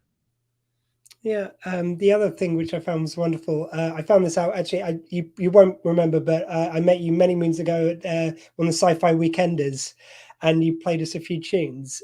This was, I believe, it may have still been up in Wales at the time because it's moved a couple of times since. Yeah, I think I do recall actually, because looking at your face, I know that I've seen it before. So it might have been slightly more bloated at the time. I've lost a bit of weight since then, but apart from that, it's roughly the same face, and perhaps a few more wrinkles over the years. But apart from that, so yeah, you played for us McLean Park, I seem to remember. So has music always been a bit of a passion for you?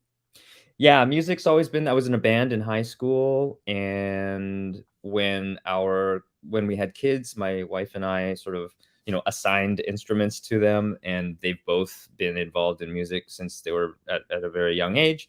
And McLean Park was sort of something that I was that I did just on a whim to celebrate the park close to our house, where our kids have grown up, along with their friends and everything that in the neighborhood. We used to throw this sort of like harvest festival kind of thing every September. We'd have this outdoor little festival that happened with the community, a pie contest and, a bunch of hay in the middle of the field where kids would kind of roll around. And I don't know, it was just one of those very wholesome, great things about, being a parent and being next to this park. So the song just kind of sprouted from that. And it kind of was the beginning of this practice I've had now of occasionally writing song and recording it, and maybe sometimes sticking it on iTunes, or maybe not. Maybe sometimes collaborating with other musicians to kind of record it, record various tracks and put things together. And the whole point of it really was to kind of show or demonstrate to our kids that nowadays you can make anything you want. Like the internet, for all the terrible things that the internet has, gotten us into or whatever, there's also been some really wonderful things. There's also opportunities we have now that we've never had before. And one of those is the democratization of content, right? Web 2 is everyone pouring content onto the internet, and you can do it. Anyone can do it. So, I mean, the end result of that, both of our kids have written songs, like originals, and recorded them and put them into various places, and it's they get to make things. I mean, I think that's a great outcome. Yeah, there is such a purity to be able to. There's no gatekeepers anymore. Anyone can just try and do anything, and even though it's tougher to get noticed, more tough than ever to get noticed in such a white noise of content, if you're lucky, you might just get to the top through doing it. I mean, the fact is that you're empowered to do it, right? Like there were gatekeepers, the gatekeeper idea before. It's like you never even had a chance to make the thing. You couldn't go and really, producing your own film, like, the short that we made, this was just back in the mid-noughts or the early noughts. I think it was 2002 or something like that, where I shot a short film with a friend of mine. And it's quite a bit of money to do that, right? Like even on a shoestring budget, even with a small crew, you've got to pay for film. We used to have to pay for film, rent the equipment. You had to get a location, you got permits, get food for everybody at the very least. Even if you're not paying for people, you have to post-process the film. You have to pay for an editing suite. All of these things that you can pretty much now do with a phone and computer at home, right? Like everybody's got what it takes to do it now, and to a pretty high level of quality. If you're, or even the lighting, there's LED lights now. You can, it used to be that it used to be you had to have this massive generator and 10K, lamp on a stand in order to get the kind of light that you need. Now they have these helium. I just worked on a show just recently, and they have these LED lights mounted inside a helium balloon. And you float this helium balloon above your scene. It lights everything, and you have nothing to set up except for this thing that came in a bag that you fill with some helium. it's so much more accessible now, right? I'm not saying that everybody can go out and get themselves a helium balloon to light up a scene, but I mean, it's a heck of a lot easier than it used to be, is what I'm saying. Yeah, and we have to be careful. We're running out of the helium, I hear. So Yeah, right. Getting onto the acting side of it, of course. So one of the kind of like interesting quirks is that when you were doing Doctor Who, it was alongside Sliders as one of the other possible shows of getting picked up, and that ended up being picked up, and that was a show you yourself had worked on for a few episodes. Mm. Were you aware of that at the time? And what do you remember of working on Sliders? That's a great show. Yeah, I wasn't aware that they're actually, to be probably maybe more honest than I should be. I wasn't aware of a lot of things back then. I was like maybe blissfully or maybe not ignorant of a lot of things. I was unaware of the fact that Sliders and the Doctor Who were sort of up, quote unquote, against each other in terms of getting a long running series on Fox or whatever it was. That's a situation that I had no knowledge about. But yeah, Sliders was fun. I also was a little bit sort of unaware of the people I was working with on that show. Like so I mean, of course I'd seen Stand By Me when I was growing up because everybody in my age, did. And when I got onto the show, I was like maybe vaguely, as in very vaguely aware of the people that were on it, but it really didn't like dawn on me that Jerry O'Connell was in Stand By Me. Like I didn't really put two and two together. And this happens to me often. I'll work on a show and like not really realize who I'm sitting next to. And then people ask me afterwards, like, oh, did you talk to that person? Did you get their autograph or something? I was like, no, actually I didn't. I don't think I realized who they were when they were here. Like, it's real Jerry O'Connell. You've got John Rhys Davies there who'd done a thing or two at that stage. Yeah. It's just, yeah. I mean, it was, so Sliders. Yeah. I mean, it was fun. But I don't think I was, I mean, the character was a bit of a smaller role and that's fine. Might've been able to make something more of it.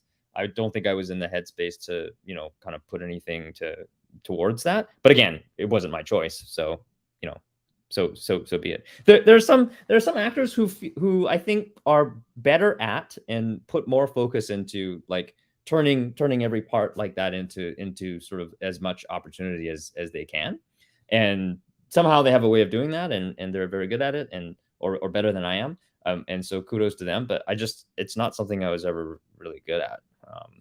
I mean, do you think that was helpful though? Because it did seem certainly. I loved seeing you in interviews around the time of Doctor Who because you were just so happy to be there and just so gleeful.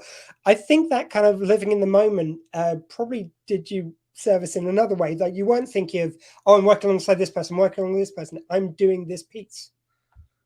Do you think? That's a good point, actually. Yeah, I appreciate that. Thanks for that. Looking back on it, for sure, there was a certain way of moving through things that, if you didn't really pay a whole lot of attention to your next gig or whatever, it kind of allowed you to have a certain kind of life.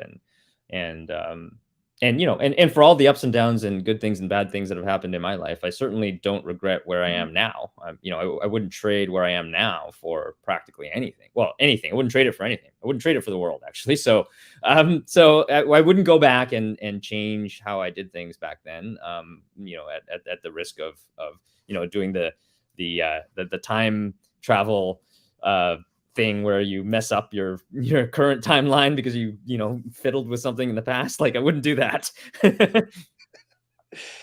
You watched and appeared in enough sci-fi to know that doesn't work out. Yeah. Don't mess around with history. Yeah.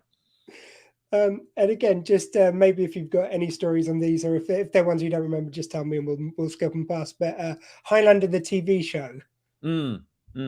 Highlander was cool. I didn't spend very much time on Highlander, but it was neat to be part of the franchise, and that happens a lot in Vancouver where they're essentially, everybody's cast, all the main people are cast, and then they come and shoot in Vancouver and they're like, oh, well, for this episode, we need this person to kind of pop in there for a couple lines here and there, or maybe they're a guest star on the show, but then they kind of disappear next episode. And that's perfectly fine. That is that's the kind of career that we choose when we want to be, a career actor in Vancouver or a lot of places in Canada are like that. Like if you base yourself in Toronto or Montreal, it's somewhat similar as well. So yeah, but Highlander was fun. Yeah, it was neat working with the people there, and just spent a day there, and didn't get to play with any swords, unfortunately, but maybe next time. The Outer Limits. Now, I thought this was one of the most successful and best done revivals of one of those shows. I love 90s Outer Limits. Do you remember the premise of the episode you were in? Yeah, it was there were so I don't know if I have to care about spoilers, because it's a very, very old show, and I don't even know. Okay, spoiler alerts, we're going to spoil something from 95. Yeah, I think we're spoiler, good. yeah. So it's not even, yeah, it's probably not even a concern. Just kidding. No, it's fair. So it's very thoughtful of you.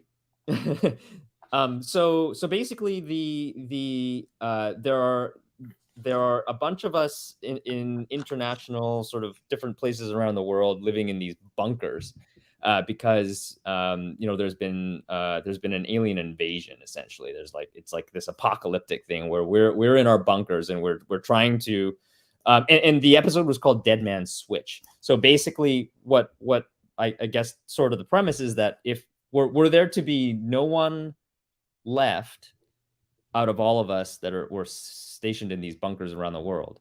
If none of us, let me try to recall the mechanism. It was something like, if none of us, survived, then this like nuclear detonation would happen, and we'd blow up the Earth in order to wipe out the aliens that invaded, or something like that. And the ensuing sort of drama and sort of horror show things that happened subsequent to that. It's amazing. I love these programs. It's like only with something like Twilight Zone or The Outer Limits could you have such a bonkers concept, and it just works somehow. Yeah. It was a fun show. No, it was actually quite it was quite a fun thing to be a part of. Yeah. It was it was one of the, can't remember if it was, no, it wasn't the first time that I had perished. But it was one of the half a dozen or a dozen times that I'd perished on scene. I was like gassed in that one, like toxic gas of some kind, like filled my bunker, and I strangled to death. Wow. Well, I mean, you did pop up on a lot of these sci-fis here and there. Is that something you're interested in? Or are these just the parts which came along at the time? It's a bit of both. So I'm interested in sci-fi myself. I like to read. So I've read a bunch of different sci-fi with our kids, like Hitchhiker's Guide, of course, and a lot of things that actually kind of maybe bleed into fantasy, right? Sci-fi fantasy. If you want to glom those things together, I know they're very different, of course, but if you were to glom them together, I like those things. And so it's partly that. It's partly, I think, like a lot of sci-fi requires like sort of technobabble, and technobabble is something that I seem kind of inclined to do, I suppose. I work in technology, so that's maybe part of it. And then it's also partly because in Vancouver we have had a lot of sci-fi shows base themselves in Vancouver. So just sort of the natural progression from that is that a lot of the roles I get are on sci-fi shows. So like Battlestar Galactica and I don't know. I can't remember them all. There's been a lot. Well, I was going to ask you about the Stargates next. So you were Tex on a couple of the Stargate shows, so on SG-1 and Atlantis. Yeah. Stargate was really fun. It was going for a long time, so it was like a Vancouver staple to work on Stargate, right? And Stargate Atlantis, and the people on there are really, really great. Peter DeLuise, who I first found out about him on 21 Jump Street. And he worked on that show with this is new with names. Sorry, Johnny Depp was Johnny Depp. Exactly. Yeah, Johnny Depp of incredible fame, and of course I knew his name. It just eluded me for a moment. But thanks for helping me there. So Peter DeLuise would go around with a handful of loonies, which is like the $1 coin, which I don't think it actually exists in Canada anymore. But anyway, we had this $1 coin with an engraving of a loon, and so we all called it the loony. And he'd walk around with these things and just kind of like randomly kind of like hand them to you. Like he would just walk up to you and just be like, here's a loony. and he would do that with like just random people around the crew. It was just something to talk about. It was an excuse to just get to know people that he wouldn't normally have a lot of contact with, I think, on the crew, which is really cool, right? Like it's a neat thing to do. It's just a bit of fun, basically. And I think, but that was like a small example of how he seemed to do things, which is just make something kind of a little bit different, a little bit fun for the crew and cast. So yeah, there was some good people there. Also Amanda Tapping, she was on those shows as an actor, but like subsequently has been doing some more directing and stuff, and I worked with her on The Travelers, and she's a great director. So yeah, just wonderful people. And so a lot of really what makes a show, right, like, or like anything, is the people involved, and it may or may not play out on screen. Like, so shows are successful or not successful based on a variety of things that are maybe unrelated to what I'm talking about, but the experience of working on a show is certainly has to do with the quality of people on it, and I enjoyed working on Stargates. Also, their sets. So I mean, they had a little bit of an unfair advantage over Doctor Who, for example, because they had they had a CNC machine. I don't know if you're familiar with what that is. It's like a computer operated sort of thing, like machine to like mill things and drill stuff and basically making it was like 3D printing version 1, right? It's like a massive router with a computer attached to it, and they used that thing to create some really intricate sets, like all of those things you see in the background with like the actual Stargate and all of the sort of the textured sort of panels that you see in the background. It just created this great atmosphere and feel to the show that I think was part of the reason why it was successful, and also why it was so fun to work on. Yeah, it's actually quite funny. One of the shows we've got coming up is a Due South program, which I do. And on Due South, Amanda Tapping, which you mentioned there, had actually played someone who's working on an airbase where there might have been some UFOs going on. So I feel like she almost played that character already. She had the lead in ready for when she did Stargate. Yep. But anyway, I get off on tangent. You were mentioning Battlestar Galactica then, and you talk about your gorgeous sets. Like the look and feel of that show was it felt so immersive, is the way I would put it. What was it like stepping onto that?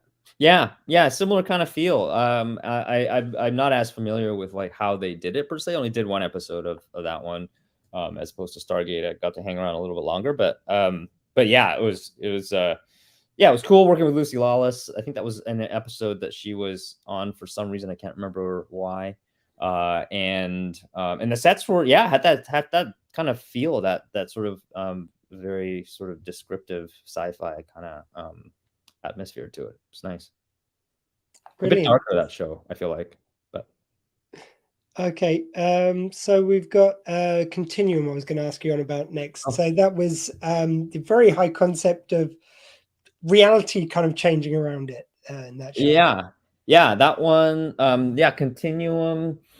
Yeah, the part that I played in that was interesting because it was more it wasn't really like sci-fi related per se. It wasn't doing a tech part. It wasn't on a ship. It was just in this reality where the character was like, I think somewhat political, or like an activist. He was involved in some kind of protest or something, or like a rebellion or something like that.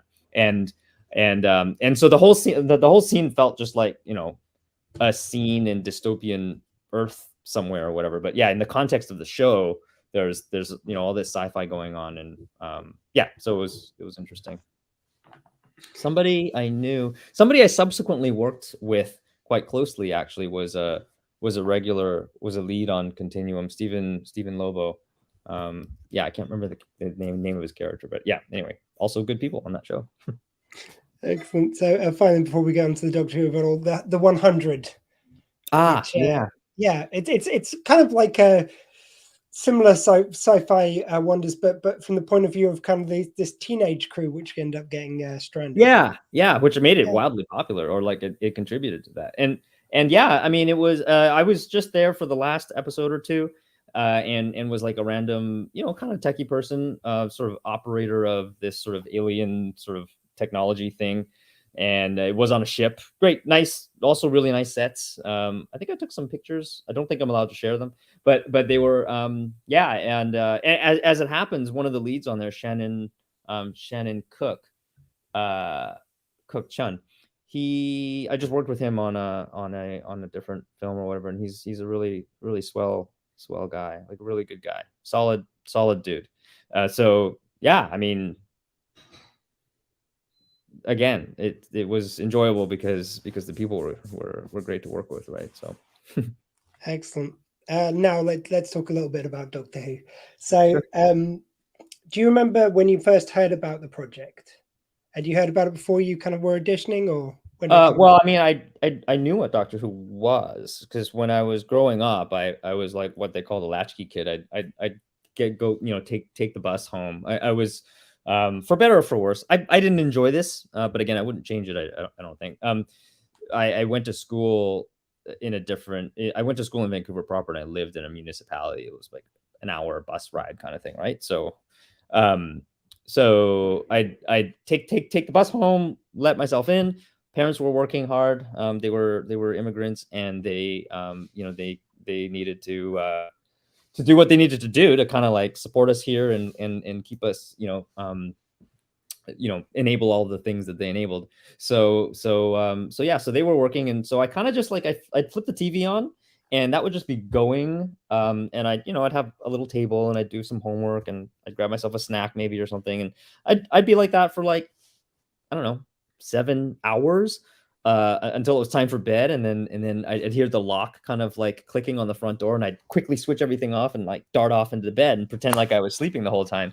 And my parents would come in and be like, "Okay, so he's asleep as he should be." But unbeknownst to anyone else, I've been watching TV the entire time, and you know, and not, I wouldn't necessarily be just sort of totally engrossed in it. So for example, Doctor Who's one of those shows that would come on. You know, we had limited choices back then, right? You had a few channels to flick around between, and Doctor Who would come on, and I'd hear the music, and it was Tom Baker, I think, that was primarily the Doctor that I actually remember seeing, but I couldn't tell you a single plot line, because it was just, you know, I'm just scribbling away at my homework or playing chess with my little chess computer or whatever, and shows are parading themselves in the background of my periphery or whatever. So I had some awareness of what Doctor Who was when the audition came through, but Trish Robinson, who's no longer with us, which is really sad. She was a wonderful casting director.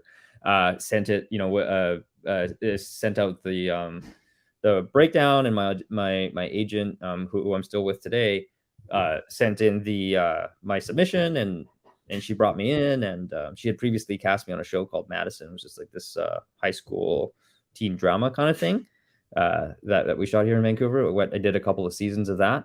So yeah, she brought me in for the Doctor Who thing, and yeah, the rest is history, I guess. And how long after then did you start filming? Yeah, good question. So when was I think it was relatively quick.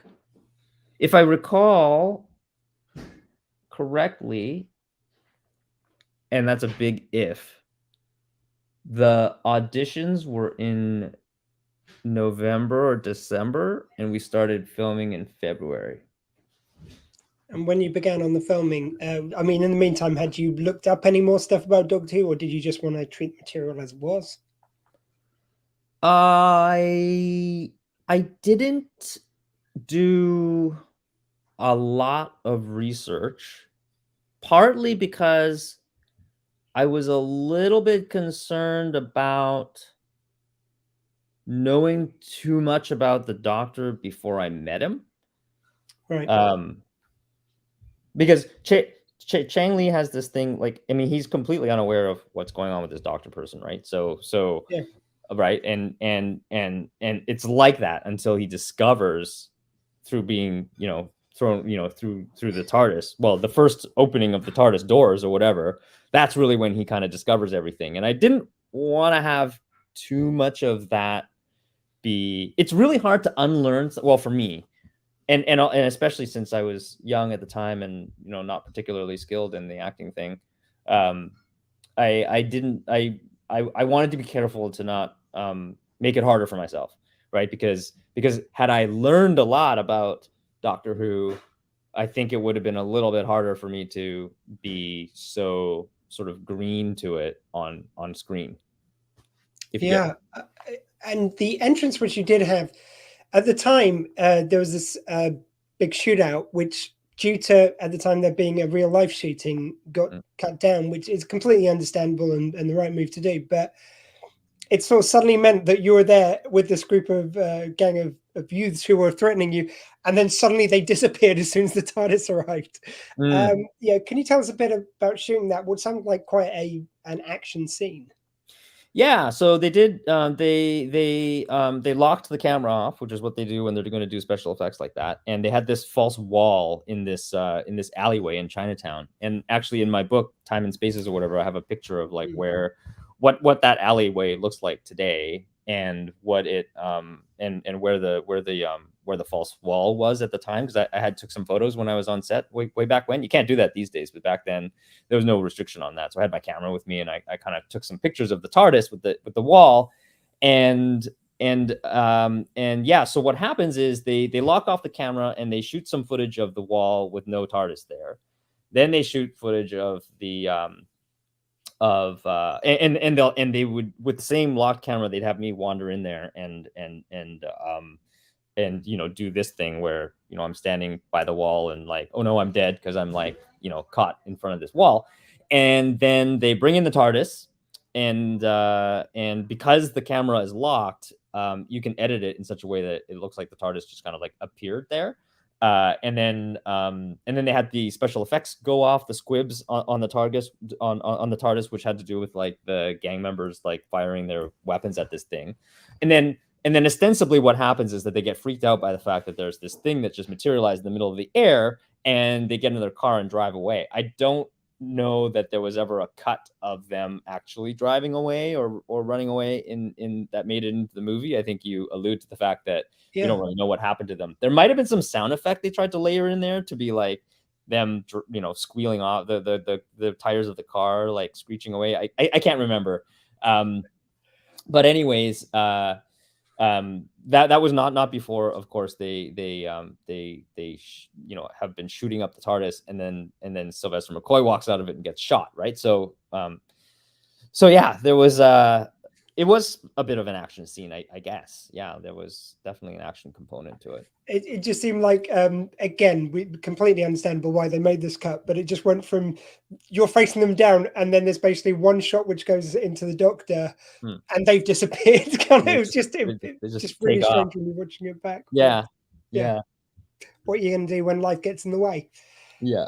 The other thing, which, so you've got the script that, you've started filming on it.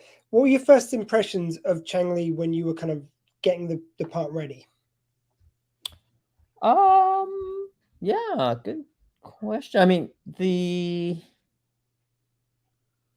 it was fairly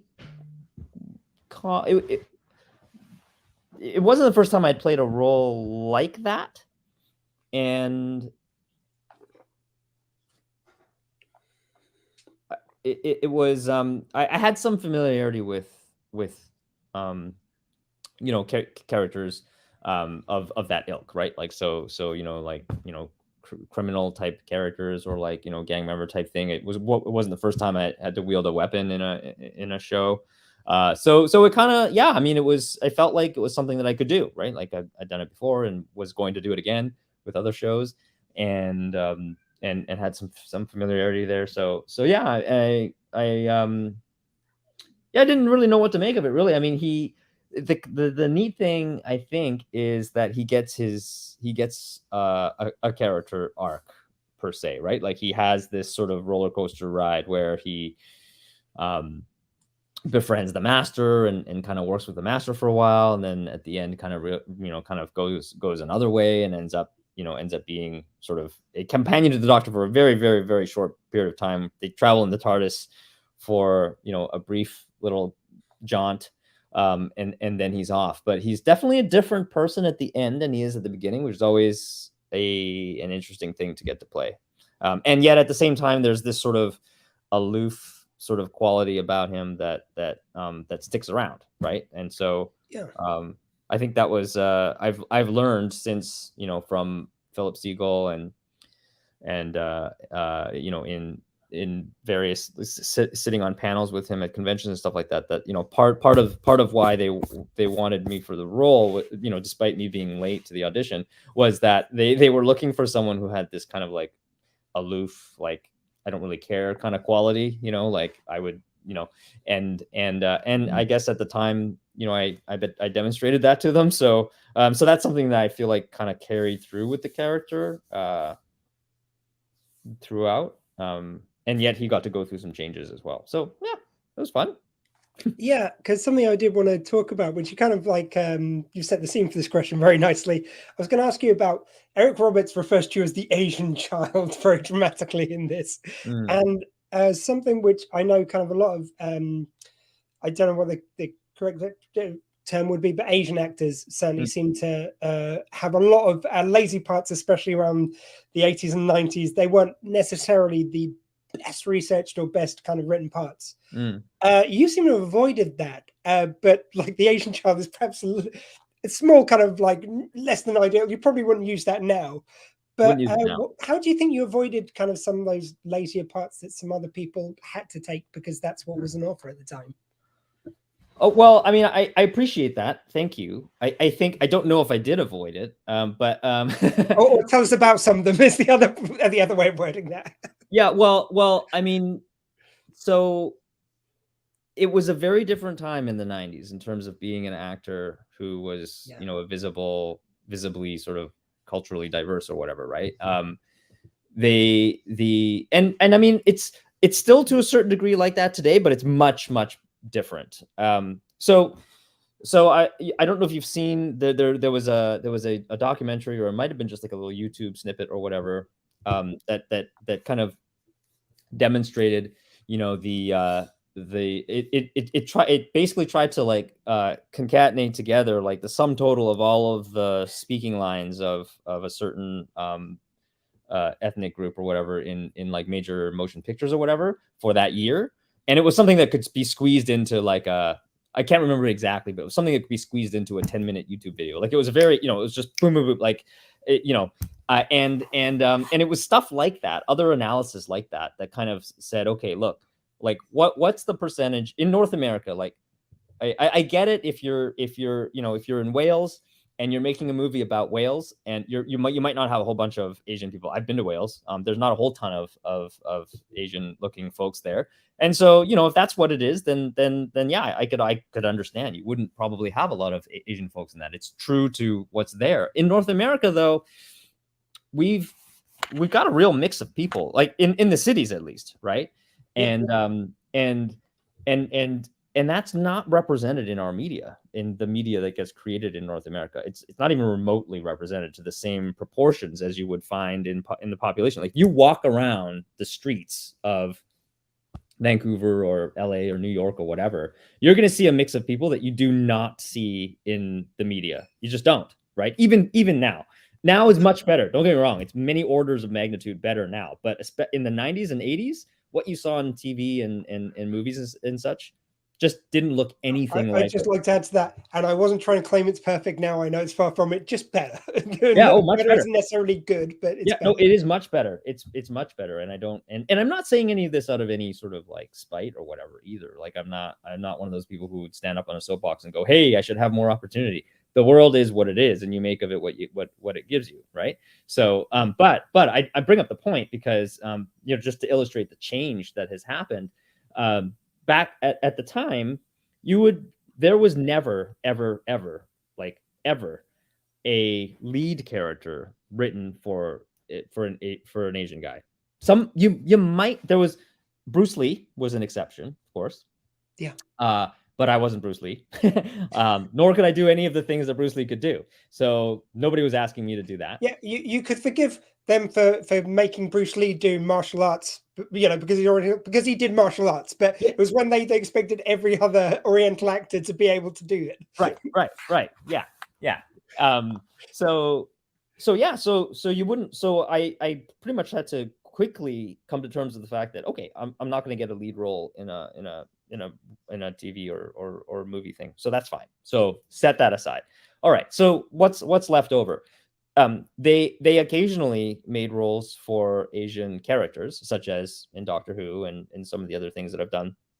And they would specify like, oh, this person's Asian. So, okay, great. So those are opportunities going. And when those came up, there was a relative benefit, because along with not having very many Asian parts in the industry, there weren't very many Asian actors. So I could probably count on my fingers, maybe fingers and toes, the number of Asian actors there were in the early 90s in Vancouver, right? So if they were casting in Vancouver and I was going out to it, I'd see the same people over and over again. And it was either going to be him or me, or that guy or me. Like, it was very easy, it's very easy to know, like, one of us in the room right now, we're getting this part, right? Like, so there's that advantage. But it was still few and far between where they wrote those roles. The vast majority of the things I would go out for, and bless my agent for this, for submitting me, is ones they would call open ethnicity. So they would have no particular specification on what ethnicity they would want for this character. It's just a character in the show. And by virtue of being unspecified like that, the writer hasn't really paid all that much attention to it. As you just mentioned, right? Like, by definition, the writer hasn't specified certain things about this character. They haven't really thought about the character's there for some reason other than being fully fleshed out by the writer, right? Yeah. They're there because they need to expound some part of the story or move some plot line ahead, or they're there to fill in some, and this is not a bad thing. Every story needs those characters, right? Like, so I'm not digging on the writers. They're not going to put full attention into the backstory of every single little walk-on part in every single script. They're just not going to do that. So that's fine. But those are the roles that you would get, because they're open ethnicity, because all of the other roles were, Caucasian male. And if you weren't that, you weren't getting called, right? So, so that's how it goes. That's how you get. And so, so you just, those are the roles that you get, and you do them, and, or not do them. And, thus life proceeds, I guess. I did love it when, it was Neil Gaiman who was talking about the recent casting of the Sandman, and he purposely, despecified a lot of parts to say, it's like, look, is there a reason why this has to be a white male or a female, or like one particular thing? Or could we just see everyone in the world for this and just get the best person for it? And that's different, right? So if a writer puts a lot of thought into the background of a character, and maybe they do have a specific ethnicity in mind, but then, or maybe they don't, right? But they've created a character that's pivotal to the story in some way. So they've put whatever work that they needed to put into to make a character pivotal for the story. They've done that. And now you've got a character that's pivotal. And then they go and cast a thing and say, you know what? We don't need this character to be any particular ethnicity, so let's just open it up to everybody. That's a different thing. That's great. That's a new thing. It didn't used to happen very much, but it's happening now, and that's amazing. Yeah, I mean, it's quite a funny thing. I find I've done a limited amount of writing myself, but I've had a few short stories published, and what I find is it's like automatically when a character isn't jumping out, I sort of will purposely kind of change it from male to female, or change it, and it just seems to pop more. It's like there's interesting. If you always go for straight white males, there's been a lot of stories written in that genre. Let's just say, right. Anyway, that's a side thing. And actually, but just before we forget, you did mention that if people donated £20, you would do a discount on your book. Yes, that's right. I need to set up the discount code. Let's do that right now. I don't know. What discount, and then I'll just announce it. Yeah. What's a good? I guess we could use Shelter Squee. It's right there on the screen. Well, I was thinking if people donate and then they just send me like a thing going, I donated and your name, then I can check it against the donation and forward it onto yourself. Perfect. Let's do that.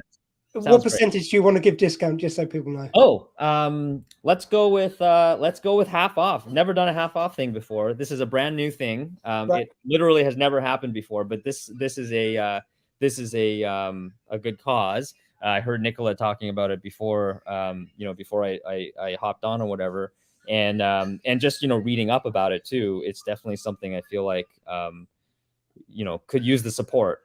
So yeah, let's do it that way. £20 to Shelter Squee and to Shelter, and we'll do half off the online edition of the book. Amazing. What I'll say is, if is it okay for a week after this broadcast? Because some people catch up on late. Brilliant. Yeah. For a week after this, if you go to justgiving.com/sheltersquee, if you can afford to donate now, please. We love donations on the night just because if nothing else, it makes for more dramatic TV, but also it helps those people who are struggling with issues around housing, where everyone's going through a cost of living crisis in the UK, certainly. And I understand many other countries are affected as well. So please, I'm just going to quickly address something, because there was something which First Lady of Ukraine said, which is a very powerful, important statement that she said, whereas you're counting the pennies, we're counting the death toll, or words to that effect. However, there are some people who will not survive this. There's no nice way of saying this. There's some people who will be so poor because they can't heat or they can't feed people that it is life and death to some people.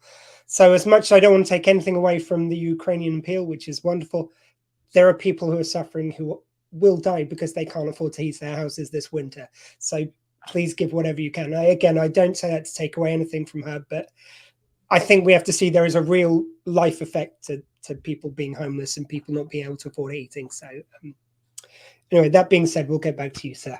So thank you very much. That's very generous of you. Speaking of some of the people you're working with, so Eric Roberts, I've come to really love it. I wasn't sure at the time, but it's the biggest performance of the Master you're ever going to get. What was it like to work alongside? Because you worked very closely with him during the shoot. Yeah, definitely. Yeah, I mean, there was. I felt like it was a very positive experience. I know that not everybody has the same experience, on a set or of a person or whatever. But I'm just going to speak from my own personal experience. I got a lot out of it, and I felt like it was positive overall.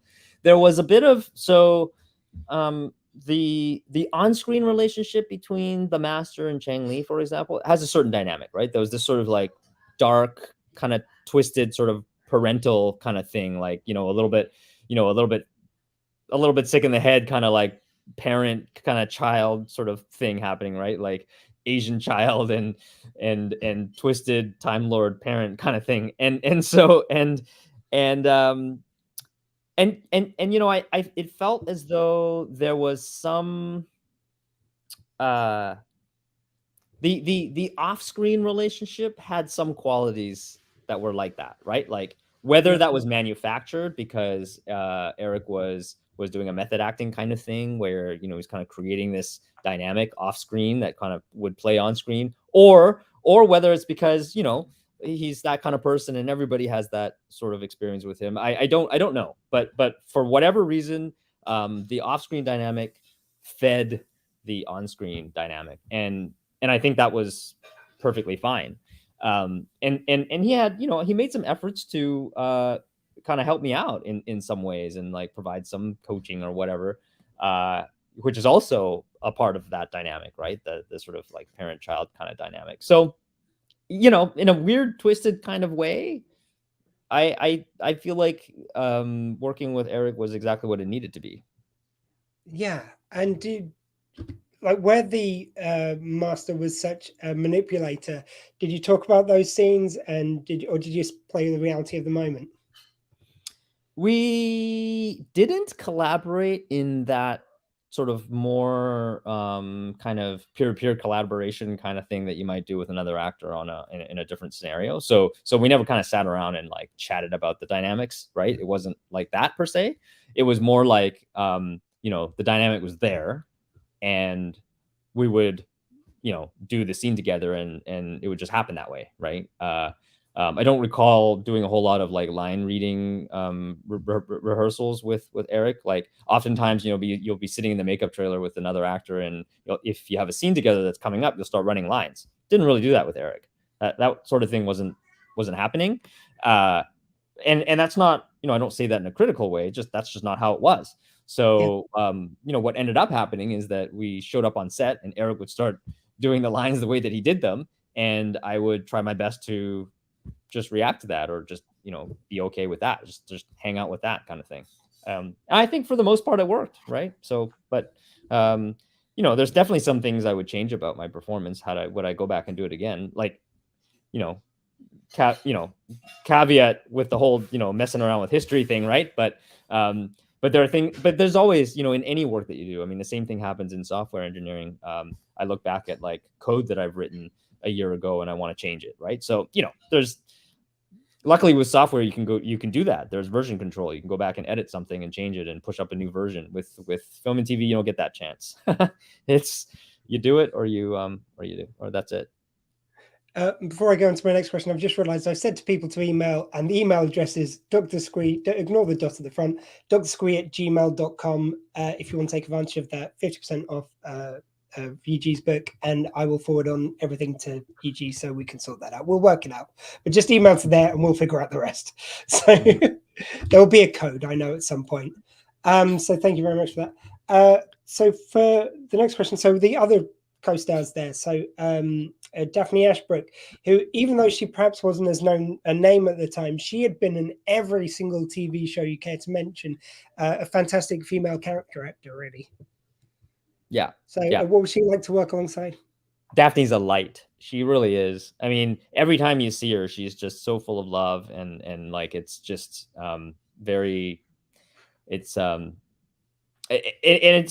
been like, you know, with all the conventions and everything too. It's the same way. She's just a very loving, nice person. Like, just really a joy to be around. So really supportive and cares about the people that she's with, and yeah, it's kind of amazing actually, and I can see how her some of those anxieties that you see in her character or whatever, you can kind of they're a part of her, right? Like she brought that from somewhere, and it's from somewhere honest, for sure.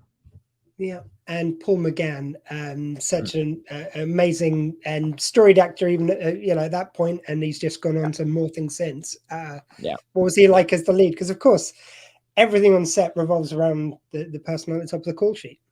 Yeah, for sure. Oh, I mean, I wouldn't have wanted it any other way. I think he made a great doctor. He's wonderful to work with. He has these stories. You know, we've had a chance to kind of hang out, and in the many years after the show too, like at hotels or airports or something, and he's got these stories about, you know, English theater and working in the industry and the people that he's met. And I mean, and the way that he conducts himself, you know, he's almost like a walking, he's like a real life poet, you know, like it's like everything that comes out of his mouth is poetry. Oops, I lost audio. Wait, hello? Pardon me, sorry, I clicked the button because one of my dogs was snoring. Oh. It sounded like the noise of the TARDIS from the TV movie just going on the background.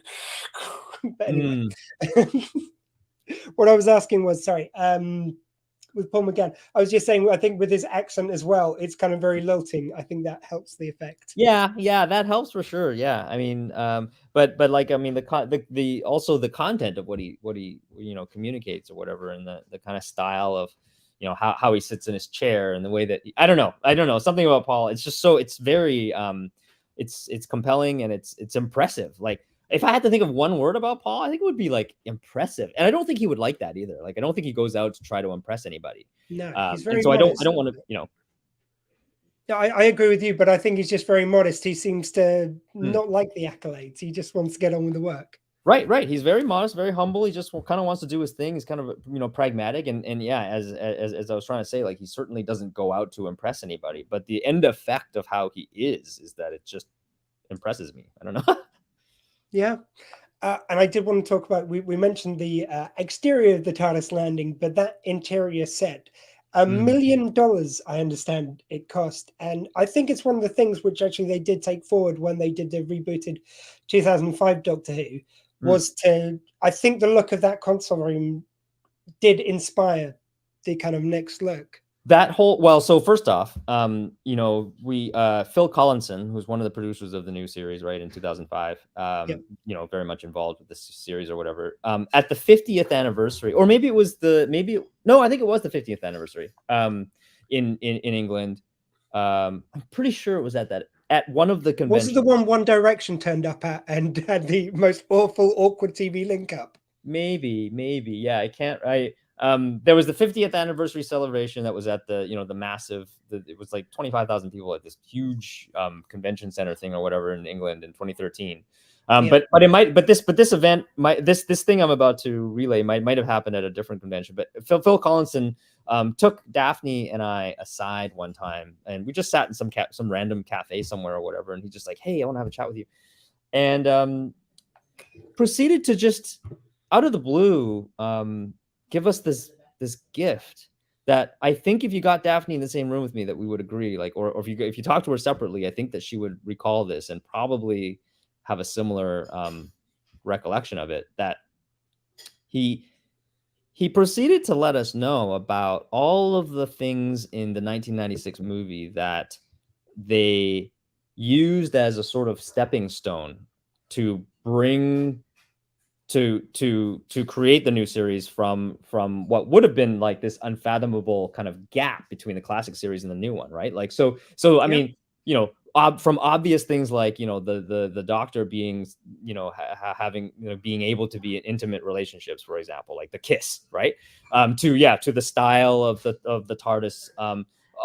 There was a lot of elements that he said they would not have been able to make that jump, and they would not have been able to make the 2005 series the way that it was had there not been a 96 movie. And he basically like attested to us that the 96 movie has its sort of it's a milestone in the history of the show that's required. It was canon in the way that they needed that to make the 2005 series. Now, I mean, I'm paraphrasing him, and but I don't think I'm mischaracterizing what he's saying to us. Like, again, ask Daphne. She was the other person that was there. Like, he was impressing upon us that the show needed to be there.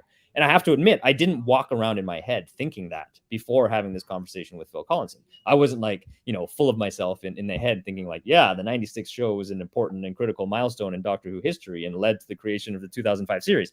No, I wasn't thinking that at all. But he gave us this gift. And I think what he was trying to relay is that we don't need to regret whatever did or didn't come from the 96 movie if we appreciate the fact that Doctor Who came back in 2005 the way that it did, right? Yeah.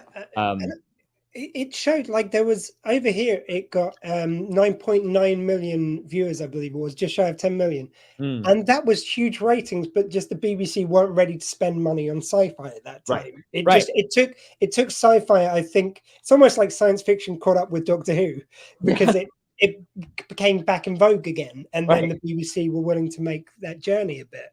Otherwise, I think just from the UK viewing figures, it would make it, because in America, it went up against Roseanne's final season, I believe it was. And so many heavy hitters, it was sort of destined for failure, pretty much.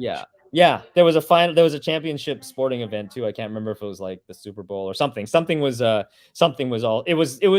kind of doomed to failure in North America. Also, and to be totally, you know, frank, I think the process of trying to adopt, I think having so many cooks in the kitchen, you know, you had Universal, you had Fox, and the BBC, and I think that the idea that we could repackage Doctor Who in such a way that we could introduce new audiences to it in America, and at the same time be in service of old audiences that were already familiar with it, I think that's a inherently difficult thing to do. Right? That's how do you serve many masters that way? How can you, you know, there's no recipe for success, but the recipe for failure is to try to please everybody. And I think in a way, you know, we had to try to do that. I mean, many moons ago when I spoke to Daphne Ashbrook and we talked about the kiss, which, you know, just so many people threw their toys at the pram about, I think it might have gone down a little better, but the way they filmed it, especially the second kiss at the end, they had fireworks going out, this huge stirring music. I don't think Doctor Who fans were ready for a Hollywood big screen kiss like that. You know, if you made it a bit more intimate, as I think the first kiss in it was, I think it might have gone down a bit better. But like you say, probably trying to service the American and British audience at once. This is the thing. Culturally speaking, the US, like American culture, American media, and British culture and Canadian culture, they are different. I mean, they're very similar in certain ways. Certainly we share a language. There's a lot of similarities, but there's some things that are just a bit different. Like, and it kind of shows up in the way, you know, people talk, in the sentence structures that we use. We learn as an actor early on that you can't speak like a Canadian on American shows. You have to speak like an American. And when you speak like an American, your sentences end with a period, and you make statements. You don't ask questions like Canadians do, right? Like we're not, you know, I just did it right then. Like, right? Is that true? Is that right? I don't want to offend. Like, I'm just proposing an idea here. Like, that's the Canadian version, and the American version is like, this is how it is. Like, there's no question. You're either on my side, you either understand what I'm saying, or there's something wrong with you. I'm telling you, this is how it is. And I'm not saying they all think that. I'm not saying they look down on us or anything like that. I'm just saying that's the style of language they use. And so, culturally speaking, if you're going to have a kiss, especially one at the end of a movie, in an American-produced movie, you're going to have fireworks. Like, yeah. And I get it was New Year. I get why the fireworks are there, but it just looked a little overblown for, I think, the British taste in for sure that kind of thing. I know. Yeah. Just quickly before we end, please do give a shout out to your book. As mentioned, if you donate to justgiving.com/sheltersquee and email drsquee@gmail.com, DOCTOR, so full word doctor, we'll give you 50% off the book. So tell us quickly about that. Yeah, so there's an for the 20th anniversary, there was a book that I had released with Milk Publishing in the UK, and it's a photography book, and has all this original photography from when I was on set back in '96, because back then you could take photos. There was no restrictions against that, and so that stuff got unearthed in a box that was in our garage by my wife.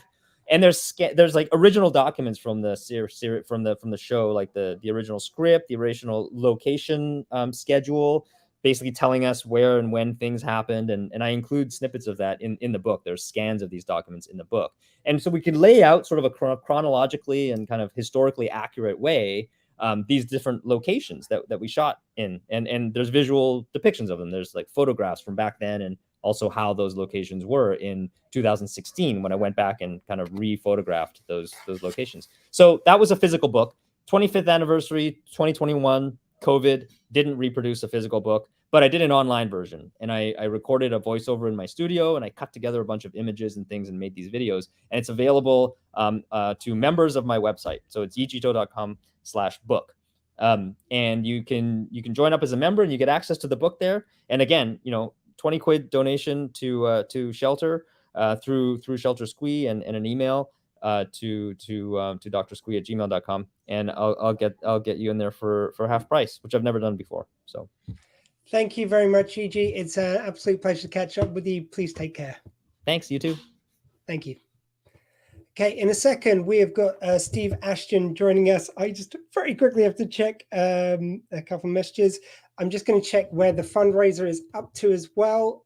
I don't think we've got any new donations at the moment, guys. I know this is tough times, but please, if you can afford, do donate whatever you can. I am just going to welcome Steve Ashton onto the stream now. Steve, how are you doing, sir? I'm not doing so great. I've got monkeypox. Has it affected you in any way? I don't think so. I'm not sure if there's really any symptoms. I wasn't sure exactly what to. I was looking them up, but I don't feel I've got any. I don't feel different in myself. I can't see much. I mean, have you grown your beard out a bit? No, my hair needs doing. I noticed it's gone a little bit blonde around my beard and stuff. That's because the dye has come out. I took my daughter swimming the other day, so that's probably it. Just joking. It was you the whole time. Should I put it back on? I probably should put it back on, shouldn't I? I was just thinking, people. I was just thinking, lockdown affected us all very badly. We're still all recovering in some ways. So we did. Hey, so what hour is this? This is hour number 5. Okay, so you're still relatively fresh and full of life. 3 more hours, and we're through the first stream, because due to Facebook only lets you stream for 8 hours, so it's 3 8-hour chunks. So it's kind of quite a nice thing when you finish one stream. It feels like, yeah, that's a third of the way through. It's a milestone, yeah. Yeah. How have you been, sir? How's it all going there? In what way? I've been all right. I've been all right. I think. Yeah, so I recently was made redundant from my job. So at the minute, I'm in the process of setting my own thing up.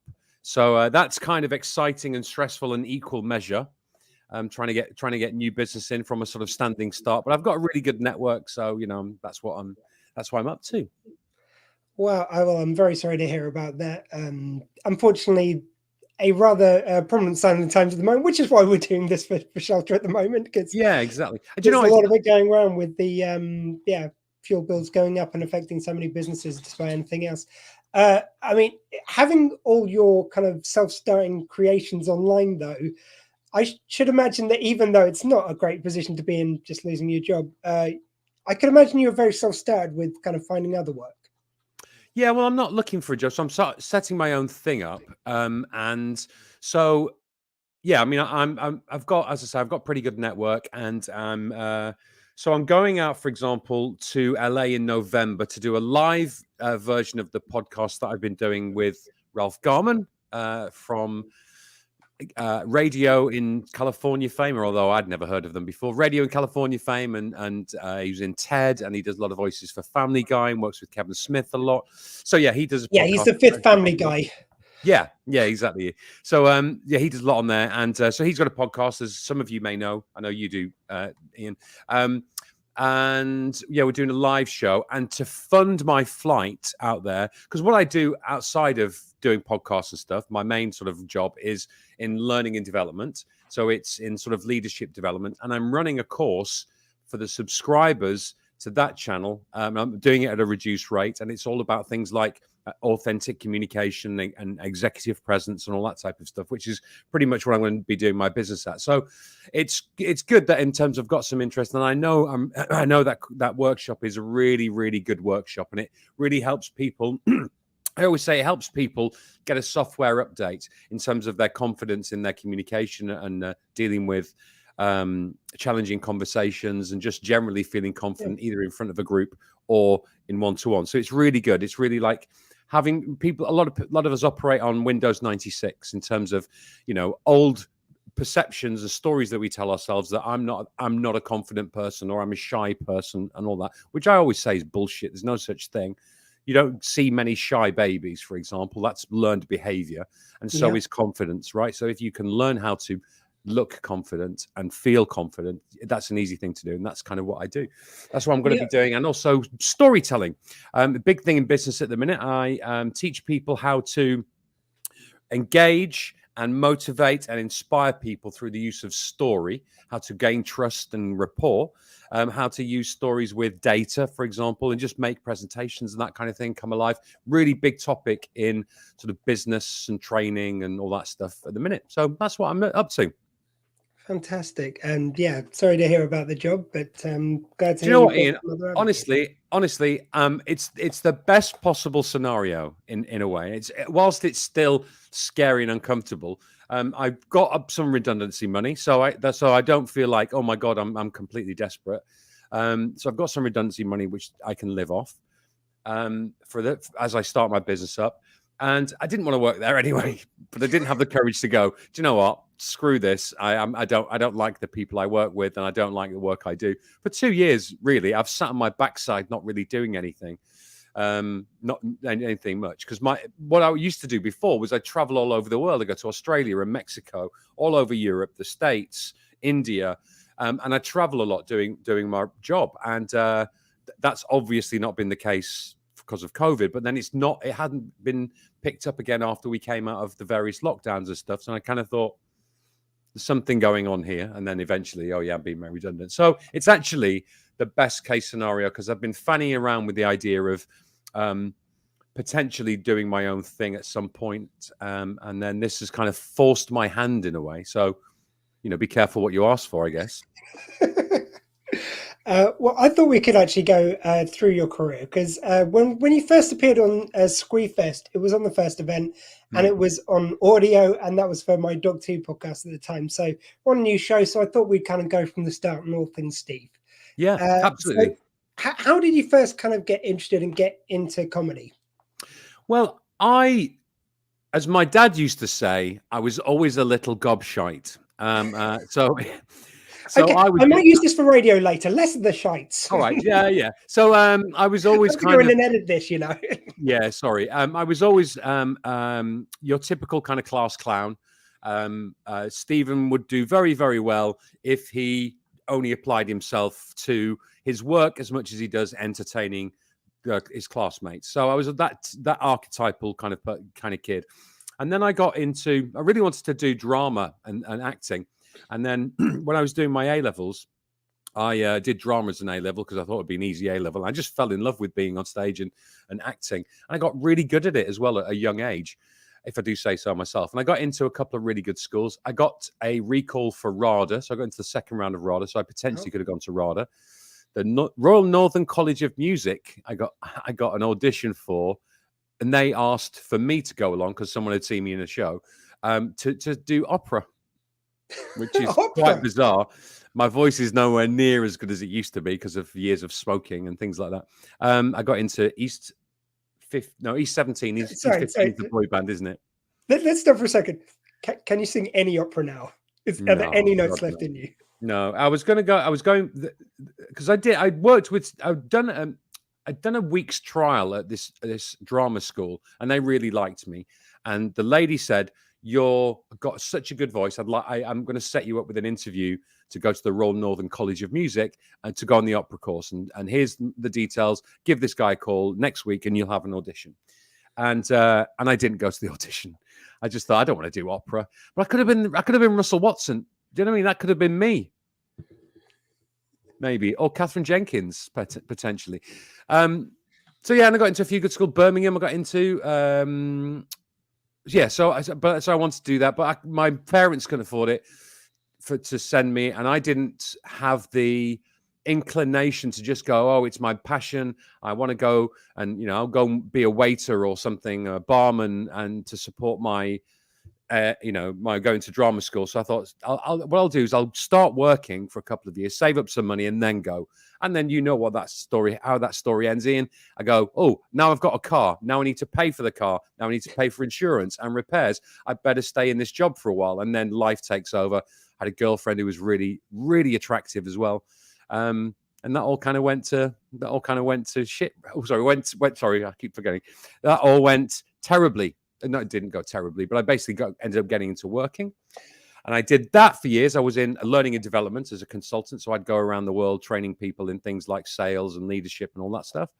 And I got to a point where I'd had enough of that. And I went, look, we did something called a management and employee buyout. And the company I worked for was sold by the owner. 49% was sold. And then the remaining 49% was sold to the employees, so we could have a stake in the company. You put in $5,000. I put in $5,000 and ended up making 70, right, over the course of about a year. Yeah, so I took that out and went, right, I'm going to live off this and try and get into radio. So I had a party for about 4 months and did nothing. Well, I didn't do nothing. I did a lot, and not particularly good things. And then I started volunteering at a radio station.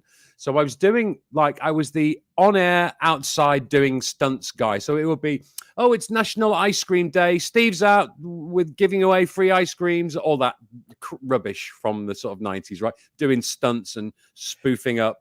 It sounds like the radio version of the Down Your Doorstep from The Big Breakfast. Yeah, it was all that kind of stuff. Yeah, so I was doing that. And then I ended up doing a breakfast show. And then I started doing sales there as well. So I was selling advertising because it was a small station. You did 3 jobs. So I did that for a bunch of years and then had my own breakfast show and sort of rose up the ranks there. And then I left there because I didn't like the people I worked with. It's a common theme here. I was doing all the work, coming up with all the creative ideas, and the other two were just kind of I guess it's a little bit like Ralph was on his radio show, where it was always, right, come on, monkey boy, come up with something funny, come up with a funny song, come on, it was that, and it just got to be really, a bit of a burden. So left there. I ended up getting a job on TV, on a shopping channel called Gems TV. And we sold, before it was that channel, we just sold the general rubbish that you see on most shopping channels. But it was basically, the owner of the company would do drop shipping. He'd get a container of stuff and sell it on his channel. Some of it was rubbish, some of it was quite good. And my audition was, they basically went, right, this is a product you're going to sell, go on air and sell it. Let's see how you do, right? So wow. I come on and I was selling this huge lamp. I guess you call it a lamp, but it's like one of those ones that you have in your garage or at a caravan or for a boat, like one of those massive sort of almost like a searchlight that you'd use. Yeah, if your truck's broken down and you need to change a wheel or whatever. and it was the selling point was it was 1 million candle power light. So I was there with a girl called Vicky, and she was a typical your typical TV shopping presenter, loads of makeup, hair all done, looking immaculate. It's really sexy. And I said, you know what, Vicky, there's more candle power in this light than there is in the Vatican. And she said, what's the Vatican? And I thought, oh, I'm going to do very well here. And I did. I mean, I don't know how you do that as well, because like they're constantly feeding you information. They show it on, they do it every year now, The Apprentice. Yeah. And it's just, you've kind of constantly got to be talking whilst hearing instructions and relaying it. So even the presenters, which we see dolled up in the makeup and will ask what the Vatican is, yeah, they must have this weird skill of being able to do this. Were you okay with that straight away? Did it take a while? You develop it. I mean, because I'd had relationships I'd been in relationships. So you're used to getting someone talking into your ear constantly. And I'm kidding, being misogynist, but I'm being humorous. But you get used to it. And one of the things, Ian, is I don't know if you've ever had a job where you've had some repetitive thing going on, whether you worked in a shop or, if you've done summer jobs at a fun fair or something, and you hear something over and over again. I would go to bed with hearing the camera crew instructions from the director telling which camera to use. So cutting in on camera 2 or camera 1, you go, right, 1 next, coming close, 1-on-1, and then you go to 1-on. All right, 2 next, come out for 2 on a wide shot. And I'd hear that in my head, in my mind, when I was trying to go to sleep, my brain was racing. So I did that, and then I became sales manager and then sales and marketing director.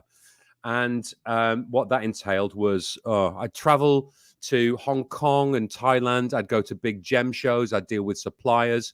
I bought £500,000 worth of gold chain once, for example, for some of our jewelry. I filmed documentaries in Tanzania, South Africa, Madagascar.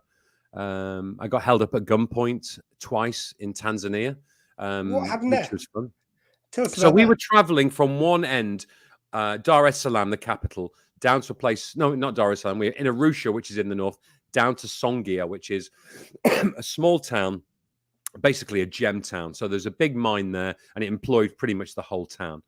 And so we were doing some filming down there.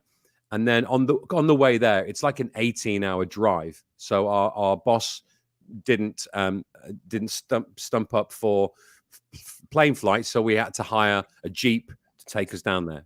And as you can imagine, roads in Tanzania, it's sort of like, going through roadworks the whole way. So, and about 5 or 6 hours in, we got stopped, and our driver said, all right, if you have any money, hide it, but don't hide all of it. Keep like $10 or whatever. So we hid all of our money and kept $10. So they got us out. It was a roadblock, and it was like an official roadblock, and they were sort of being quite aggressive. And it's just it was just a standard thing, And I don't know if the driver was in on it. Right. I suspect maybe they were, because we got stopped and 2 more times. But the first 2 times they'd hold guns up, like AK-47s, obviously, to try and scare us. And we were, so it worked. But they go through all of equipment looking for, saying they were going like, you taking blood diamonds and all that. And we went, no, because it was the sort of height of that. And so that was kind of scary. So I did that for a bit. And again, the owners of the company wanted to expand. So we expanded into Germany, Japan, and America. And we funded that by listing on the stock exchange in Singapore. Again, I made a bit of money, invested some, made a bit of money. And then the owners left and wanted to set up another channel and wanted me to be the managing director. So I went, absolutely, I'll do that. That sounds great. And then that was 2008. And they went, that channel we were going to do? Yeah, not so much now, because it's 2008 and the global financial crisis hit. So I was stuck really for 2 years, hustling, basically doing anything I could. I did some freelance sales. I sold some TV programs. I found some guy in Australia, Costas, who'd made a ton of short TV programs all about like luxury hotels, luxury restaurants, luxury retailers, and he'd just gone and filmed them and made little movies. And I sold those to a couple of different channels. There used to be a channel called the Luxury Channel, and I sold like his programs there and made some commissions. So I did anything I could. I did a bit of freelance training and development. And then I got a gig at American Express, and they offered me a full-time job, and I was there for 12 years. I just left in August. So that's pretty much the, I wouldn't say potted history, but it wasn't so much potted. No, that's amazing. But do you think there's a reason why you've got that kind of entrepreneurial instinct to kind of keep on going out and searching for your own thing? Was it something you were brought up with? I think it's necessity, really. So I come from a very, working class background. My dad was a truck driver. My mum was worked in a factory, and it was kind of like, I was quite like that at school. So, one of my family members came upon by pure chance half a truckload of shoes. And I sold them at school, and the person who was it was my dad. So the person who was helping me with stock would give me a commission. So I was selling like these shoes, like really nice patent leather sort of shoes, right? So I was doing that, and there are all sorts of little kind of bits and pieces I'd do as a kid to get money to buy Star Wars figures, basically, or it probably wasn't Star Wars figures at sort of 13, 14. It was probably cigarettes and cider. Was what I was trying to buy. So I guess I don't know. I mean, and also kind of out of necessity, and like we didn't have much growing up. We emigrated to New Zealand when I was 11, and we sold everything. We had a half decent lifestyle, not anywhere near middle class, but half decent for where we were from. Because I was born in Liverpool and grew up in Wigan. And if you've ever been to Wigan, it's not the most what's the best way of describing it? It's a bit with the whole north of England, as most places in the country these days, but certainly in the 80s and 90s was quite a depressed, socially and economically depressed sort of area. So and we went to New Zealand. That didn't work out. We came back and had nothing. So I used to live in a caravan. That's all we could get hold of. A caravan on my nan's driveway. 4 of us lived in a caravan for about 9 months. So free school dinners, secondhand clothes, all that stuff, all that kind of stuff. So I'm kind of used to. I'm kind of used to having to pull myself out of it. And there's been a couple of times in my life, Ian, that I've by luck or chance or karma kind of found myself in the position of going, I better start earning some money. How do I do that? Because I can't pay my bills, and I like to pay my bills. So I've been in that position a few times, again, by luck, chance, or karma. And I've just kind of had to get on with it, really. So I don't know if it's that. I mean, my mum's a Scouser. Don't know if that's got anything to do with it. And my dad's from Wigan. So I don't know. I think that may be it. I mean, I think it's maybe just because I watched it on Forces TV recently. Do you remember that sitcom, Watching? I don't know. The guy was a bird watcher and the girl was a people watcher, was the angle on it. Right. And it's one of those things which it's like a kind of adorably crap sitcom. But Right, it was yeah. but her and her family were all Liverpudlian, and it just sounded like for a second there you grew up in that sitcom. But anyway, that's another thing. Or Bread. Do you remember Bread? Oh, Bread. That was amazing. Yeah. Buy it, Everyone got a sell it. lightning theme tune. Yeah, the game's getting hard because someone's stealing you a losing card. And why is it the Scousers have that reputation of being criminals and thieves and stuff like? Oh, maybe it's things like that. One thing I did want you to sort of regale us with. It's a story you've told me before, but I love it. It's when you end up doing Panto with Bradley Walsh. Yeah, so when I was in radio, and we do this. So I was on the breakfast show around the Luton and Dunstable area. We were called Chiltern. I think we were 97.9. Anyway, so and they've been taken over by Heart now.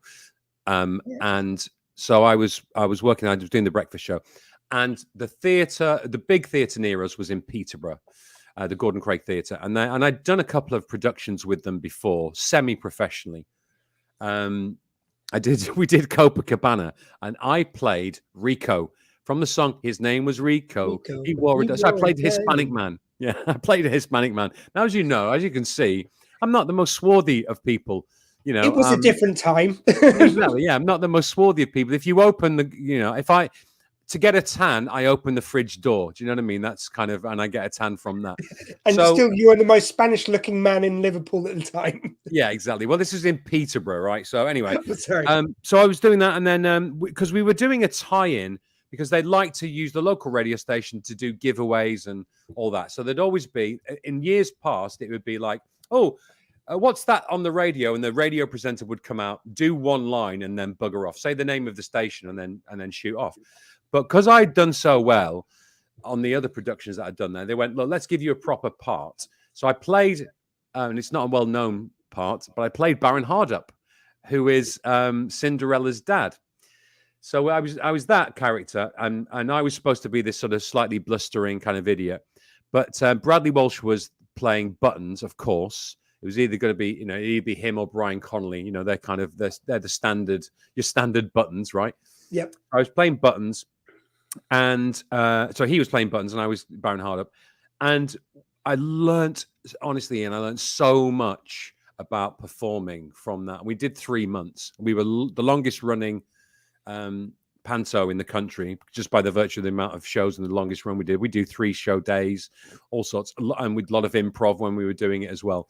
And I learned so much from working with Bradley, and he was really, really generous, because what happened is he'd obviously got all the funny lines. I'd supposedly go, oh, what about this then, Buttons? And he'd tell a joke, right? He'd do and he'd swap it around. He'd go, I tell you what, I'll do the feed on this. You take the headline. So one of the lines was about the ugly sisters. Oh yeah, she's got hair growing out from under her arms, and the punchline is, yeah, she looks like she's got Don King in a headlock, and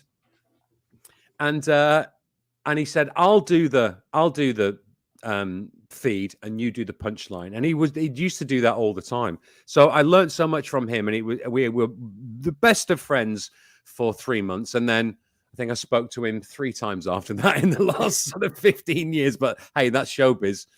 Yeah, so that was good. That was a really good time. And honestly, and that was probably one of the absolute highlights of my working life, is because I was doing radio, and I was doing that in the daytimes and evenings, and I loved doing that. It was so good, and just because you turn into a family, and it's a real community and family from because you spend so much time together, and you hang out, and everyone was friends, and we go out for drinks afterwards, and we'd hang out, and all during the daytime, because we were doing 2 or 3 shows a day, and it was just wonderful.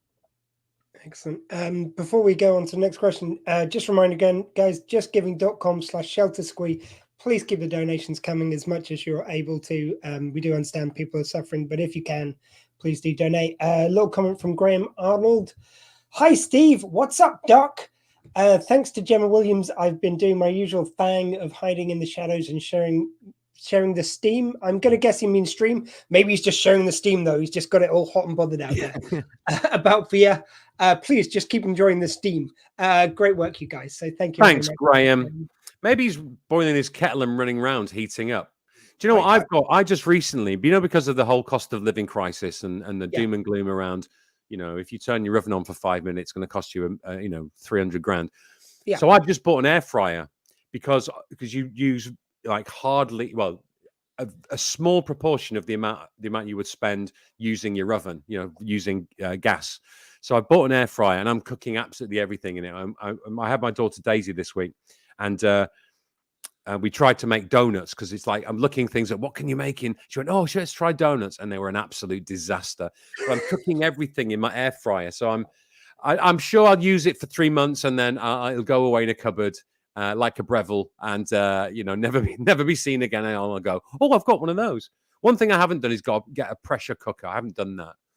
I might get one of those, but yeah. I don't know how do you go about doing a donut in an air fryer? Because you make the batter, right, and then you make a shape of a donut, and then you put it in. But mine came out like hockey pucks.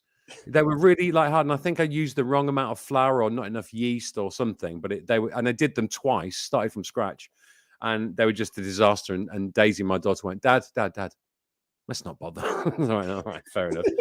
Let's go down to Morrison's, get some Dunkin'. You've done very well, Dad. You've done very well. Yeah, she was, and because because kids do this, right? If anyone listening has got kids do this, just do some baking. Let's make fairy cakes. Let's make a cake.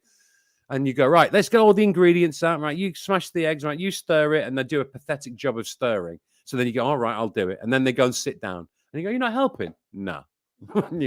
I'll put the icing on. You go, all right, great. So you end up doing the whole thing, and they come on at the end and put the sprinkles on and the icing. Kids, God, just such slackers. And then they'll tell everyone that they just made the cakes. Like, no, you didn't. Yeah, exactly, yeah. I've got something for you. Please. So you're obviously a huge Doctor Who fan.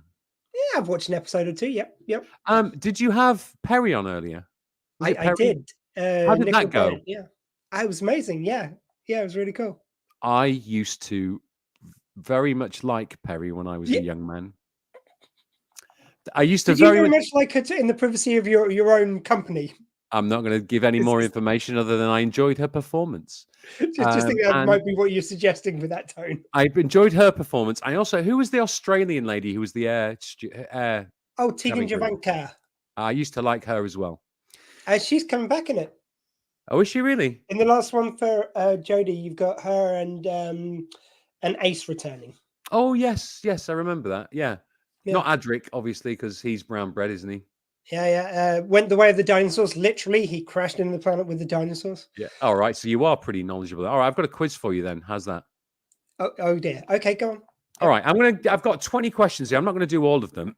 I'm going to choose 10. I'm going to start with an easy one. The Ice Warriors, and I'll take a note of. Let me get a pen. I'll take a note of how many you got right. Okay. The Ice Warriors come from which planet? The Ice Warriors come from which planet? Do you know when you know an answer's wrong, but it won't leave your head? Mondas keeps on coming to my head, which is the bloody Cybermen. The Ice Warriors. Well, they're from Mars. Mars, of course. Is that your final answer? Yes. It's the right one. Congratulations. They are from Mars. Let's look at this one. Which EastEnders actor did not appear in the 1993 Doctor Who special Dimensions in Time? Was it Pam St. Clair? Was it Leslie Grantham? Was it Mike Reed? Or was it Wendy Richard? Okay. So name them in order, please. Name them again. So it was Pam St. Clement. Who was in Around the Market. Leslie Grantham. Who wasn't in it. Mike Reed. Who was there was the lamest joke because they were pulled someone into the pub. He goes, well, I've heard of people being kicked out of the Queen Pick. Never anyone pulled in before. And the last one? Wendy Richard. Yeah, she was about on the market saying, because she got given the worst exposition line. It's like, oh, do you remember where you were when Kennedy was shot? Yes, because it was exactly 30 years ago today. It was just awful. So yeah, it was Grantham. Dirty Dan, yes. Leslie Grantham, well done. God, I'm making myself sad with the fact that I know all that. No, I wouldn't say sad. All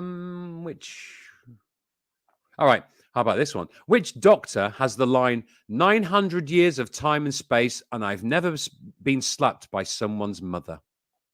Oh, I thought you were going to say, but I've never met anyone who wasn't interesting, which is Matt Smith. But instead, it will be Christopher Eccleston.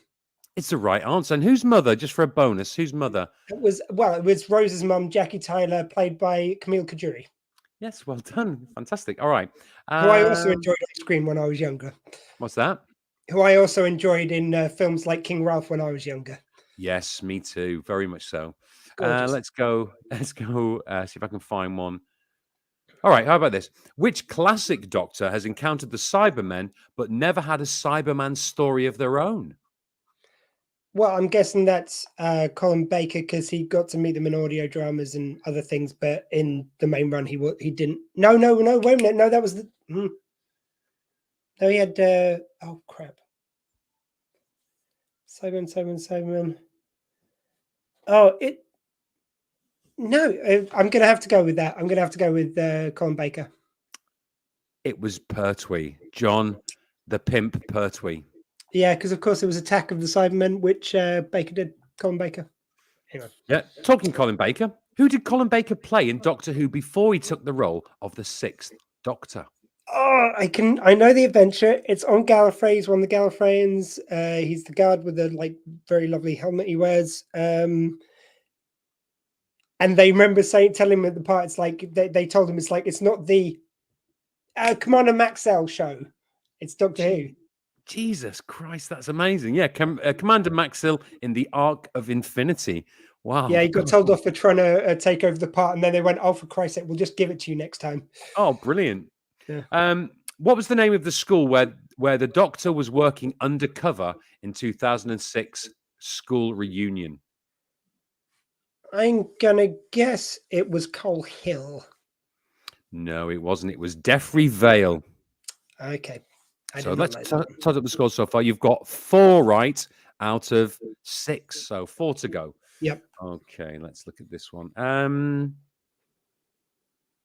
All right. Which magazine did series companion Sarah Jane Smith work for? Oh God. The National something or other. I don't know. No, it was Metropolitan magazine. It was. Yep. Yeah. I know when you say it, but I wasn't going to pull that out of my ass anytime soon. You see, I'm swearing now. I'm creating edit jobs for myself. Yes, exactly. So, all right. Which of the following is not a Doctor Who alien? Killatrine, Jaggerfess, a Flummox, Toclafane, Atraxi. Toclafane, yeah. Traxi is one. Sorry, could you read them out again? I won't. God, really. It's Killatrine, Killitane, or Killitane. They are one. Jaggerfess. Yep, that's one with the Sunpeg. Flummox. It's the Flummox is the fake one. Let's have a look at the answer there. It's the right answer. Actually, that's Flummox is actually from Dr. Seuss. And the Toclafane, which you were struggling with, they're little orbs which go through the sky, which John Sims had, like he'd put future humans in them. All right. People used to say I reminded them of John Sim when I was younger. I can see that. I can see it. Because I'm Northern and I used to be even slimmer than I am now. I reckon cross John Sim with Ricky Gervais, we've got a Steve Ashton. Don't say Ricky Gervais. I hate that when people say that. Because they only say it when I'm in America. They go, "Oh, you remind me of Ricky Gervais." All right. Name every actor to portray the Doctor in the Doctor Who TV series since 2005. So every actor to play the Doctor. Okay, so we've got obviously Christopher Eccleston, David Tennant, Matt Smith. You got Peter Capaldi. There is Sir John Hurt. Mm-hmm. There is Joe Martin, mm-hmm. played it. So did, of course, the current Dr. Jodie Whittaker. Yep. I'm just trying to think. I mean, I think they had some children in there, which I wouldn't be able to tell you the name of when they did the Timeless Child arc. But technically, they weren't the Doctor because they were take on the mantle of the Doctor. So I'm going to just think if there's... Oh, and of course, if you're going to count archive footage, they had all the original Doctors in as well. But those are the ones which appeared in fresh footage. There's one more. I mean, Toby Jones played a dark version of the Doctor, like in one episode, the Dream Lord he was. But I don't think that's who you're looking for by the look on your face. No.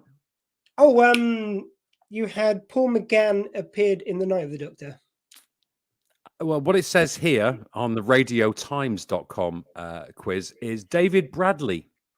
Yes, he did. He played a version of the first Doctor. Yeah. Sorry. I'm going to give that to you, though. Squee 1, 2, 3, 4, 5, 6, 7, 8, 9. And the final one. Here we go. Let's have a look. All right. How about this? In 2013's Time of the Doctor, what is the name of the person Clara reads the Doctor from a Christmas Cracker? What's the name of the poem Clara reads the Doctor from a Christmas Cracker? I think it's something on a clock. I think it's Reflections on a Clock or Thoughts on a Clock. It's one of those. Thoughts on a Clock.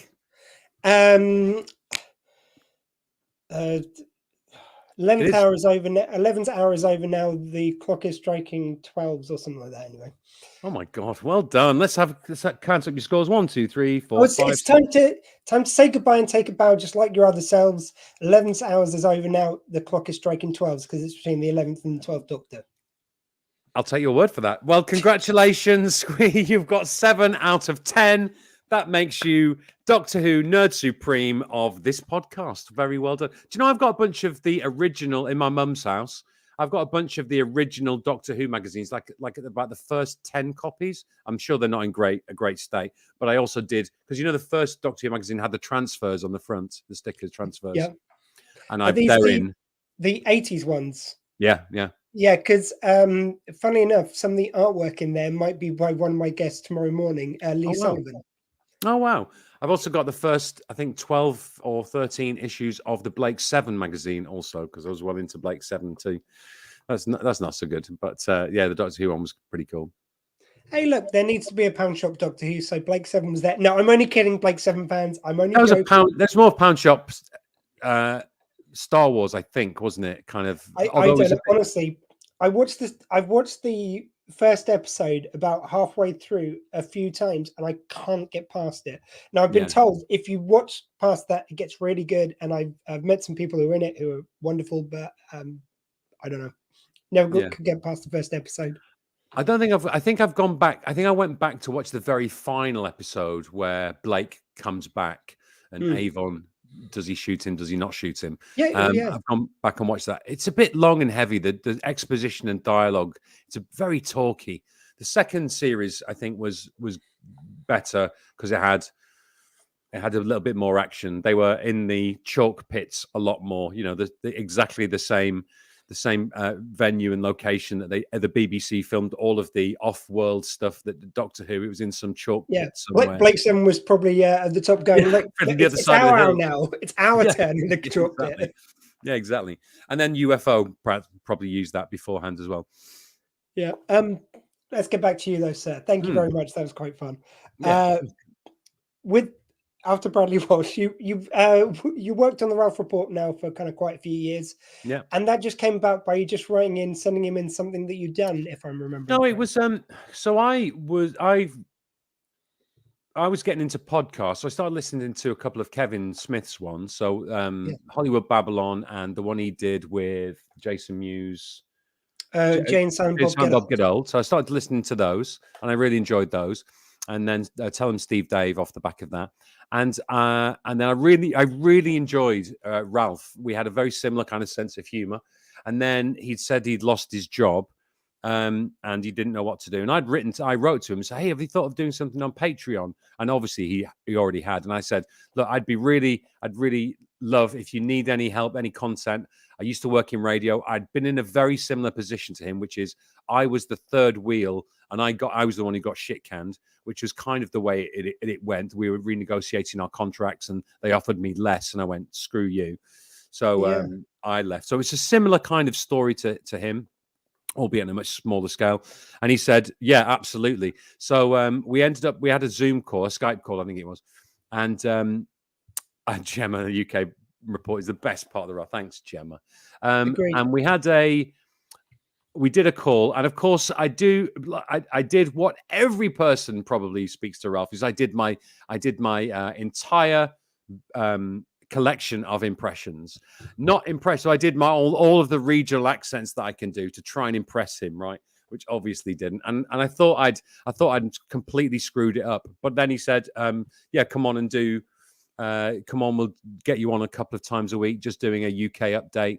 And then we do the video vault on Fridays. And one of the challenges, Ian, is trying to find stories that translate globally because we've got people all over the world. So I can't do. I'll look on on a Tuesday. I'll look what's the showbiz stories that are happening now, and it's all Britain's Got Talent or The Voice or Love Island and all that sort of stuff in terms of UK showbiz. So I always have to draw on. I go, right, let's find out what Ed Sheeran's up to, what Daniel Radcliffe's up to, Simon Cowell, the Spice Girls. So it sometimes feels like it's all the same stories. And the reason for that is not because I'm obsessed with those people, but it's literally that's the only thing that's going on that kind of translates. Adele. So I've got quite a small list of people that I can choose from to do stories about. And I try my best to try and, like this week or last week, I did something about, Jesus. There was some story that came out that apparently Jesus was the first person to play cricket. They found some ancient Dead Sea Scroll somewhere, and it described him playing what sounds like cricket. And something else. It's ridiculous. I can't remember what it was. It'd been on some podcast, and some guy said and forsooth Jesus was in the slips, and then he moved to silly mid-off and caught balls that was going out for 6, and then they used the Duckworth-Lewis rule. So I don't know, it wasn't quite that in depth, but basically described Jesus playing cricket. I tell you, the people behind cricket will do anything to try and sell it to us. I'm sorry, it's boring. Get over it. Yeah, exactly. So so I try as much as possible to choose things that will translate to Australia, parts of Europe, and of course America, where the majority of the listeners come from. But it is slim pickings some days, and sometimes I've got barely a story here. So what I'll do then is I'll go off on one about something else, just to sort of fill the 2 minutes. So and I get the feedback I get from people who don't get the joke. That I don't really care about those things. They don't wind me up. It's not like I'm sitting there going, my God, Daniel Radcliffe, I hate him. I don't give a monk. I'm ambivalent at best. But of course, you have to amplify what you're talking about to make it entertaining. So I do get my fair share of people going, I can't stand him. He's just so negative and all that. Yeah, okay, fine. I mean, I think it's maybe hard baked into the British kind of culture of humor that it's like it's the panto-villain. It's like you've got to have someone to be working against to make the humor. Yeah, I think so. Yeah, it's that whole it's sort of bringing people down kind of thing. It's about punching up or punching down rather, or it's that the absurdity, seeing the absurdity in situations. Seeing like I don't know. Daniel Radcliffe's shitty acting, saying the sort of the not obvious kind of things. There's that, but so kind of having the angle on things, and we do the video vault, which is basically we'll have a theme for the week. Last week's theme was character actors, so choose a character actor in a movie they've been in, and I always try and bring a movie that people may not have seen. So I like a lot of independent British movies that tend to be quite depressing. So I tend to, try to go, no, don't do This Is England again, or don't do Dead Man's Shoes, or anything by Shane Meadows, or anything depressing and northern and working class every week. I'll try and sort of put some levity in. So this week I chose Jim Broadbent, and I did Hot Fuzz, which is an easy one, that most people would have seen. But that's always fun. I like doing that kind of thing. And I used to do a lot of sort of little bits of sketches and things like that, but I ended up doing them, and Ralph would put them on because he was looking for, for content. And now they've got so many benchmarks in the show. So Monday's Munching Monday, Tuesday's TV Tunes, Wednesday is One Hit One. So they've got a lot of benchmarks. And I used to produce 2 or 3 minute little segments, like I'd say The Secret Diary of Daniel Radcliffe, for example, or whatever. So I'd do, spoof things like little sketches and things. And Ralph ended up not using them. So I'm going, why am I wasting my bloody time doing this stuff? Spending half a day making this thing, and Ralph's not using them. And I'd send him, I go, are you going to use that thing? He'd go, yes, bloody hell, stop hassling me. I'm going to use it at some point. And he wouldn't. Like, oh, do you know what? Screw it. Like Ask a Brit, we'd have people phoning and saying, why do English people do that? And what does this word mean? And what's Cockney rhyming slang all about? So we don't do those anymore because, people email me. I just email them because Ralph doesn't put them on because he's got so many segments. The other thing was, I love when you do the live shows and you always come up in some really over-the-top absurd outfit, like you've done Freddie Mercury, Elton John. Where did the idea? Did you just want to kind of like make the big entrance? Well, because I talked a lot about Elton John in the first, and I think we did the first live show after about 9-10 months. So Eddie had been involved for maybe 3 or 4 months, and I was in Chicago working. And I suggested the idea of doing a live version, and Ralph went, oh, yeah, because I'm not doing Hollywood Babylon at the minute, and I enjoy that extra income. So I said, well, I'll fly out to LA. Maybe we'll do a live show, a live version. And he brought me out last, right? And I thought, you know what? Well, I've talked a lot about Elton John. I'm going to have some theme music. So it was Saturday night because we were on a Saturday night, and I'm going to get dressed up. And I already had a sequined, I say tuxedo, but it wasn't a sequined tuxedo jacket because I'd used it for some other things. And then I got an Elton John type wig and some big glasses. And I came out to Saturday Night's All Right for Fighting just to catch them out, really, to make Ralph laugh. And then I just carried that on. So I've done Freddie Mercury, George Michael in the Wham 80s time. I've done Macho Man Randy Savage. I did Mel B. I've done Prince. Can't think of anyone else I've done. But I've already got an idea for what I'm coming out as. Come out there in November. We're doing a show on the 19th. So I've already got my idea. I know exactly what. So the thing is that people email me, go, "Oh, Steve, I've got an idea for what you should dress up as," which immediately renders them. I'm not going to do them. If anyone's come up with the idea, if anyone says, "Oh, you should do Boy George," and people always say Boy George because I've done 3 gay British singers, so go for the quadruple. Complete the set. Yeah, exactly. And they say you should do, and I go, I'm not going to do it now because I don't want, because it's got to be a surprise. So, but I know exactly who I'm coming out as. I don't think anyone will guess it, but it's going to be fun. Excellent. Well, look, I am going to play a short video before the next interview, just to give me sort of enough time to let the dogs out for a week. However, before we go, that's not a euphemism. That's not code for something, is it? I'm going to literally let the dogs out for a week. It's nothing. Oh dear, I've got to go and let the dogs out. Yeah, there you go. So we haven't had a chance to talk about Holistic Buffet, but please do check that out. It's wonderful. But don't check it out anymore because it's not. We don't do it anymore. We finned it. I'm so sorry. My research, bang up to date. Yeah. Lights, Camera, Ashton. Is that still? It is. I've not done an episode for a while, but it's my comedy sketch show. Every month, I produce 20 minutes worth of sketches, and I do it almost like as a late night chat show kind of thing. And it's pretty good. This next episode, do you remember Joe 90? Yeah. So the Jerry Anderson show, Joe 90 in the 1970s. It was Marionettes by Jerry Anderson, and I thought that. So I'm doing a Joe 90. I'm taking some of the footage from Joe 90, and Joe 90's dad looked like Michael Caine in the 60s. So what I've done is I've cut a couple of episodes and put Michael Caine's voice over the dad going, "You're already supposed to blow the bloody doors off," and it's very funny. One of the episodes I did was brilliant. If I say so myself, I did Scottish He-Man. So basically, I took. At the end of He-Man, he go, "What we've learned today is," and then he'd do his thing. But I revoiced it and did him as Scottish, and the premise being that Scotland, STV, Scottish TV, has to have a certain amount of original programming. So what they do is they take, like Canada does, so they take shows and they revoice them with Scottish actors, and I did that as a premise, which was hilarious. I do think. So anyway, that's that. Excellent. Thank you very much, Steve. Thanks for coming on. Always a pleasure to catch up with you. Well, no, thank you. Well done for doing this as well. I do. I volunteer for Crisis, particularly at Christmas.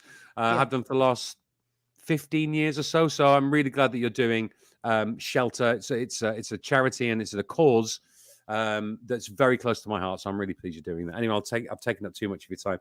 Thanks. Good luck with it. Good luck with the rest of it. You're doing a great job, Ian, as usual. Take care, Dr. Squee. Speak to you soon, sir. Thank you. So, guys, just another reminder, justgiving.com/sheltersquee.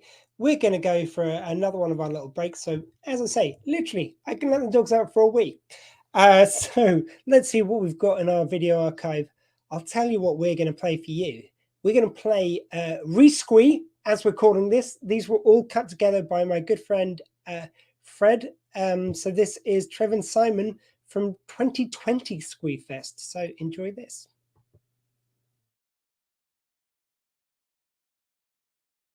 Please welcome to the Dr. Squee Show, Trevor and Simon. How are you doing today, gents? Oh, good morning to you both. Good morning, Trev, too, because we've not had a chance to say good morning yet. Hi, good morning, Simon. Morning, Simon. Morning. Do you know something? You two make me sick. Why? Right, look, stay there a minute. I have to do something, okay? Give me a second. We make him sick. It's not a great start to it, is it? We've made him sick. I look a bit rough at this stage. Give me a second so I can do something about this. This is the best I can do for now. No, that's rubbish. You make me sick. Your lack of effort. Wait a minute, I've got to do it. Haven't you got such fine displays behind you? I've got nothing. So Have you got a signed picture of Jane Fonda anywhere? I've got that now. Can you see what it is? It's not Bridget. It's Bridget Fonda. No, yeah. Oh, yeah. No. That's a card I got from Claire Eden, who I'm sure you both are familiar with. Claire sent me that little card of a Dalmatian for when I did my 101 Dalmatians run. So at least I've got something on the wall now. Brilliant. Because you've done a fantastic job. You've got some amazing stuff there, both of you. Yeah, I know. Thank you. Yes. It took me ages of Googling backdrops before I found this, I tell you. Didn't you give me this, Simon, the Bridget Fonda? I did, yeah. Yeah. So when I used to date Bridget Fonda, and I said to her one day, could you do a signed thing for Trev? And she said, yeah, sure. No, sorry, I bought it in the shop. The gift of Bridget Fonda, that's not bad. Indeed. I bet you were just expecting some socks. Bridget Fonda's socks would be fine. And it does sound like a setup. Like, I asked him to send me Bridget Fonda's underwear. I wasn't expecting her socks. See, this is why you're in comedy and we're not anymore. No socks, please. No socks, please. We're British. No socks, please. We're Bridget. So let's take it way back, guys. So before you even double act, I want to go that far back. Like, so did you each have kind of solo careers before you joined up? Solo career. We were just we had solo. Career wouldn't be the word, would it, Trev? No, we were literally. I mean, because we met up in 1981, which shows how old we are. But that was just at Manchester University, where we were both drama students. But Simon had already been there a year when I met him. But we ended up doing these alternative cabaret kind of gigs in the foyer of the local theatre. And Simon was doing a solo act, and I was doing a kind of solo act. Simon was a ventriloquist, an alternative ventriloquist, which I'm sure he can tell you about. Always going off to get. It brings us back to a subject we were just talking about, actually, but I won't spoil it. So yeah, we were just experimenting with the new comedy, and so it wasn't a career at all. I mean, didn't expect to try comedy at all. It was just something I just had to go at. I don't know whether Simon had any comedy plans. I don't think you had. I think I did have an idea of what I wanted to do. I think I had an idea of what I wanted to do from when I was maybe about 13, 14, 15 and was at school. I did drama at school. And that idea would have been that I wanted to act, that I wanted to be an actor.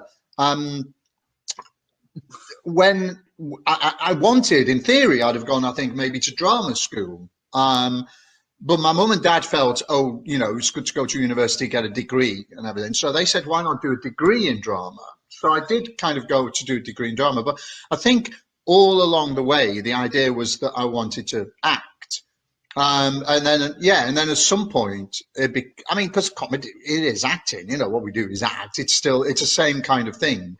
But most probably, at some point, I most probably thought I would be some great tragedian. Oh, wow. Co-sign this comment we had earlier. Do Trev and Simon age? Well, of course. Look at us. For crying out loud, look at us. But the good thing with aging, I think other people have said this as well, is as you get older, if it's a case of you not caring, it's also that you have a freedom. You just have a freedom to say more.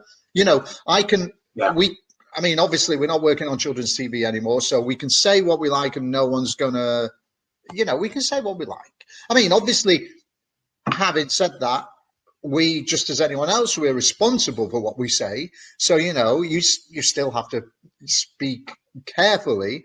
But it is a freedom, because if I put something on Facebook that isn't what people expect of me and isn't swing your pants and it's a political post or whatever, if anyone wants to take me on about that, well, I'll talk to them about it. If they're abusive, I'll get rid of them. I don't care. You know, I only need to be responsible for what I say, I suppose, as we all do. You know. To get back to the kind of journey of you guys. So getting back to you done like stand up together for a while. Where does the TV come into it? Well, we ended up, after we'd done the Edinburgh show in 1984, which went really well, we then decided to move down to London from Manchester. So we joined the comedy circuit, which had started to get going there. But there was ones in South London, North London, all over. So we kept fairly busy. Trev, yeah. What about East and West London? Yeah, there were East and West London as well. We did that too. Yeah. Northeast. Northeast. No, not north. I don't think. Not northeast. No, I don't think so. Okay. No. But there were a lot. Yeah, many of the areas of London were included in it. Southwest. Yeah. I think we can just say all over London. Probably there were comedy clubs. I'm sorry, I got a bit specific there. But, Greater London. Yes. Okay. Yeah. Just checking. Yeah. So we've established there were a lot of new comedy clubs in and around all of London and Greater London, and that's where. What about Central London, the West End?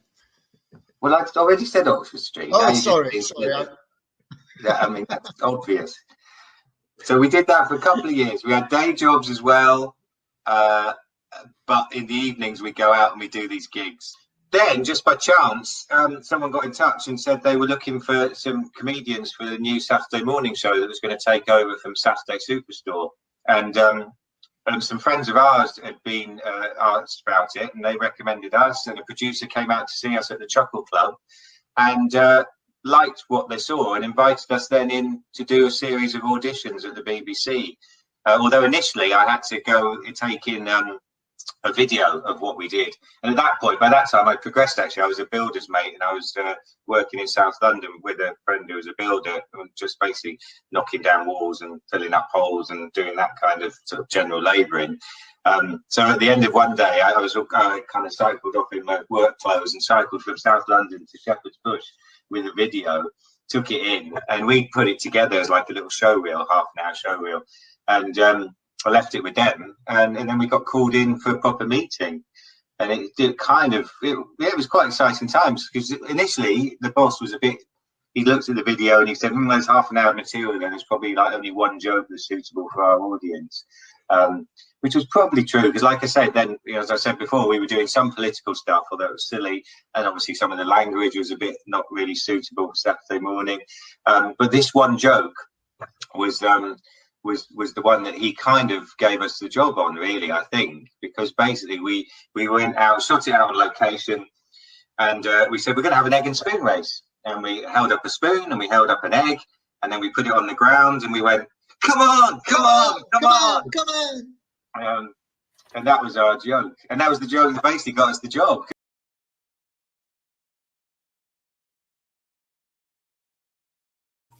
Thank you again to Fred Rawlins for editing together those videos. And thank you for Willow, who's chosen this moment when I go back live on air to start slurping water as loud as possible. I don't know if you can hear that, but it's very loud in the room. Anyway, we'll never mind that now. I just want to give a quick shout out to 2 more donations we've had. We're up to £340. This is amazing, guys. Thank you so much. Please do keep giving if you can afford. If you haven't already, I'd just like to thank Elliot. We're about to welcome on the stream. He's donated 20 quid and 20 quid from Owen. So thank you, Owen. Thank you, Elliot. And in fact, let's thank Elliot in person. Elliot, thanks. Hey, you're welcome, mate. It's good cause. And why not? Let's welcome Captain Jim onto the broadcast. How are you doing, James? I'm not doing too bad, thank you. I will make a donation. Sorry, I feel like I'm being put on the spot now. But I will do. It is pending. It's pending. Yes, I set this all up just to make you feel guilty. That's it. Every time I don't give you money, you put me on a live stream on the internet. It's getting out of hand, Squee. We need to do something about this. It's the only thing I'm pleased about, because anyone who doesn't regularly listen to Retrek, which is the podcast we're now going to go into, I always like James to be in the middle and at the front, because like he's the captain of the show. It's like that's the whole conceit. So he's got to go front and center there. Well, thank you. Are we playing credits? Are your credits there? I think they're on the other thing. Do you want me to play it? If you've got them, yeah. Hey, we'll even go into your gang colours. Here we go. Space, the final frontier. These are the voyages of the starship Enterprise. Its 5-year mission: to explore strange new worlds, to seek out new life and new civilization, to boldly go where no man has gone before. Greetings, salutations, and welcome to Retrek. I'm Captain Jim. With me, of course, is Admiral Elliot. Never give up, never surrender. And hosting us for this very special episode of Retrek, who's on, what, his 6-hour now of live broadcasting, Dr. Squee. By Grathbar's hammer or something like that, I shall avenge you. So, first of all, before we get into our stuff, how's it all going? I've seen some of it, and it seems to be going really well. Oh, it's going wonderfully. Such wonderful guests. Everyone's been wonderful, but I do have to give a special shout out to Ian McNeice for his very generous £100 donation, which makes all the difference. But everyone's been wonderful. All these people giving up their time for free. I just like to shout out everyone for coming on. Thank you so much. It's just wonderful. Yeah, I kind of always forget though, because you think about like how much it is for doing 24 hours, but then you forget actually just talking and like, you know, thinking for 6 hours doing interviews and stuff is enough. Yeah, it takes a bit. It's all right. We'll talk over you then for the next hour. That's fine. You can have a kip if you want, but I'm sure you've got a lot to say about this though, so I don't expect you to be too quiet. So this episode, as anyone who doesn't regularly listen to Retrek, the name's a bit of a giveaway. We do usually talk about Star Trek, but we decided we're doing a special episode for Squeefest, and this is a film we've wanted to get to for a long time. We're going to be talking about 1999's Galaxy Quest, which, just as a side note, 1999, what a year for films. We had The Matrix, Galaxy Quest, Fight Club. Honestly, just look at the IMDb for 1999. It was phenomenal. But this one not slipped under the radar, but, you know, it wasn't up there like, you know, The Phantom Menace was kind of the big sci-fi film of the year, even though it wasn't great. Yeah, they released this Christmas hoping to have a big Christmas blockbuster, didn't they? Yeah, and it did okay and everything, but I think this one's really stood the test of time, particularly with Star Trek fans. I think there was they did like a poll of Star Trek fans a few years ago, and I think this was voted higher than about 3 of the actual Star Trek films in best Star Trek films. So, and I think we can name 2 of them at least straight off the bat. Yeah, pretty quickly. Also, and I've not been able to like get this substantiated or not, but whether it's true or not, it's one of them lovely stories that's out there that apparently Galaxy Quest began life as a concept that it was actually going to star the original Star Trek crew. And I've heard that rumour. Yeah, like everything else about the film would be exactly the same. It's just that those would be that, and then some of them were up for it, some of them weren't. Who was up for it or not, you can draw your own conclusions. And eventually they just decided, you know what, it's going to be easier and better and we'll have more control over it. A certain person not being up for it made it a bit difficult. I would imagine so, yeah. So they just... that what it is so much better, I think, for not having them in. I can't believe I'm saying that. I can't believe there's a world in which I don't want more things with the Star Trek crew in. But it became, like I was saying when we were talking about doing this episode, that it's not a direct spoof. It's a reimagining. Basically, it's their version of Star Trek, which then does spoof it in its own way. But it's exactly such a unique thing that it does. I think it's so much more powerful that it's a different cast doing it, so you get the parallels, but it's not. I agree. I think that was the best decision they made. It would have limited it so much. Like, you'd have got the initial sort of buzz from it being, oh, look, it's them guys and they're doing those things, but you would have severely limited what you could actually do within the scope of it. And you get things like the Alan Rickman's character, who... a lot of it is clearly Spock, but they also model him quite a bit on Patrick Stewart. So you get to have these these sort of archetypal characters, but also put an original spin on them. Whereas you couldn't do that with the original Star Trek crew. You would have, you've got William Shatner, he's got to be William Shatner. So yeah, I think it was the best decision all round. Yeah, it's amazing. Like just being able to, I think it's just such a magic trick to come up with your own world, but it parallels it, like there's parallels everywhere, but it's not the same thing. And that's just such a balancing act to do. Yeah, but they nailed it. And so, really. Like just everything, like I've written notes as I've watched it, but my first notes are just like the opening. It's just this lovely retro TV show opening, and we find out it was meant to have been an 80s TV show, whereas this 81 it'd have finished. Yeah. So this is roughly late 70s, early 80s. Yeah, so it's like roughly analogous to maybe Buck Rogers, the Gil Gerard, and the aesthetic feels like that. I think so. I think the actual years it runs is parallel with Blake 7. Right. Oh well, it must have had a bit. Seasons. Yeah, true. It must have had a little bit of a higher budget than Blake 7. I think though. Looking at the things had a bit of a higher budget than Blake 7. Yeah, that's a fair point. Yeah.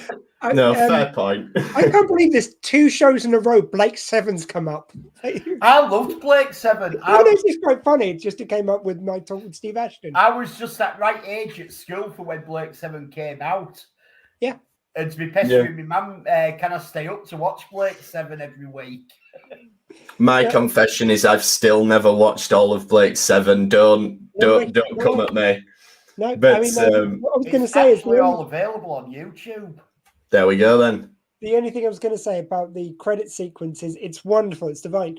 But because of the age of the actors, they had to set in the 80s where it looked a little bit earlier than that. It sort of looked more analogous for me to Star Trek kind of times. Yeah, I think it did. But it needed to be the 80s, so you can forgive it that very easily. Yeah, I think so. It's like one of my early notes I wrote down was, the effects look a bit too good when it shows the show, because I was thinking it was 60s. But then when it said 80s, I was like, go on, I'll give them a pass for that then. That's fair enough. Yeah, America, you're probably closer with like your Buck Rogers and all that. Yeah. With when and like that, like based. When you look at the crew, like you've got the smart kid stereotype, which that was Buck Rogers, wasn't it? That horrible second season of Buck Rogers. Yeah. Had a kid who was really clever. So I love that the dropping that. And I suppose kind of a reference to Wesley Crusher, maybe, but hey, I took the Buck Rogers thing. Well, you regularly had a kid coming up in American shows. Like you even had it in Battlestar Galactica with was it what was he called? Boxley. Yeah. But it was like a trend with a sci-fi show. You had to have a kid in there. I think also as we're going into the film, you've got to acknowledge just like the cast. Like there were so many people already established, and everyone else who wasn't already established went on to so many huge things. So you've got like Tim Allen at the height of his fame from Home Improvement, and probably made the first Toy Story by then. Probably, yeah. Will have done. Icon of sci-fi. Alan Rickman has done everything like already at this stage. And then you've got Sam Rockwell, who hadn't done that much of the time, but went on to do loads of stuff. Missy Pyle's in there, who appears in loads of other stuff as one of the aliens. It's just an amazing cast they put together for this. Yeah, it's brilliant. And like you say, it's one of them where when you watch it back, you're like, oh, it's him. Like with Sam Rockwell, like you don't clock it when you first watch it because he wasn't Sam Rockwell at that point, but he goes on to become that. And it's Justin Long, isn't it? Who's the Justin Long. Though again, I do have in my notes what happened to Justin Long because he was like huge for there was a period of time there, and he was in everything. And I'm sure he's doing fine. He shows up in Kevin Smith films now. He was in the Walrus movie Tusk, so he got sewn into a walrus suit in that. And you know what? He probably made his money, and now he's doing stuff that he wants to do for fun, which good on him. Yeah. So early on, then we get the catchphrases. Like you two have already given us the catchphrases, but never give up, never surrender, and by grab Thar's hammer, which. I love how quickly it establishes who these characters are. Like, both within the context of the TV show, we get, okay, they're the characters they're playing. But then really quickly in that backstage scene at the convention, we get who the actors are that are playing them. You know, well, like... You get Alan Rickman is actually, like you said, he's sort of the Patrick Stewart parody. He's a big Shakespearean actor and all that, and takes it very seriously. And well, he's also at the same time he does that, but he also does Leonard Nimoy denying he's Spock. Yeah. Because he goes, I'm not bloody saying that line, and he goes out and they're playing it, and he's there almost arms crossed, kind of. Yeah. And then you've got Tim Allen's character comes out and gleefully says the whole speech along with the Yeah, and I think that's where, like we were talking about, where they got to take liberties by not having it be the Trek cast, because I don't believe William Shatner would go to a convention and be able to rattle off loads of lines of dialogue and converse with people about what happens in what episode and all of that. So I'm not disparaging William Shatner in any way. I'm not intending to. But they make the character of Jason Nesmith a little bit more relatable, a little nicer than at least what the public persona of William Shatner has been in recent years. And I think that works better for this film. But when you saw him kind of being separated from the cast by buying into his own ego, dare I say, some have drawn that parallel with William Shatner. Obviously, I would. Yeah, I think that's the part that they have taken from it, but they've kind of smoothed some of the edges over, shall we say. Yeah. Again, from what the perceived public persona is. I don't know the man in real life, and I don't want to get you taken off the air. So, we're not saying that this is accurate. This is just how we interpret things. And one little touch I just want to mention, which I noticed this time watching it, when they go into the loos where he overhears the people sort of mocking him, you've got the back of a couple of very obviously Klingons there, and it's just, you just see them from the back, and so they don't have to sort of justify that they're not Klingons or make them another race. It's such a nice little reference, because most people will miss it, but geeks like us, we will feed off that. We'll go, it's Klingons at the urinal. Yeah. It's great. Yeah, it's fan service before it had fans while they were making the movie. You can tell there's so much love for the original property in there whilst making it its own thing.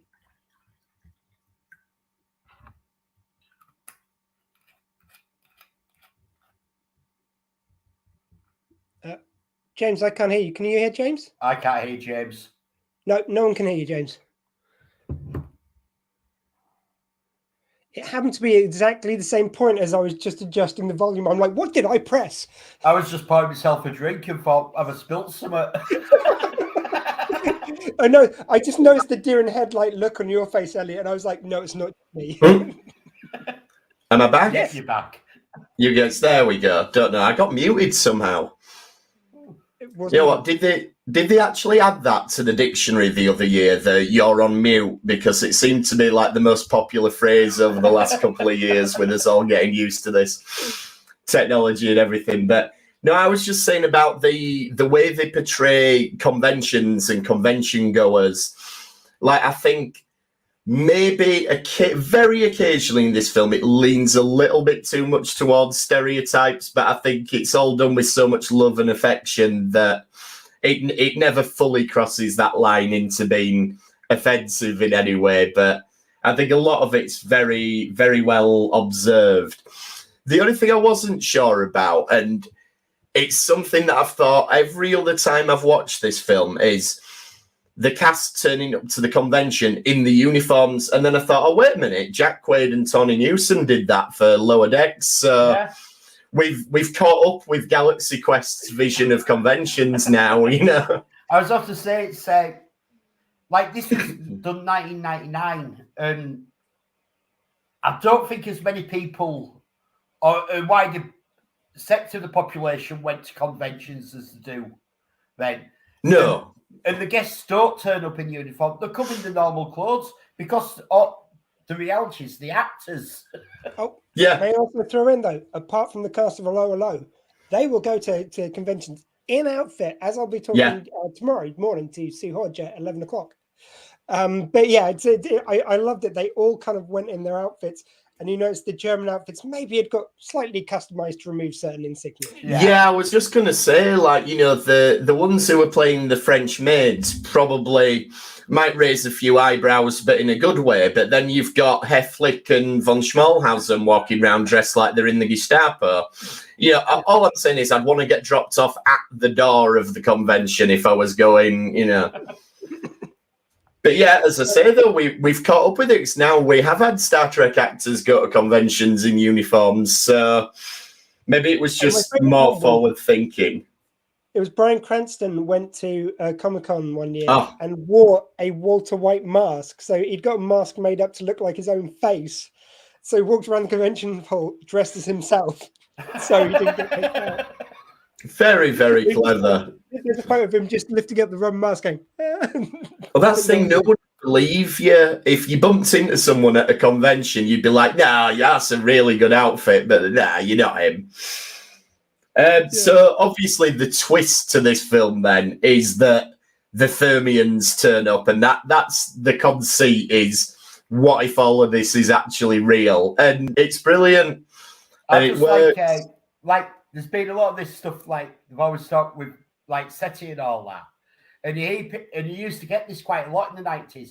But what about all the radio signals we're sending out? What are we going to think about us? And they're playing perfectly on that sort of conspiracy theory almost at the time.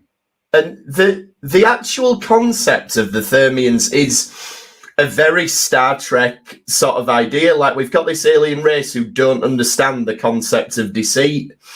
So they can't wrap their head around the fact that this is not real life, that this is people pretending to be something they're not. That was really and that's a great idea. And obviously it feeds into all of this perfectly because it gives us this great setup. Now, a weird thing.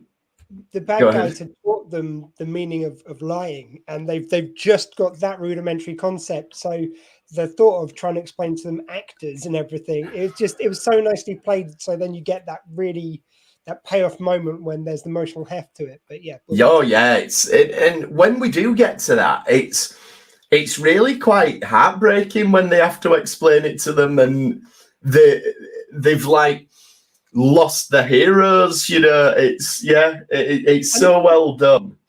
And they feel really guilty, but you've got to think it's like, well, your actors who've just been beamed onto a spaceship, they haven't actually really done anything wrong.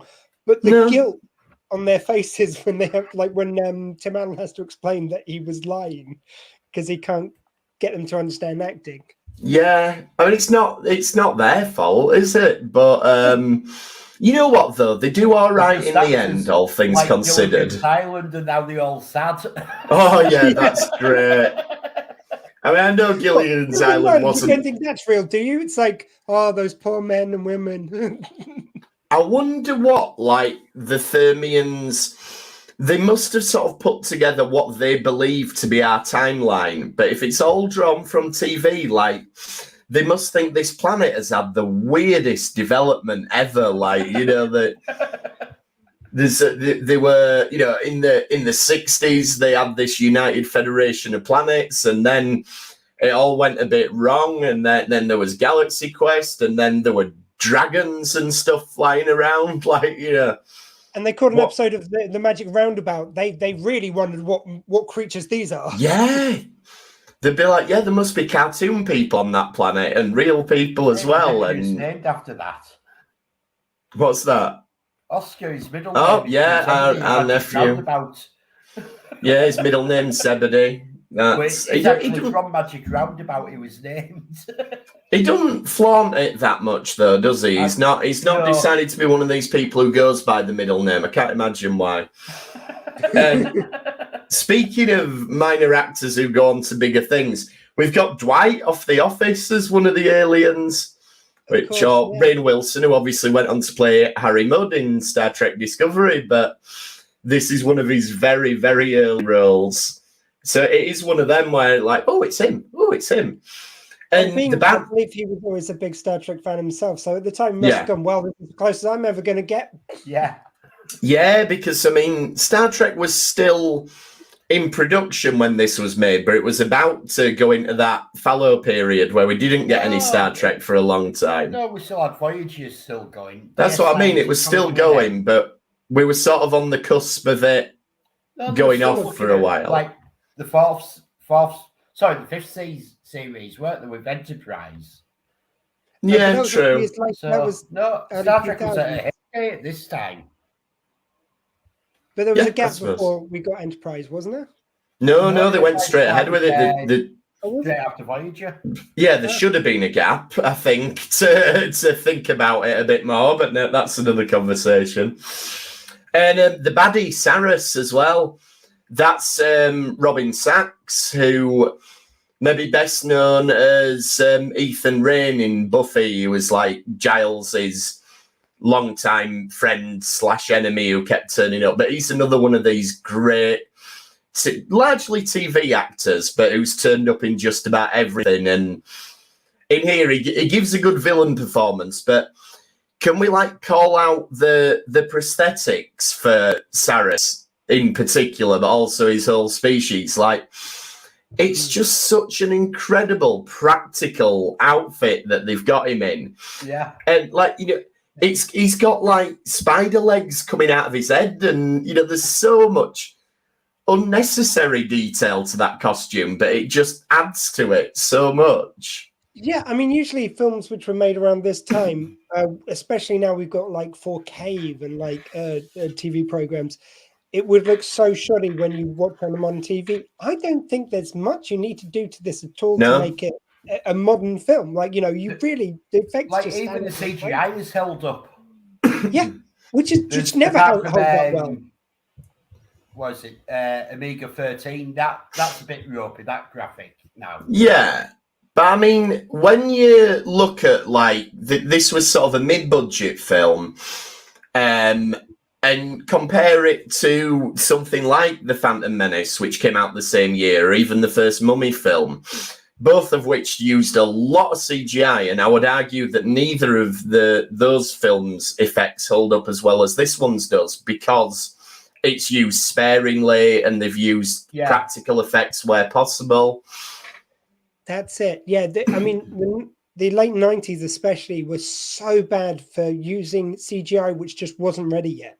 And they were trying to use CGI where you didn't need to use CGI. I mean, I still love Babylon 5, but Jesus, the CGI on that is ropey as hell. And just here, again, it seems like a magic trick how well it stands up now. Yeah, absolutely. I was really pleasantly surprised by it. I always remembered it looking good, but I think it's aged very, very well when you consider some of the other contemporary films to it that have not. But we're getting up to one of my favourite bits in the whole film now, where you've got the rest of the crew, apart from Nesmith, doing the opening of the shop, and he does his Grabthar's hammer. It's like, by Grabthar's hammer, what a savings. And he's just so annoyed. And the other bit where all the guys are coming up to him at the convention and they're all doing their by Grabthar's hammer, and he just takes the thing off him and signs it, and next. Absolutely. I mean, Alan Rickman, we all know how great Alan Rickman was, but I do think this is one of his best roles.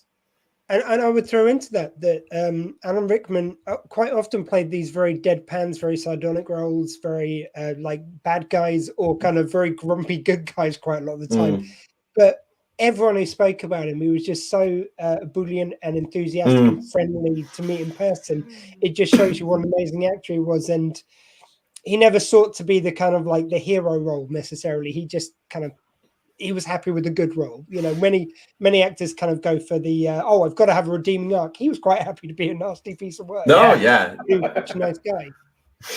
Whereas, though, I think he does get a good arc in this one, and he does get his hero moments and everything. But yeah, it's almost sort of against type for Alan Rickman, isn't it? You expect it because, I mean, at the end of the day, he did Hans Gruber and he did The Sheriff of Nottingham, which were back-to-back two of the greatest villain performances ever. So he was bound to get sort of stereotyped a little bit. But you know what? You shouldn't be so good at it if you don't want to get asked to do it. But yeah, I think you're right. It's nice to have a role where, even though he's playing it very kind of like cold for a lot of the movie, he's just a guy who's pissed off with being stereotyped into this one role. It is nice that he does get the bit at the end where he kind of does the term. Yeah. And this is a bit I thought Elliot would love, because Elliot has, again, anyone who doesn't listen regularly, Elliot builds starship models and does an incredible job with them, and often talk about the hero shots of the ships that we get in Star Trek, or don't, if we're talking about Discovery. Yeah. And we get a great hero shot of the ship here, where we first see that they've built it, and it's in a dry dock, which is very Star Trek. But yeah, just think that's all great. And this was CGI as well. Yeah. Which is what's amazing, that it's done the CGI and it still holds up like it does. Yeah, definitely. I mean, I think you can see as well.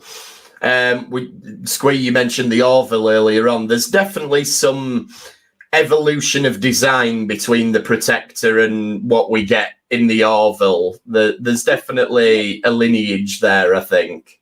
I think that's the only other example where they've done something which, Seth MacFarlane's not hidden the fact that he wanted to do a Star Trek show. He didn't get one, so he made his own thing. Mm-hmm. And but obviously there was heavy influences from Next Generation kind of era Star Trek.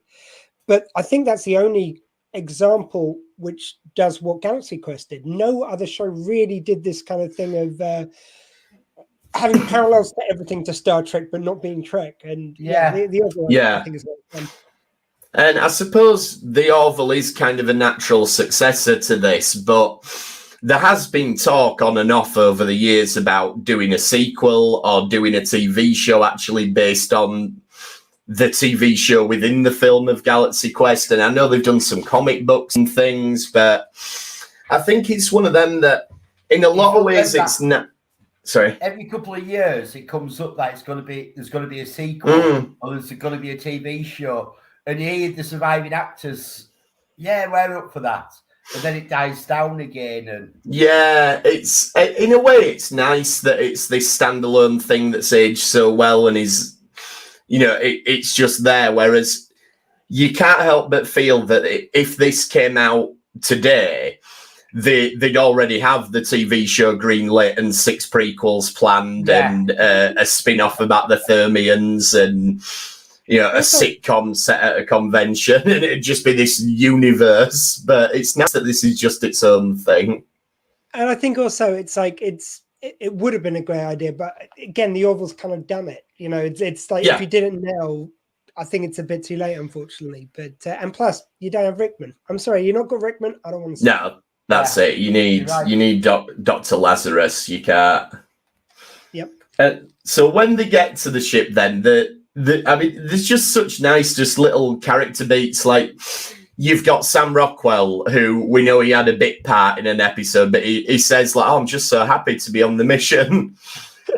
And then you've got the Helm guy who he says like, "Oh, I had it all worked out. I knew how it all worked," and that feels like a callback to like Will Wheaton's talked quite a lot about how he had in his own head how all the buttons worked on the Enterprise. I think George Takei did, and I know that it's not like you always press the same places to do the same thing. So the lady who plays Ortegas in Strange New Worlds has said the same thing. Like she's got it in her head. Like I know if I press this, then I press that. And James Doohan, apparently he got really not annoyed, but he couldn't get this guy to understand because someone else came on the set and he was going like, right, for the transporters, put this button down, you press this, you do this, and that's how it works. He goes, yeah, but it's not really working, so I can just do whatever. He goes, no, this is what I do every time, so that's how it works. And no, but it's not actually doing anything. So what's the matter what I press? And the guy just would not get it. Yeah, no, that's how it works. That's what you've got to do. I also loved it with the way the helmsman goes, hey, I think I figured this out. This press makes it go, this makes it stop. Yeah. And there are just so many little moments like that and everything. Like when we get this confrontation with Saris and he does the throat cut gesture, and it's like, well, yeah, but you know, we don't know how to actually turn the communications off, you know, so you get this great comedic scene where he's saying, so you think I'm stupid, do you? And it's all really good fun. You can't see past his thing. No, I was trying to tell you, you're still alive. Yeah. And then you get Alan Rickman's response to it. He's like, I'm off to find a pub. Which is great. See, that's why you need a Brit on the bridge, that common sense. Yeah. And then the other bit where it's playing into the cliches, like you get the briefing scene where they have to ask the computer a question, then Gwen, Sigourney Weaver's character, has to ask the question, then the computer answers, then she has to tell them what it said. And when they go, can we stop doing that? It's annoying. She's like, look, I have one job. It's stupid, but I'm going to do it. It sort of reminded me of when we were watching one episode, for anyone who doesn't watch regularly, we did recently was Mirror Mirror. And when I was watching it, I could have sworn that it is filthy with Uhura. Uhura is all over that episode. She's in every scene. We watched it back. She's in like 2 scenes. But it's kind of a credit that she was given so little and she was so memorable in it. And you get the feeling this poor actress was in the same boat. She was given nothing. Yeah. There's definitely, it does feel like a play on, like Nichelle Nichols once said, I felt like I spent 3 years just saying hailing frequencies open, Captain. And you know, Uhura did get a bit more than that, but certainly if you watch the episode, the Corbomite maneuver, that is just about her only line, you know. And so, yeah, I feel like Gwen is taking that a little bit and running with it. But yeah, that's great fun. And then you've got Guy, Sam Rockwell's character, who he's sort of approaching it on this meta level that he's like, well, hang on, I'm in the show now, but what is my role in the show? Yeah. And as they're going down to the planet, he's like, oh, I think I'm a red shirt. You know, he doesn't use that exact terminology, but that's kind of what he's saying. Like, we've got the main crew, and I'm here, so I'm the one who's not going to survive this encounter. Which that was just... his role, wasn't it? In the show, it was in episode 81, was it? And I went down to the planet and got killed. Yeah, and this bit was quite in keeping with the humor of the Orville. Actually, when like one of the guys, no, wait a minute, what if you're not? What if you're the plucky comic relief? Trying to make him feel better about it. Yeah, there's a great line as well there where as the landing, I think it's the helmsman guy again, and he says like, well, wait a minute, how do we know you can breathe the air on this alien planet? And you're like, yeah, that's a good point. Like, it's amazing how many Class M planets they managed to find in Star Trek. But Galaxy's full of them. Yeah.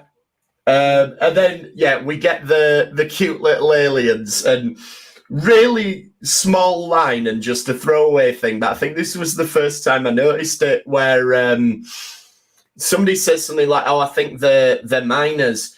And he says, oh, yeah, they look about 3 years old. And Alan Rickman says, no, minors, not minors. And then you've got Tim Allen's Rolling Around, which is obviously a very reference to William Shatner and his combat roles and everything. But it's one where it's just completely unnecessary that he's doing these roles. And it, again, maybe it's forward thinking, maybe they predicted it, but it reminded me of all the so-called controversy over that guy in the Boba Fett series who did a spin unnecessarily.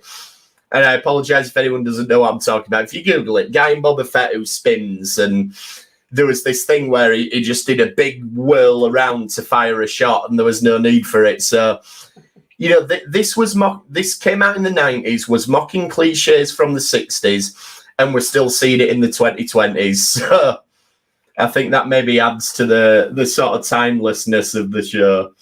Yeah. And then first of all, actually, before we get there, I know this is something we've talked about a lot on the show, and this is going to be a good moment in Retrek's history. We get the pig lizard, first of all, which, again, is a practical effect. They've made a puppet, and it just looks great having this actual practical thing there chasing Tim Allen around. But it all leads to something we've talked about no end, which is we get a rock monster. Monsters! And just for anyone who doesn't watch, like, this is what Shatner wanted for Star Trek V, which Yeah. he wrote. And apparently it was deliberate by the writers of Galaxy Quest that it's a bit of a wink to the fact that Shatner wanted these rock monsters. And so effectively we finally get someone who, to all intents and purposes, is Captain Kirk on a desert planet taking on a rock monster. So there you go. And you know what? If putting that rock monster in Star Trek V made this as good as Galaxy Quest, then you know what? Captain's point. Yep. I think Star Trek V needed a bit more work to get as good as Galaxy Quest, but if it had made it this good, then Shatner was absolutely on the money. We should have got the rock monsters. And Okay. I don't think, having seen Star Trek V, it would have turned out this way. I just get a feeling. No, maybe not. It might not have been as satisfying. There's a lovely callback as well to the TOS episode, The Arena, where you get Sam Rockwell saying, "Look around, see what there is, and construct a weapon." Yeah, you could almost hear the music. Dun, dun, dun, dun, dun, dun, dun, Yeah. dun, dun. Very much so. And also, Nesmith gets his top has to come off, and even when he gets back to the ship, Alan Rickman comments on it. So it's obviously you had to find an excuse to lose your top. Yeah, Captain Taggart obviously shared that with Captain Kirk, that he lost his clothing unnecessarily. I also think that there's something they didn't signpost too much, which I kind of liked. It was just there. It was the fact that by the end of it, Sigourney Weaver's outfit is torn in all the right places. Yes. Yeah, very much so. It deteriorates as the show goes on, but Which is I mean, I like the fact they just put it there. They didn't feel the need to put a hat on a hat by mentioning it. yeah, I mean, not to be that guy, but it also happens to Dr. Lazarus. Like, you know, Rickman's makeup, his own hair starts sticking out of it by the end. But I can't imagine for what reason it happening to Sigourney Weaver in this film would stick in your mind more than it happening to Alan Rickman. But we'll leave that there. I don't know what it was about it. I think No, they just no. Oh no, she'll be catching the death of cold. That was my thought. Yes, of course it was. Yeah.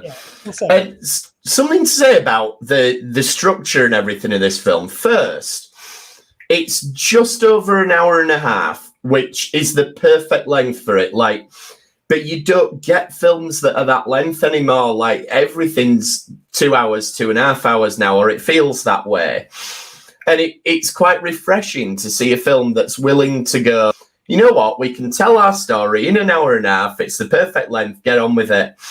And when you look at the actual structure, not a lot really happens in this film. So we've had the first section at the convention. They meet the aliens.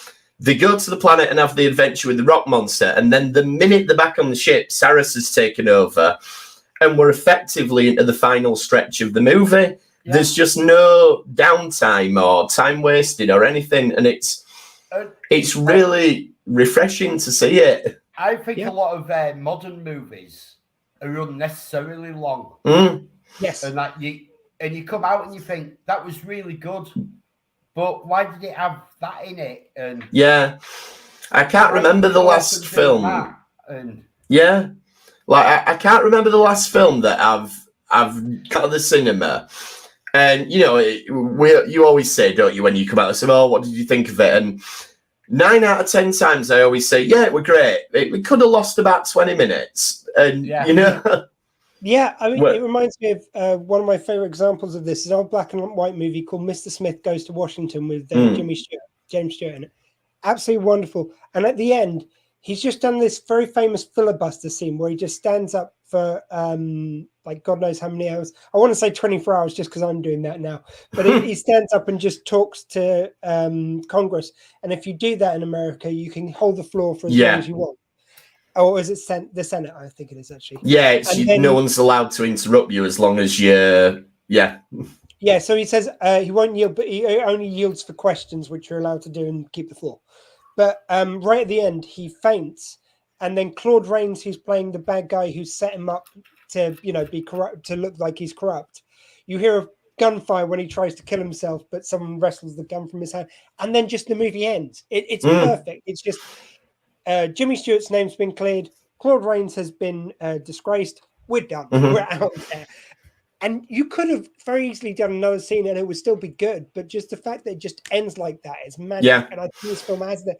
They're just bowing at the convention and out. Yeah, that's it. Like, I did think watching it through this time, like, had this film come out now, you'd get something like 10 months later or something, and you'd have a scene with them talking about it, or, you would, like you say, you wouldn't just finish the story, then done.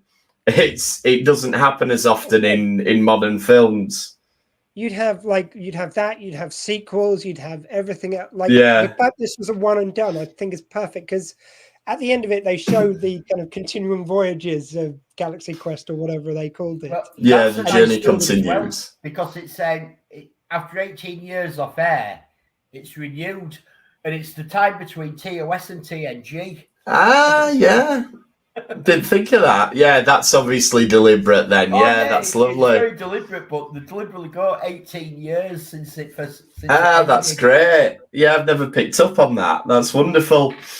And I can't help but think to do another one, you'd have to really shoehorn how it starts. Because, again, this has ended perfectly. That they're back on the TV show. They have this one adventure. Then you've got to have a good reason why they're put back in space. But it wouldn't grown into better people, so you have to reset them as being jerks a little bit. It's Yeah, I don't know. I mean, maybe you'd have like the Thermians have made their own federation based on this, but they've not got it quite right. Also, I don't know. You know. This is why I'm not after a season. Yeah, I don't know. This is why I'm not a writer. I couldn't come up with something. I mean, few people can come up with something this good, but another thing, and you used to get this in the 80s and 90s. Movies weren't scared to have one movie. Yeah. Movie studios weren't scared to go, right, we're making a movie. This is the story, and that's it. There's some merchandise to go with it, but there's no sequel. There's no. Yeah, one done. And now you've got to go in and you've got to go, yeah, I've got this script, and he's the franchise to go with it. Yeah. Is your script any good? It doesn't matter. Here's the franchise. It's okay. So, yeah, there's a great scene between Tim Allen and Alan Rickman where they basically stage a fight so that they can escape from the holding cell. But I think the arc, sometimes it's not very subtle, but they do a subtle arc throughout this film that Jason Nesmith, the actor, even though he only plays a commander, he's actually a good leader of people. Like, he knows how to get the best out of his people. And he does this here with Alan Rickman's character because he's realizing, he thinks he's a really good actor. So I'm going to play into that, and I'm going to make him be a good actor and let him show his skills there, and it'll help us. So. And I also like the fact that all comes to the fore after he's let go of his ego about it. So, like, at the beginning of the film, he is the star of his own show. Everyone else was extras, basically. It was all about him, and that's the character he's portraying. By the end, he's kind of learned it's like, if you just don't be a jerk and you use everyone to their best abilities, like when they're on the planet and he's delegating jobs, that's really nicely done. It just shows that he's kind of growing as the movie goes on. In fact, it even takes the other guys a while to catch up with the fact that he's not being a jerk because they're kind of resistant to him. No, absolutely. And he ends up calling Brandon, Justin's long character, for help. And that's kind of part of the redemptive arc, isn't it? 'Cause he kind of blew him off at the convention, and it's like, I'm going to go to him for help. And this is the only bit I do feel where it treads that line of, okay, are they just taking the mick now out of Star Trek fans? But I think they just err on the right side of it without being overtly patronising. But you do get this cliche of this lad who lives with his parents and his whole life's a show and everything. But it is great fun how Well, of course the fans know how the ship works, but the actors don't, so they have to call the fan for actual advice on it. And they've even like kind of figured stuff out of what they. Oh well, look, you never explain what this device does, but what we figured out is it must be. Yeah. Oh, when they're talking about the Omega-13, like that's a lovely idea. That the show got cancelled on a cliffhanger, so we never found. Does this happen with shows? That's it. Like it used to happen a lot that they got cancelled on a cliffhanger. I think and they got a bit better with it. That they tried to do with first seasons to start the full story. Yeah, and hope to get renewed. And they don't do cliffhangers unless they're knowing they're getting renewed as much now. Yeah, like what's clearly happened here is somebody in the first episode they've introduced this idea of the Omega-13. But because they got cancelled, they never had to think what it actually does. Like we've talked about the best of both worlds before. They didn't know how they were going to resolve that cliffhanger. They thought, let's just build to this amazing cliffhanger and we'll work it out later. And that's clearly what's happened in this show, which is why nobody knows what the Omega-13 is, which I just think's brilliant. What I like to think is that there is at least one guy, and funnily enough, in the wee hours, I'm going to be talking to someone who's worked on props and things from Star Trek. But I like to think the guy who's working on the technical specs for it, he had worked out what he wanted it to do, and it's through some obscure tech manual which was produced for Galaxy Quest that they figured out how it works from well, it says here that it's built like this, it does this, so it must be to do this. And it's like Elliot is great at reading and like memorizing all these bits about the ships and everything, and it's an Elliot of Galaxy Quest which has figured this out. Yeah, so if this ever happens to the real Star Trek, Elliot, it'll Shatner calling you for help rather than either of us two. Billy's welcome to call me anytime. I'm putting that out there. Yeah, he calls me. I'm going, no, it's fine. I'll get Elliot on the line. Yeah. I'll be here for more support. And then we talked about it a little bit before, but it's lovely how Alan Rickman's character, when the guy dies, he does do the grab Thar's hammer speech, and he does it and means it because he knows how much it means to him. And that's just a great character arc that's like you said about Leonard Nimoy, that's going from I am not Spock to I am Spock. He's accepting what this character means to everybody. Yeah. And it's just lovely. Yeah. And then another great conceit as well is the self-destruct doesn't actually do anything because the ship never blows up in the show. So it always stops at 1 regardless. Yes. They figure out how to work. It's like, oh my God. And then they're about to declare their undying love for each other. It's like it stops at 1. Yeah, it's brilliant. And like, even though it is primarily a comedy and everything, the action at the end, like the bit where, where they've got the mines and he says, well, what you're forgetting, Saras, is my ship's dragging mines. And it is a proper punch the air hero moment, even though this is a comedy. That's just a great beat of a heroic moment in a film. So it blends the tones so well. Yeah, you do get really invested in the drama of it as well as it just being an out and out comedy. Like there's not many moments without some comedy involved, but you invest. It's a great movie. Yeah, it's a great movie on a lot of levels. Yeah, the comedy doesn't undercut the fact that it's a good adventure film. Yeah, I mean, if you choose to watch it as a straight up adventure film and you just ignore the comedy, it's there. It's absolutely. Like they always found it hard to say which genre it was. So I go, well, it's kind of romance, it's kind of sci-fi, it's time travel, it's got like action, it's all these different genres, and this has got that kind of thing. And I think, again, going back to the idea that this might have been the original Star Trek cast, I think the joke would have been too in your face had they done that. And I think it would have been harder to pull off the actual fun adventure side of it. That's just my opinion. I think that would have been the risk that they would have run there. But, I don't know.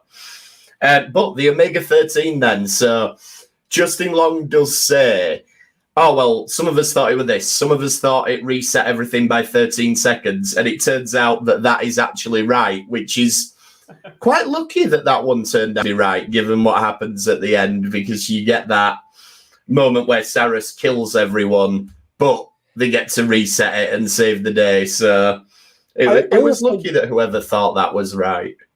Something I do kind of enjoy, though, is the thing where there's clunky exposition. It's kind of fun sometimes to just have a line like that. And there's a line where it's like, oh, so we think it might reset things by 30, turn back time by 13 seconds. And Tim Allen, it's just so obviously exposition goes like, well, I suppose it would be just enough time to correct one error if you made it. Like, I wonder if that's going to pay off later, but I think that's almost unknowingly here because it is a spoof. It's almost spoofing within the spoof. Maybe.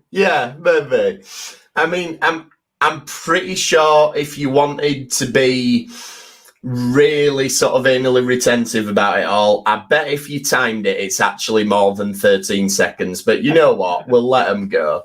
Oh, God, we'll let them off with it. Oh, we've just got 2 minutes on the clock and then 10 minutes worth of film. I think Stargate, the original film, was pretty bad for that.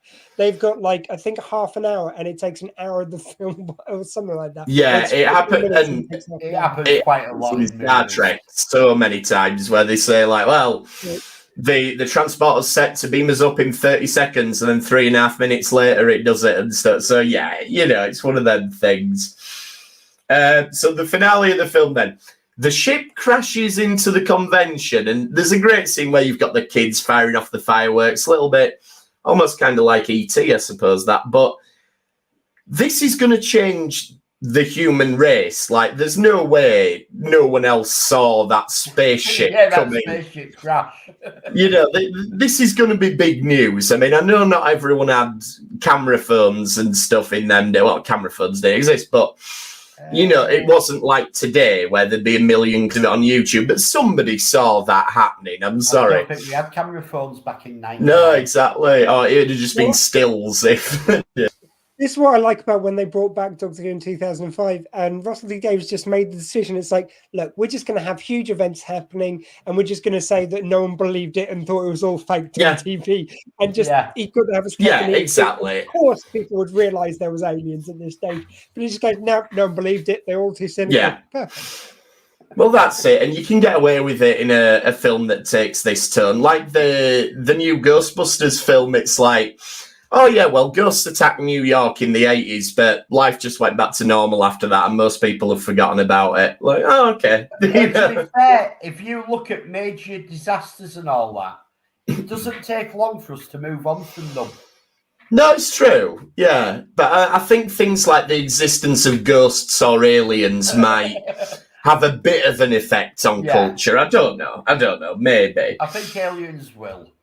Yeah, maybe. So they do like a horror movie cliche, like they do the final scare with Saras. And I love the fact that he does do his role and shoots it, and everyone at the convention just thinks it's fantastic. Like, a great effect on stage. It's all part of the show. It's brilliant.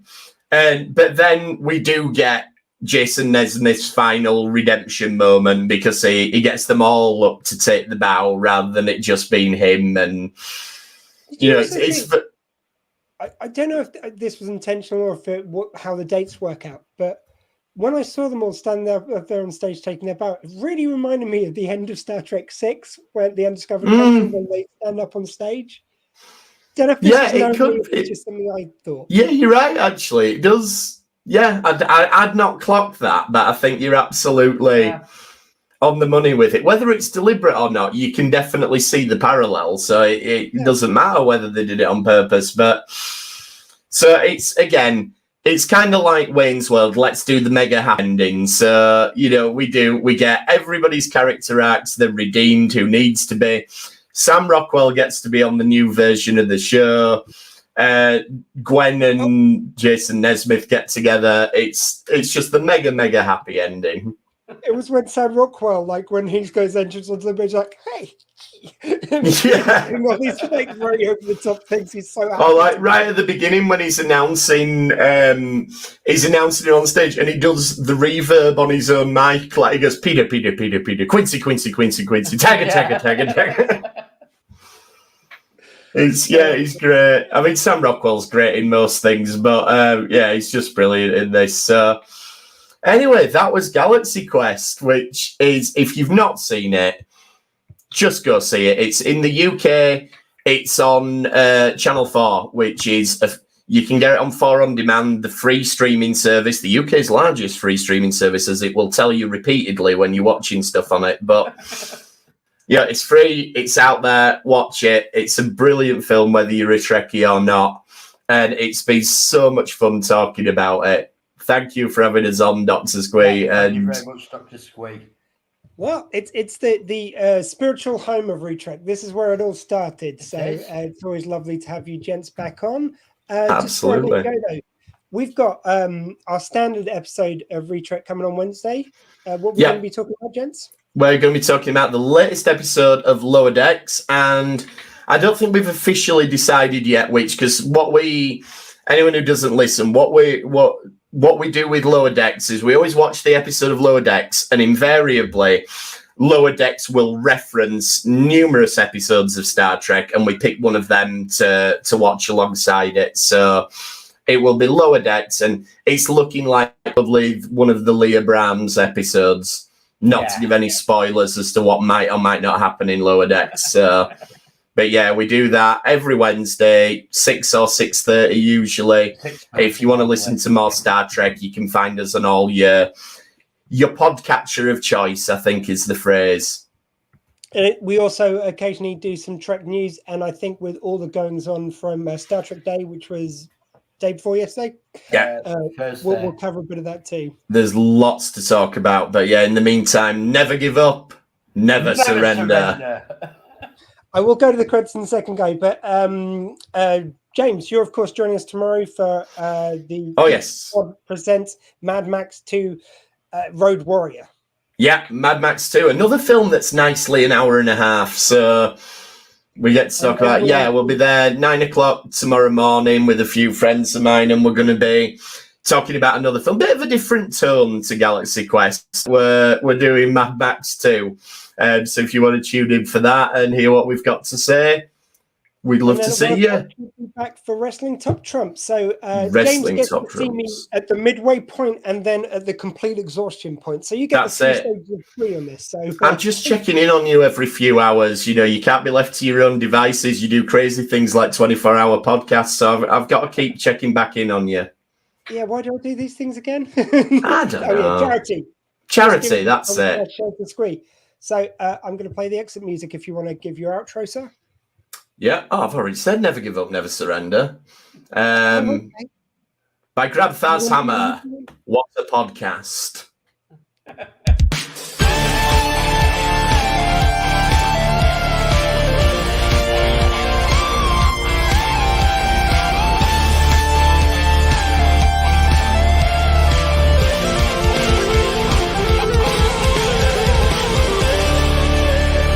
Fascinating. Okay, and the credit sequence never quite as long as I think it's going to be. Just give me a second, guys. We have got some late breaking news on the donation front, so I'm going to just go back to the Dr. Squee branding. I would apologize to Gemma, who's going to be up in a second for talking Codswallop, because other than the Retrek theme tune, because they're already on here, I didn't get a chance to upload anyone's theme tune, so there we go with that. But if I can just get the right banner up. Oh, this is so professional and slick. Look, I'm doing 24 hours here, guys. Anything I do has to be on camera. So our grand total now is up to £360. This is amazing, guys. Thank you very much. Please do keep the donations coming. That last one was from Neil Willingham. So thank you very much, Neil. I noticed you've donated 20 quid.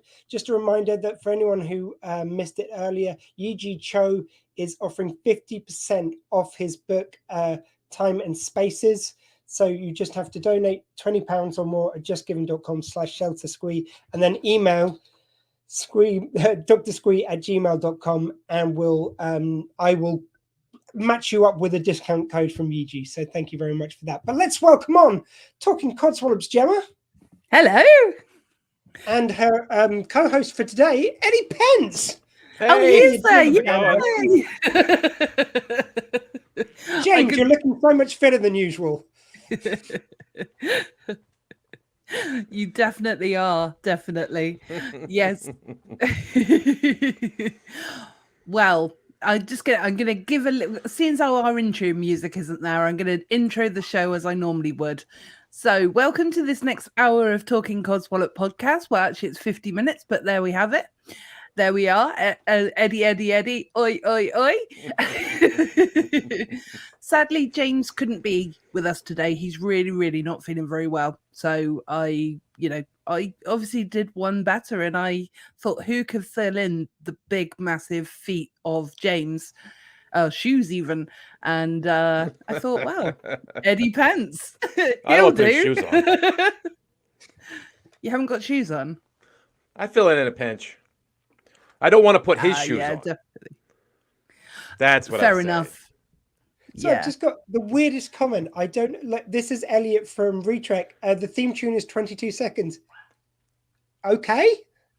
What did I say? Did I say it was a different length? Well, you said you weren't used to how short it was, so now you know how long it is. So now you can plan ahead. It's Elliot being a dick. I love you, Elliot. But... Sorry, go on. Back to your show. Yeah, I was gonna say. So anyway, Eddie, how are you then? I'm doing well. That's it's another Saturday. And Saturday afternoon here in California, so it's okay.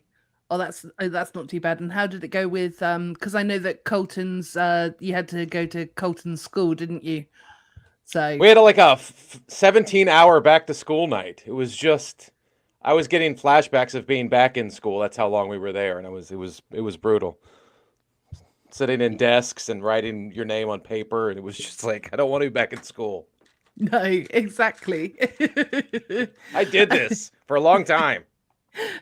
Exactly. It's like you're being punished for having kids, isn't it? Yeah, right. You gotta go back to school. It's just a nightmare. And he's a smart kid, so I don't have to help him with his homework, so I escape that part of it. But just the once a year you have to go back to school night. It's just brutal. Although I like to think having kids is punishment of its own. But I Right? love you kids, right? So I'm just joking. But we actually had rain here yesterday in California. First time it's rained in like a year and a half in LA. It's crazy. Was it like acid rain though? You walk outside and you're like, why am I wet? Why is it wet here? And it's because it's been so long since we have any rain. Yeah. Try living in our country. It rains all the time. Yeah, but it didn't for months, and look what happens. We're screwed. I know. Our garden was like a desert. It literally looked like a desert. It was awful. And apparently, the best part of it is after it doesn't rain for a while. Apparently, the ground gets almost like a surface layer. So it takes quite a lot of rain for it even to go through because to penetrate the ground. Yeah. What we're doing here right now is having the most British of conversations ever.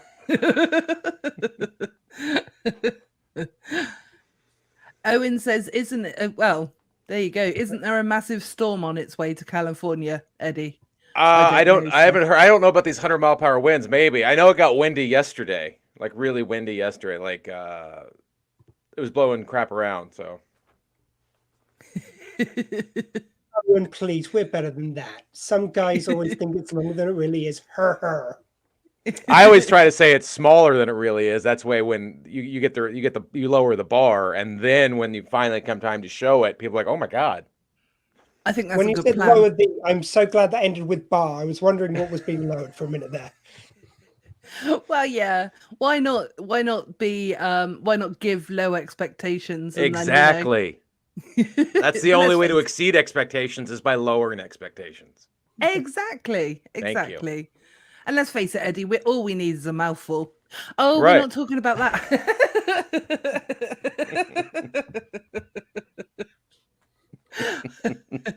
I like to lower This the is way tone. different than the Star Trek talk. Squeefest does have many different tones to it. Let's just say that. Yeah, I am. And I'm- Gemma wonders why she has to go on after 9 o'clock. This is why, Gem. Although to be fair, I have been on at 4 o'clock before, and I've. The thing is with the British people, we can do all the innuendos you like, but you can't swear before a certain time in the UK. Oh, really? Yeah. So, but you can do all of the innuendos that you like, and they're acceptable, even though they're really dodgy. But you can't swear. When is the appropriate time to swear? After 9 o'clock. So fuck shit. Really? Ass. Yeah. Literally, it's called. Someone's just put it in there. It's called the watershed. After 9 o'clock, you can pretty much get away with most things. Usually, if you're going to say some of the C word, that would be perhaps After 9 o'clock, maybe a bit later. Wow.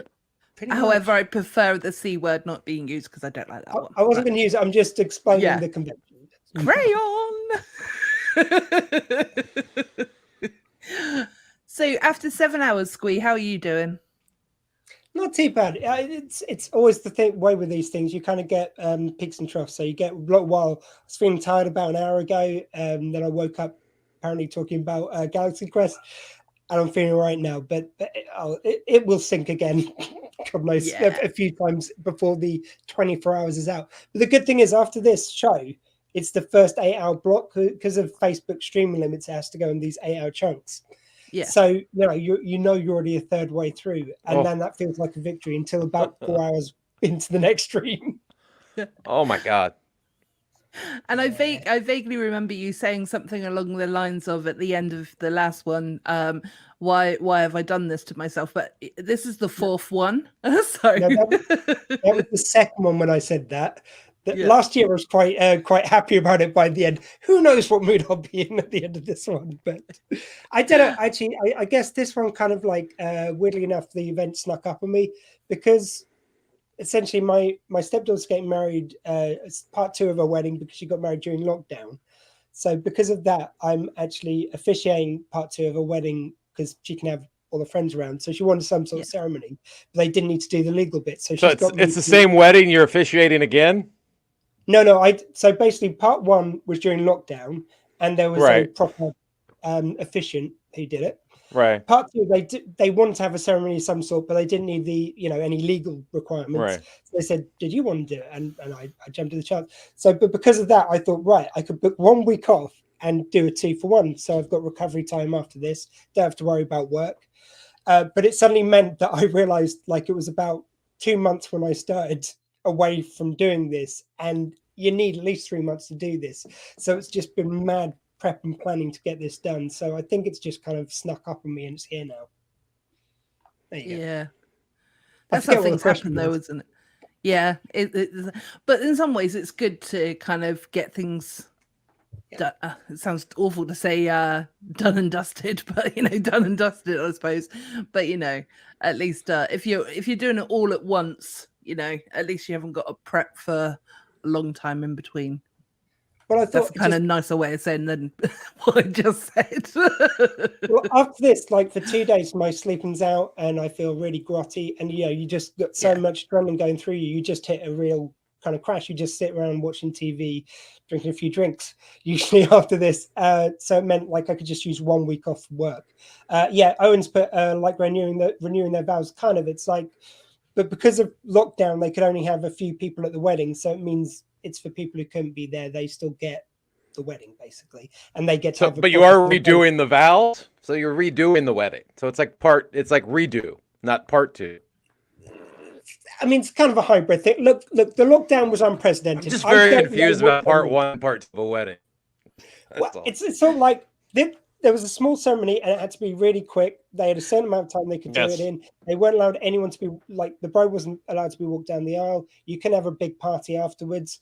So they just basically were officially legally married there, and now they're doing the whole ceremony now. Yeah, it's a piss up by the sounds of it. Nice one, Owen. That is pretty much you've cut to the quick of it. You couldn't have a piss up after the last one. We're having a piss up this time, and we're tacking a wedding on the beginning for a good excuse. Yeah, the party. That's it. Yeah. Got it. Yeah, exactly. Yeah, I was going to say, obviously, lockdown has affected a lot of big parties and stuff like that, hasn't it? So, I mean, I know we're not kind of technically in lockdown anymore, but still, it's it's just like really, really thrown everything out of the window, isn't it? And Hey, Graham. How you say it, Graham? Graham. Steve Ashton always gives me shit about it. Oh, Can I say shit? It's only 1 o'clock Yeah, here. we did. Okay. We're off to, It's 9 o'clock there. We can't All account right. for every time zone, otherwise we're never allowed to swear. And I need to swear after a certain amount of hours. When you wake up in the morning, if you want to swear, you can swear, Eddie. You don't have to Okay, wait good. I until just don't 9 know. o'clock This whole after. watershed thing threw me for a minute. Yeah. You're not allowed to swear until it's 9 o'clock where you are. Then you Right. can come back on and swear. See, I live in America where it's just like certain states you can't swear in. In other states, it's just 24/7. Is that really true? No. Oh, okay. By the way, Eddie, in case nobody knows, is a comedian. So I guess his first joke really landed. I try to make it difficult for people to guess what I do. That is the subtlest way of throwing shade I've ever heard. It's like, by the way, Eddie's a comedian. You probably didn't guess. You probably didn't get the joke. It's a polite jab. Appreciate it. Yeah. Well, we are British. I mean, let's put it this way. I mean, obviously, as you know, our Queen died recently. I'm not bringing Yes. it down, but it's I'm very inconsiderate of her, knowing full well that Squeefest was going to be on. I know. But, Totally obviously- overshadowing it. I know. How rude of her. Put her on But- life support for 48 hours. I know. How rude. Right? How rude. But as a British, like how to sort of tell how the British humor is already, a couple of hours afterwards. I mean, obviously, still people are sad and stuff like that. And, people are sad, people aren't sad. Like everybody's got their own emotions towards it, and that's fair enough. But like I said, even just a couple of hours after the jokes began, that it was kind of like it was it was really, really inappropriate, but it made me chuckle nonetheless. It said Scottish schools are all closed, not because of the Queen, not to mark respect to the Queen, but actually because Prince Andrew is in town and he's a known paedophile. So, allegedly.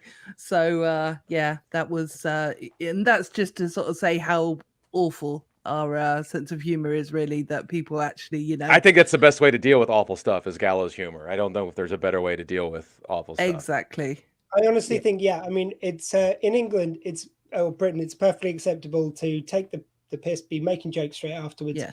It's more the people who just really were genuinely taking glee out of someone having died. And you get like these people, I get people being anti-royal. I've got loads of friends who are, but people was like, good, I'm glad she's dead. She was a royal. And it's like, that's just like the jokes I'm fine with. You can be as violent as you want in a joke. If it's a joke, if you're just celebrating a lady dying, it's kind of... not so nice. Yeah, but then each has got each person has got their own opinion, and we can't stop that. So let's just leave them to it. It's easier. God, yes, God Arnold. Sorry, apologize. Graham.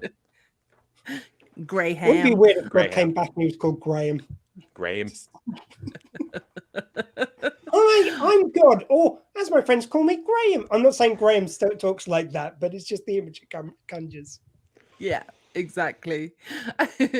So, Eddie, I mean, obviously, I was going to sort of obviously bring it into you as a conversation now, but, because obviously most people know you from the Ralph Report and the Ramble. But with regards to like your stand-up side of things, how long have you been doing your stand-up career for? Oh God, I've been doing this stupid job for 20. Well, I start 1997 was my first. 1998 was my first show. So what is that? 24 years? Yep, give or take. Yeah, I think so. I don't know why my I said fourth yes. My maths is decade doing awful. stand-up. Yeah. Yeah, but it's literally my fourth decade doing stand-up, which when put in those terms sounds really long. Yeah. But so.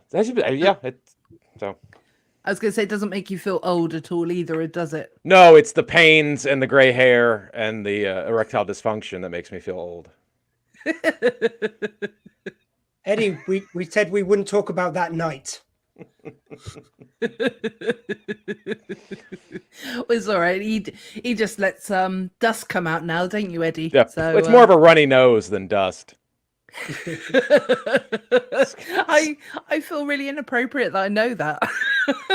I know so much listening to the Ralph Report. Yeah, the air pump, it doesn't really work anymore. No. And like obviously we all want to know. Yeah. What does the bottom and the top of Ralph's penis look like? Well, see, I've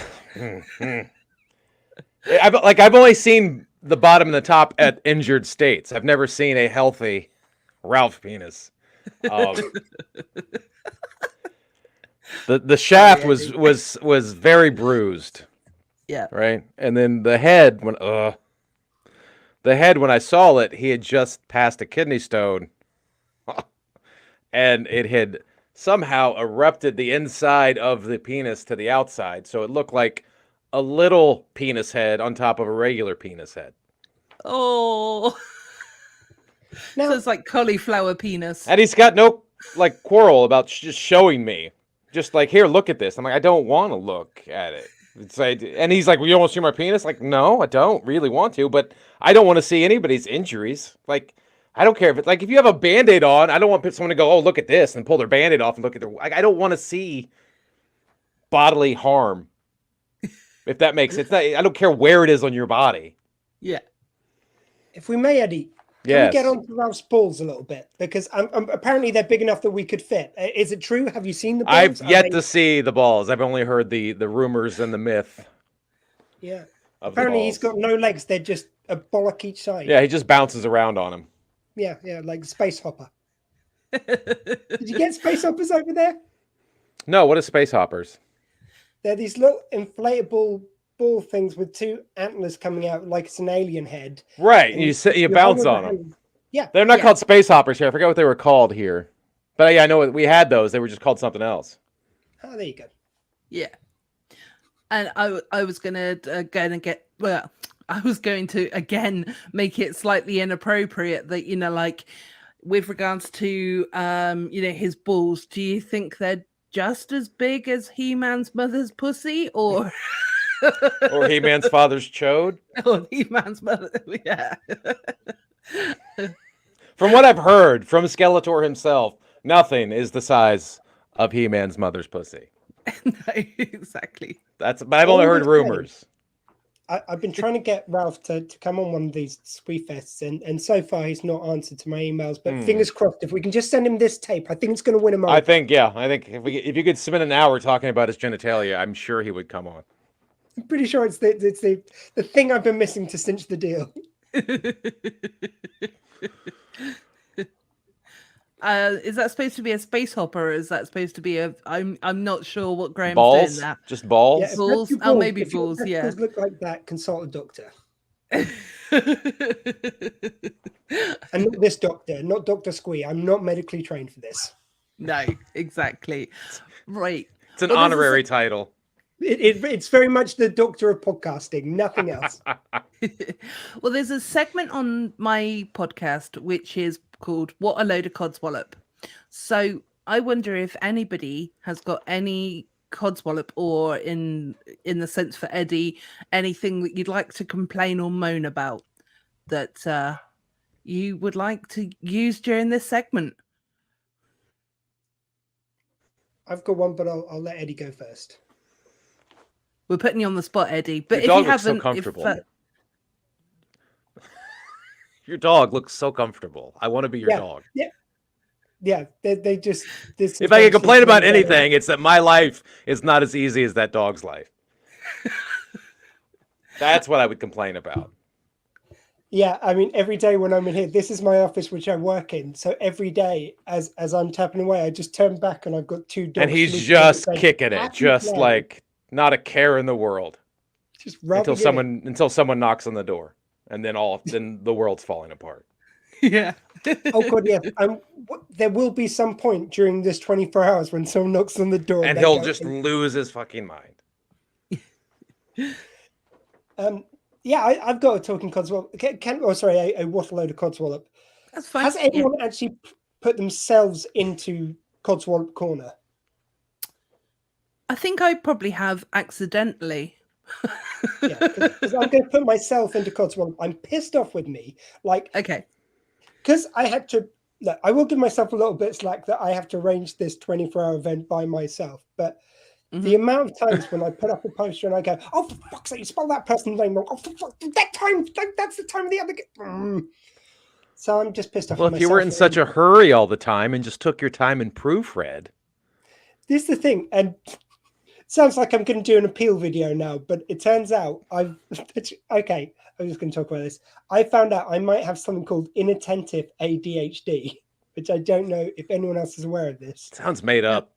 It does. It does. Well, sounds very made up. There's a friend of mine who's apparently been diagnosed with it who said, "Oh, I think you've got it," because it sounds like I go, "Yeah, right." And I looked up the symptoms like, "Oh no, that's me." Yeah. And apparently you struggle to focus on things like some written tasks and some things which you find difficult, but you can get hyper focused on others. So I can spend like hours doing a jigsaw and forget that I haven't fed the dog yet. And it kind of fucks up. And they've given that a medical term? That's now a medical condition? Yeah. So it's like it's got some things in common with ADHD, but it's just basically. My dad would just call that irresponsibility. That's what I thought too, but that's all that is. It's not a medical term. You're just being irresponsible. Everything's got a label now, guys. You're not doing the important stuff before you work on the jigsaw. That's all. All it means is apparently if I pass through the kind of like, like on Americans Got Talent or Britain's Got Talent over here, they've got the kind of audition rounds. I passed the audition round with the first guy who phoned from the GP, talked to me about it. Now I go through to the psychiatrist round, which is like the boot camp. So if I get through that, then I get the good drugs. I'll be the Ritalin kid. You're just trying to get drugs. You've given yourself this diagnosis just to get yourself drugs. And your point being, Mr. Pence? Just say it. I just want to know who I'm dealing with. Whereas my Codswallop relates to the fact that I can't even get myself a fucking doctor's appointment. I'm sorry to swear, but I know I'm allowed. But yeah. Why can't you get a doctor's appointment? Oh, it's the surgery that I'm with. They have been voted #1 on the worst doctor's surgery list. Yeah. And I've got a couple of issues that I've trying to solve and whatnot, but one of them being potentially I've got long COVID because I'm still suffering really badly with that. Yeah, so it's trying to actually get a doctor's appointment or even the receptionist to pick up the phone. That's now, I'm not awful. familiar with your healthcare system because I'm an American. We have the best. What you can't just switch your surgeon or you can't switch doctors? Is that possible? I think you can as long as there is like an opening to take new patients. Right. So Okay. So it's more availability. Yeah. And it's meant to be a lot of the surgeries. There isn't a legal requirement, but there's a lot of surgeries that go as long as you're in this certain area. Yeah. Okay. So you got the choice of the ones likely. Apparently, Jem could have got an appointment, but I took up the last one with my bullshit made up disease. So there we go. Yeah. With your irresponsibility. Well, this is how great our healthcare system is. My wife Tracy has multiple sclerosis, right? Yeah. So every year she has to get an MRI to see how of her brain to see how the disease has affected her brain for that year. So she gets the MRI, but you have to clear the doctor, you have to clear the person who operates the MRI machine, you have to clear the MRI machine, and then you have to clear the room that the MRI machine is in. Mm-hmm. And so you have to make sure all that is covered by your particular health insurance because every health insurance is different. So one year she was getting her MRI and she found out her doctor was covered, the tech was covered, the machine was covered, but the room that everyone was in was not covered by the health insurance. For fuck's sake.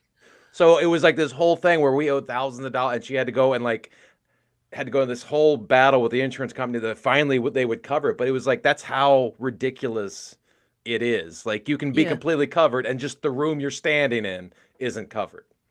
It's crazy.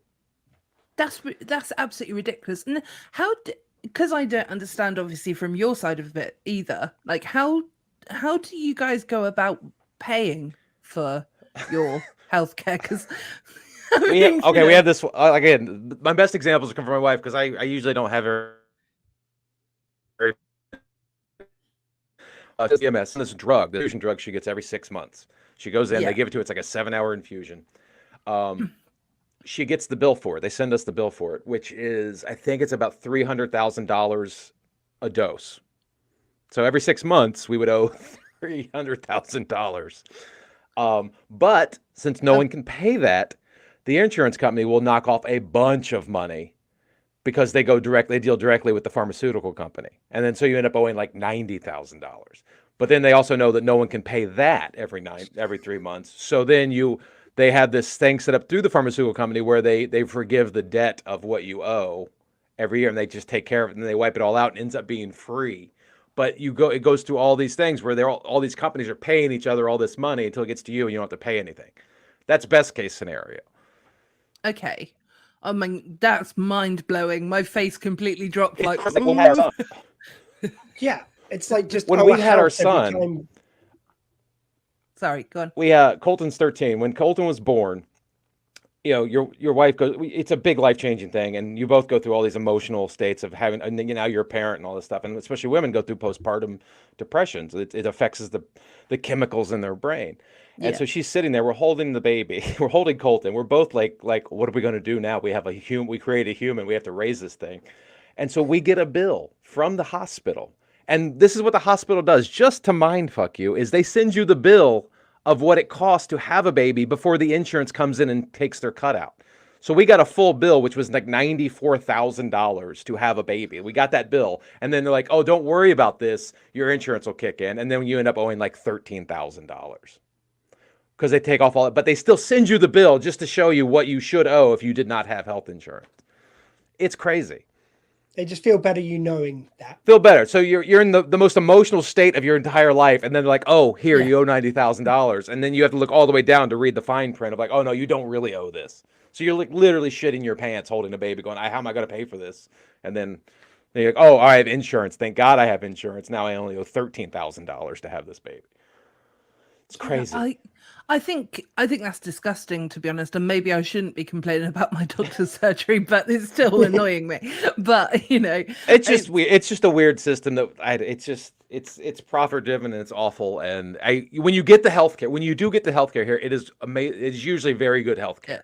Like my buddy Jerry, who my co-host on the Ramble, he is in a tax bracket where he actually can afford the California Medicare plan, which is free healthcare in California, because California is one of the better states of taking care of its people in that respect, where if you are below a certain income, you get free health care.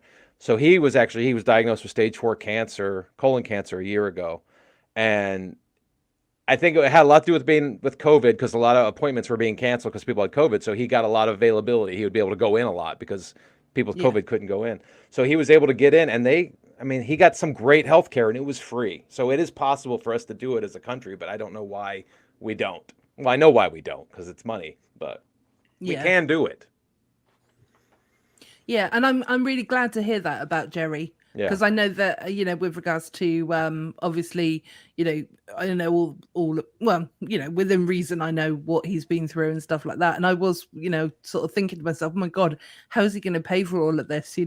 But I'm glad that that's all sorted for him. So it was crazy. It was like, because I was like, you're not gonna be able to pay for this. You're gonna die because you can't pay to take care of yourself. But he was lucky. He was one of the lucky ones that qualified for the government funded health care, and they took excellent care of him, and they cured his cancer. Yay! Amazing. So yeah, definitely. It's possible here. I just don't know why we don't do it for everybody. It's possible. Yeah, exactly. Yeah, and that's definitely true. We all love Jerry. So, thank you. Yeah. Owen's got a couple of bits of Codswallop if you care to hear them. Yeah. Do you want me to read them? Oh, I can read them. Sorry, Owen's put tourists. I'm in Venice and there's thousands of them. Why can't they stay at home? Even though Owen is technically a tourist right now. Also, I believe this is a new Tory manifesto. Why can't they all just stay at home? But that's another stuff. Let's not get politics involved. Come on now. We talked about healthcare. We talked about. Let's talk about religion. Let's drive all the numbers down. Let's do it. We've got the second one, which is now overtaking Eddie's head. It's so large. So number 2, fanboys. Screw you, fanboys. Specifically Marvel fanboys. The complete and utter bullshit that you saw online just because She-Hulk dared to have Megan the Stallion on her and twerked with her makes me so mad. I don't want anyone to die, but I'd love them to get a really bad cold for weeks. If you don't like it, don't watch it. No one needs to know what you think. Now, okay, yeah, I'm against those people, but don't start on all fanboys just because of it. just. But I think the term fanboys has been given to the toxic group. Yes. All right. Okay. It's just, we're just fans. I think when you fanboy, that means you're now just part of that group that I agree should die. They don't need just to get a cold. They need to die. That we would be better off without that subset of humans on this planet. Yeah, absolutely. So, yeah, sorry.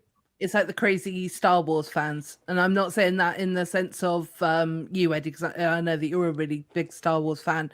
Yeah, there you go. Oh, talking Codswallop t-shirt. Let's see. I'm not a top. Don't care that a woman can be a Jedi or there's a black elf in Lord of the Rings. I don't care what color or what sex you are in my sci-fi fantasies. I don't give a shit. Yeah, exactly. But there is always that person that's out there, the keyboard warriors, isn't it? That they're gonna just always. Then they really have they're not married, or they have no appreciation for the source material, because most of that stuff is based in equality and fighting against oppressive forces. All that, like X-Men, like Star Wars, Star Trek, it's all based on giving everyone a fair shot and treating everyone as equal. That's what it's about. And for people to take that slant on it, where it's like, why has it got to be a woman lead? Why is the seventh sister have to be black? And like, what are you talking about? Diversity, calrissicy higher. Okay, it's just like what? So why is now anytime a African American is casted in Star Wars, it's a diversity hire? What are you talking about? It's kind of annoying. They should be dead. They don't need to get a cold. They should be dead. They're not. They're useless people. They make the world worse. It's so self-insulating, so that if you have any diversity, if it's called kind of signposting the diversity too much, then so anytime you've got a black person on, it's diversity. So you can it's never diversity have a black hire. man. It's just. It's insanity. Yeah, and also it's the ones who say, "Oh, Star Trek's gone woke now." Did you watch the original series? It's the most woke show in the history of shows. It's definitely, it's awful. But I was They going to had say the first interracial kiss. They had the first woman on the bridge in a seat of power. It's like, what are you talking about? Star Trek's always been woke.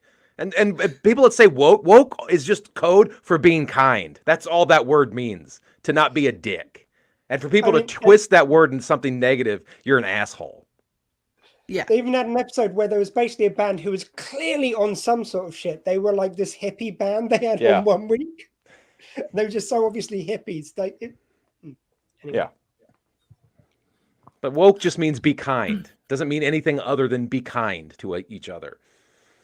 No, because it's just everybody's human, aren't they? It's not, that's what the race that we should be looking at. I'm all for breaking balls and making fun and joking with people. That's fine. But you can still be kind and still do that stuff. What I was going to say a minute ago as well was it was actually quite funny, because when you were having your little rant about the fanboys, then your internet cut out very slightly and we couldn't hear some of it. It was only a little bit, but I think maybe the nerds are trying to cut you off. They're trying to stop me. They are, but you persisted and you won. I just that makes me angry. Like, how can you be a sci-fi geek or a nerd and then like all of a sudden be exclusionary to other people? Like, that makes no sense. For the longest time, that group of people, the nerds, the geeks, were the ones who were excluded. And now that you have the quote unquote the power in society because everyone loves this stuff, now you're being exclusionary. Like, what are you doing? No, sorry, go on, Squee. No, I was just going to say, in a way, it's like the worst thing which could happen to sci-fi is it became popular, because it was all about these disenfranchised people. That's why it was so woke and so lefty, because it was took for all the people. It spoke to those people. Yeah. Like, oh, there's a world where I'm accepted. And when it's popular, the other people came along and go, no, it shouldn't be woke. Why is it being woke all of a sudden? You want one of us. Get out of here. Yeah, exactly. So you can tell who the real fanboys are and who the fake fanboys are. Yeah, or the real fans are. Yeah. Yeah, exactly. But then you also have got the other side where it's like the actor and actresses are being attacked on like Twitter and things like that nowadays as well, isn't it? Not just Twitter, there's other social media, but I think that's awful as well. They're just there doing their job, you know. And they're just acting. The only people that deserve to be attacked relentlessly on Twitter are politicians. That's the only people that deserve to be relentlessly attacked because they're the phony people. The actors are actually doing work.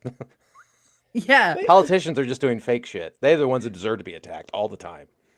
It's like when they attacked the female Ghostbusters. Just because you've got women in a Ghostbusters film, I mean, that script was a piece of shit, but it's got nothing to do with the female. Exactly. cast. I hated It's that a movie, but not for the... I didn't care about the cast is not what I didn't like it, but the movie was not good. But the cast, I didn't care if it was all... Could have been all fucking poodles for all I give a shit. I don't care what the cast was. The script was Let's call awful. that film a piece of shit for the right reasons. Right. Yeah, exactly. I mean, yeah, I definitely stand with that as well. You know, like with regards to the fact that I hated the female Ghostbusters, but then also it's kind of like, well, it didn't need to be remade anyway because it still stands up with the original. Yeah. So, you know, I'm in that sense.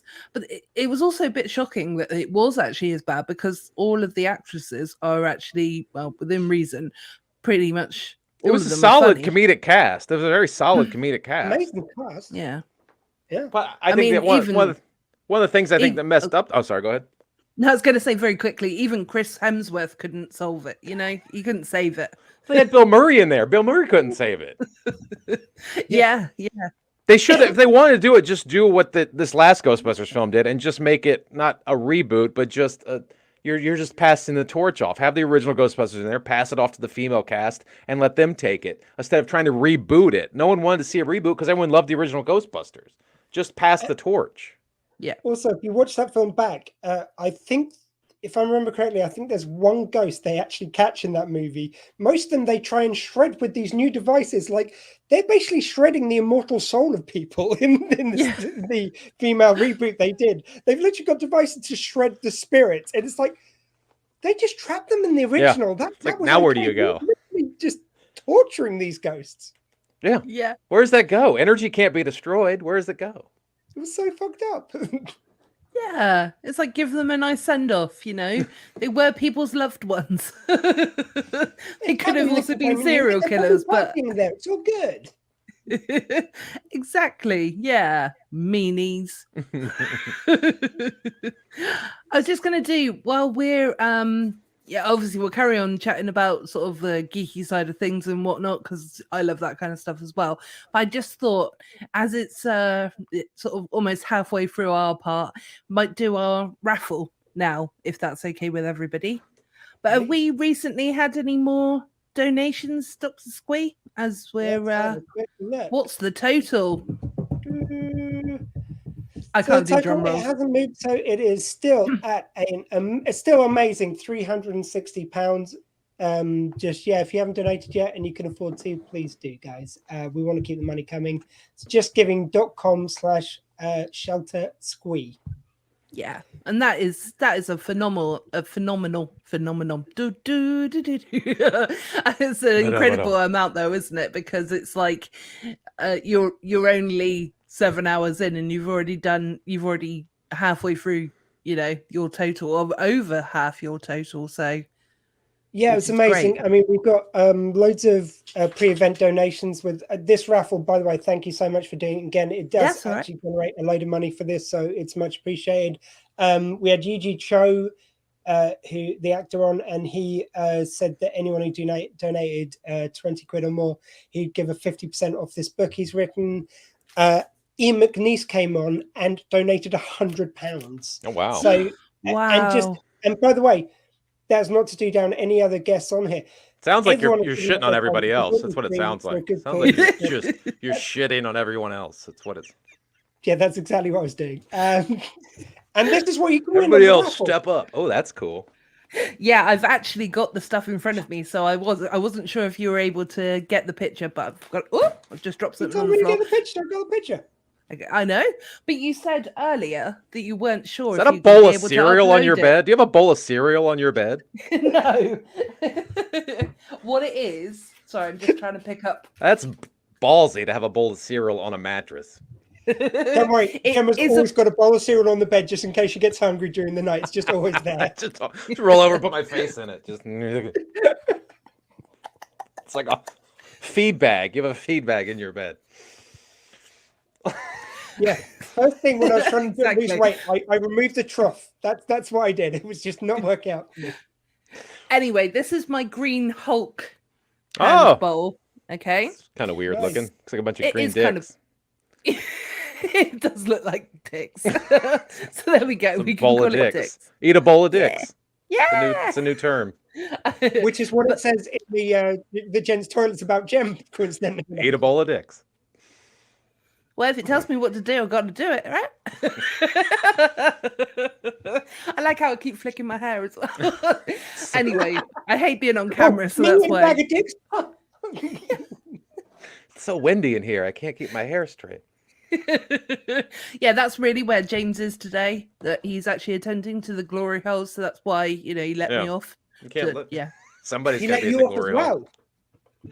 well. Oh, didn't you know I worked there at the glory holes? Yeah. Anyway, so obviously we've got this amazing raffle gift which you've kindly put the picture up for. Thank you very much. And it arrived this morning, which also was awesome.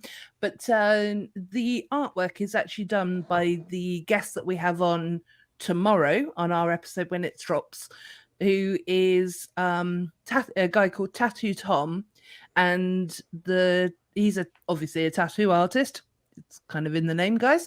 But and he is a local tattooist who he owns a company called the Rising Tide Tattoo Studio.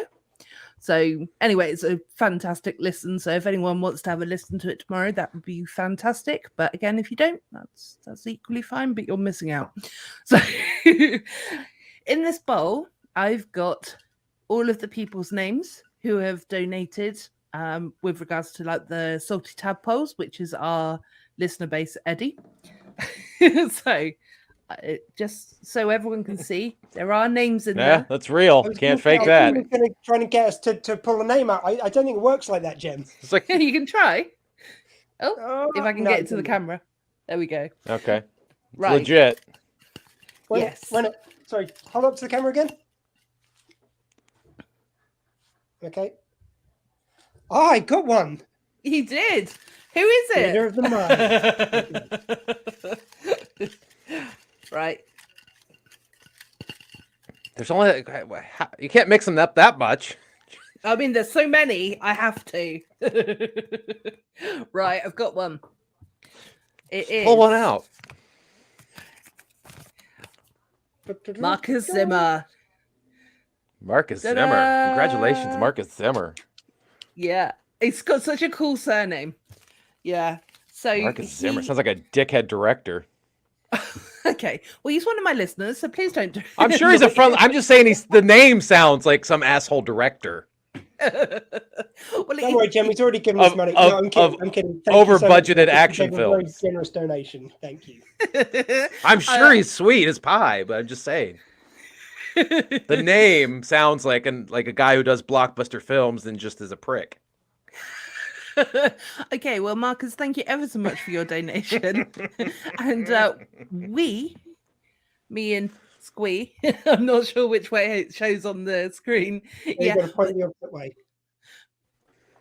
That way.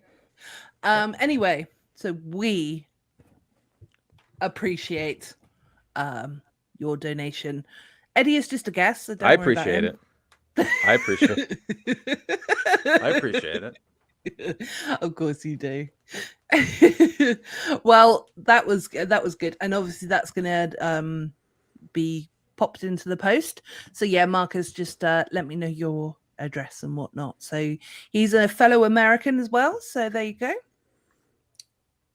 We're gonna have to head towards the wrap up, I'm afraid. Okay, no, that's absolutely fine. Because I know Eddie's got to go off to do something. I have an exciting birthday party to go to, and then I have a show later, so I got a big day. Okay, fantastic. Well, Eddie, do you want to give us your social media information? Yeah, you can check me out. I'm my website is eddiepence.com, and it's a landing page for all my socials. And Twitter is @EddiePence, Instagram's @EddiePence, EddiePence. You can check out all my stuff there, and there's a link to my comedy special, which is on Amazon Prime. So, and I'm on the Ralph Report 5 days a week on patreon.com /the Ralph Report, 15 cents a day. Yes. And the Ramble. And it's very entertaining. I'm and on the Ramble too, yes. with my buddy Jerry. You can get that wherever you get your podcasts, iTunes, Spotify, all that stuff. We're on all that stuff. So yeah, and that is 0 cents a day. So that is zero. That is free. That is absolutely free until we can figure out how to monetize it. Yeah. So what we're saying is your podcast has no sense involved. No sense. 0 cents in that podcast. And if you listen to it, you will agree. Lots of cents. Lots of pence, but not much sense. Tons of pence. Yeah. All the pence, none of the cents. Exactly. There's your slogan. There you go. And with regards to Talking Codswallop, if I may do my own little plug here, it's the comedy and special is great. And that's my comedy I agree with special. That. So thank you. It is guys. amazing. Appreciate it. Thank you. Yeah, definitely. And it's very, very good. Where can you actually watch that? Sorry, is it on Amazon Prime? It's on Amazon Prime. It's free if you're a Prime member, but you can buy it on all transactional platforms, iTunes, Amazon, any place you buy videos, it's there too. And the album is also on all those places as well. Yeah, stream it on, or whenever you stream your music, you can also get it in most places, at least. Just type in Eddie Pence, the Unspecial Comedy Special, and it'll pop up. It is wonderful. Thank you. Yes. It is. So yeah, with regards to Talking Codswallop, for anyone who doesn't know, our social media, I've tried to make it as simple as possible. For Facebook, Instagram, and Twitter is @CodswallopPod. So CODSWALLOP, and then obviously POD for pod.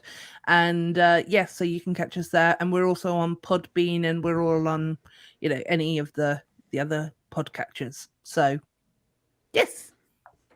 So hopefully you've enjoyed today.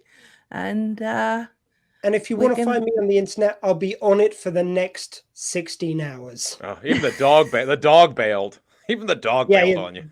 Yeah. I mean, she's had enough of my voice after the first date. She's done. I'm gonna go lick my ass. This is and that's Eddie saying that. That's nothing to do with the dog. This is just a statement from Eddie. I'm off to lick my ass. If I could, I would. Well, thank you ever so much, Eddie, for joining us. Thanks for having me. It's fun. Yeah, we'll have to get you on again when it's anytime. Bit longer next time, maybe. Yeah, let's do a 48-hour one. Yeah, we're getting the woos. Yeah. So it must be that we have to wrap we'll get some meth and we'll make it happen. Yeah, exactly. Let's just keep talking until it annoys him.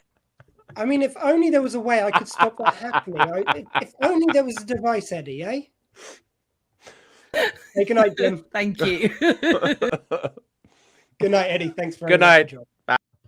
Okay, we're now going to go over to a video of me talking to Paul Gross from 2021 to close off this stream, and then we'll be heading over to the other stream where we're going to do Due South by Southeast.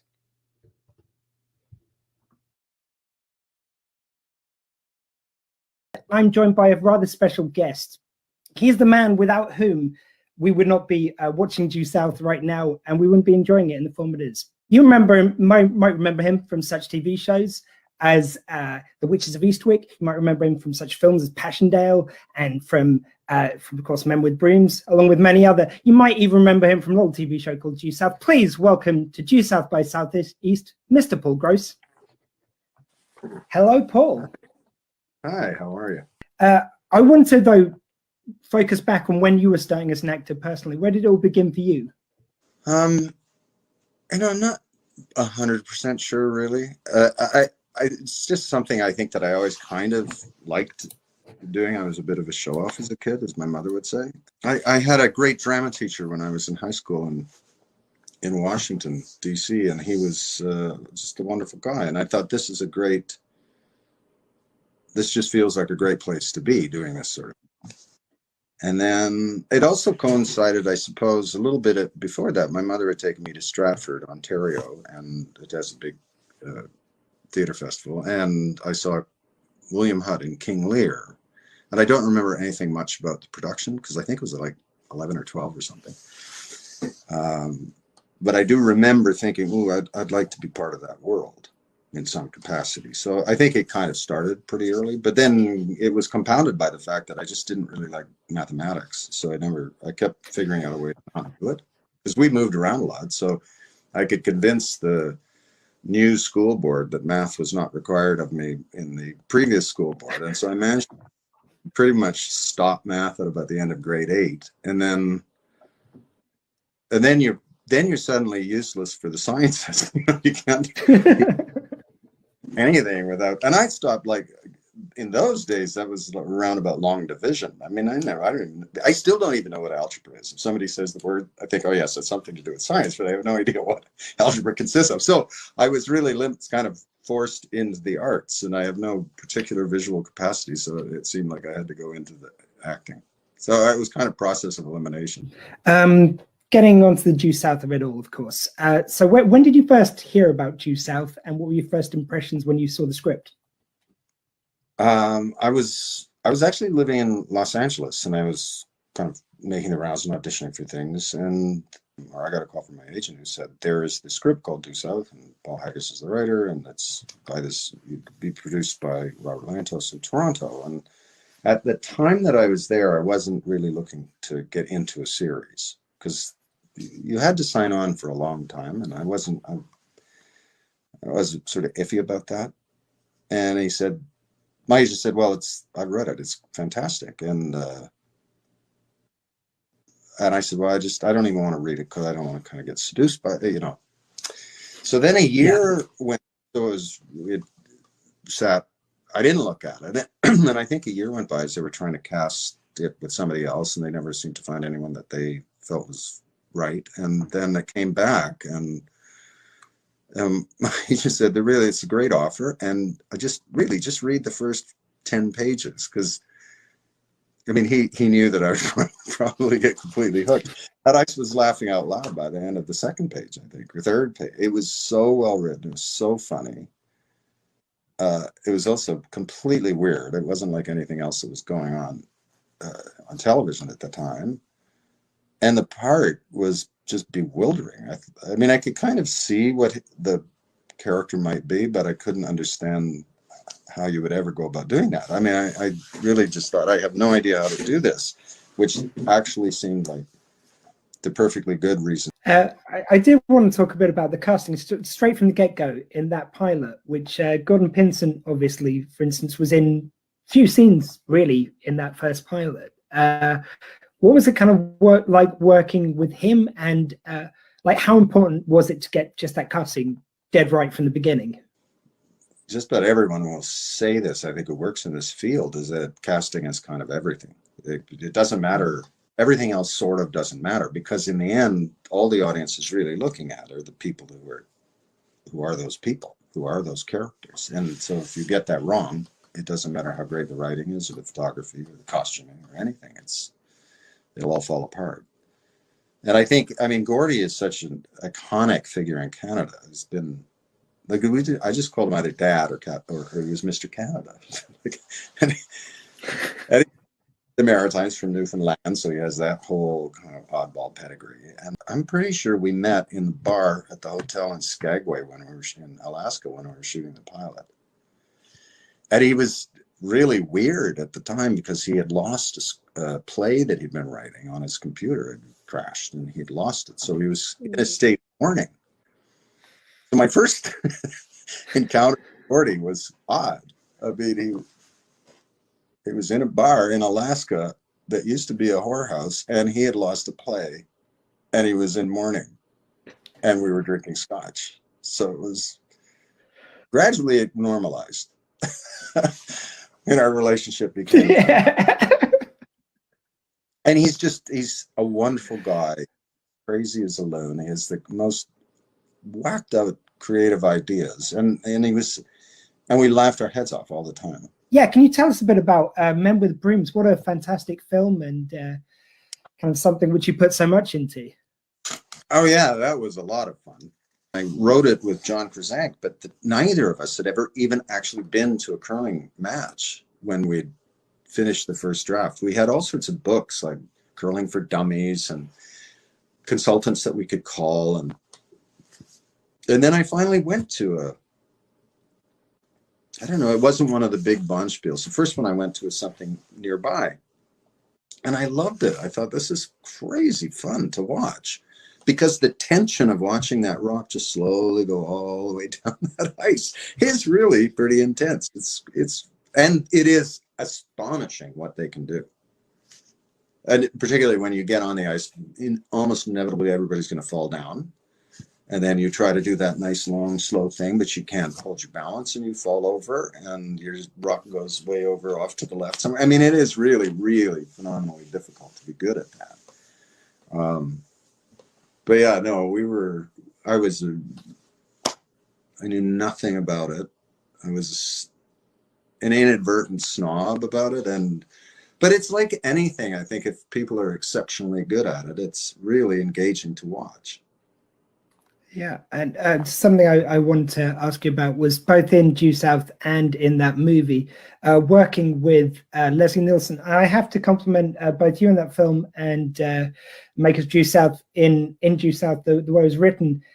It is one of the later performances by Leslie Nielsen where he was really well written for. They brought out his dramatic side as well as the comedy side. There are a lot of people, I think, who watched The Naked Gun and wrote for him in a very, very silly way, which I think is such a waste of such an actor. I mean, Leslie started his life as a dramatic actor. I mean, he was born, I think, north of the Arctic Circle. He had rickets as a kid because they didn't have any fresh fruit or vegetables. And I think it was rickets. And then gradually he'd been moving south until he ended up in Los Angeles. But his early career, the biggest part of his career, was playing dramatic characters. I mean, he himself was a goofball, so that was always kind of part of his personality. And then finally it got capitalized on, and he had this sudden, huge, extraordinarily productive and fun last third of his career. So his third act in life was fantastic. I don't know if anybody's heard the story of his funeral. I couldn't go because I was working, but it was he had moved to Florida because he was crazy, and he kept moving away to wherever that had lower taxes. He was a little nuts.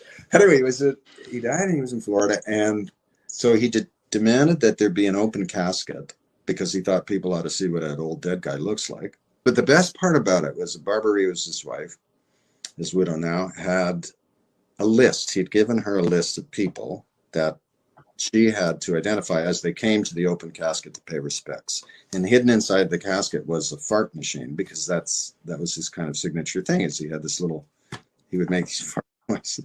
And so the people would be coming along and they'd be all choked up and crying. And then there'd be this huge fart, and then they get, "Oh, Leslie, damn you." And then they'd move along. And Barbara just kept going down the list as the people came along that were identified that deserved a fart upon his demise.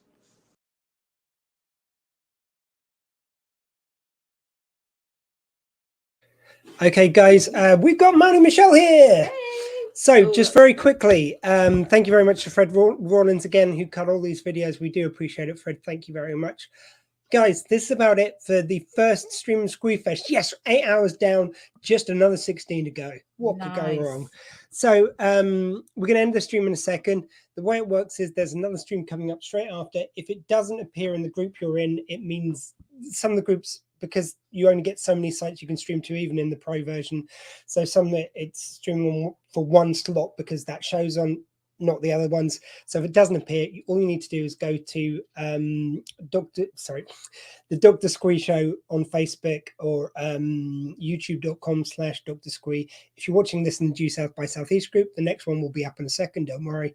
And that's about that. I'm just going to read one more comment as we run out the clock. That was great. Thank you, Owen. That's it for this stream. See you in the second stream.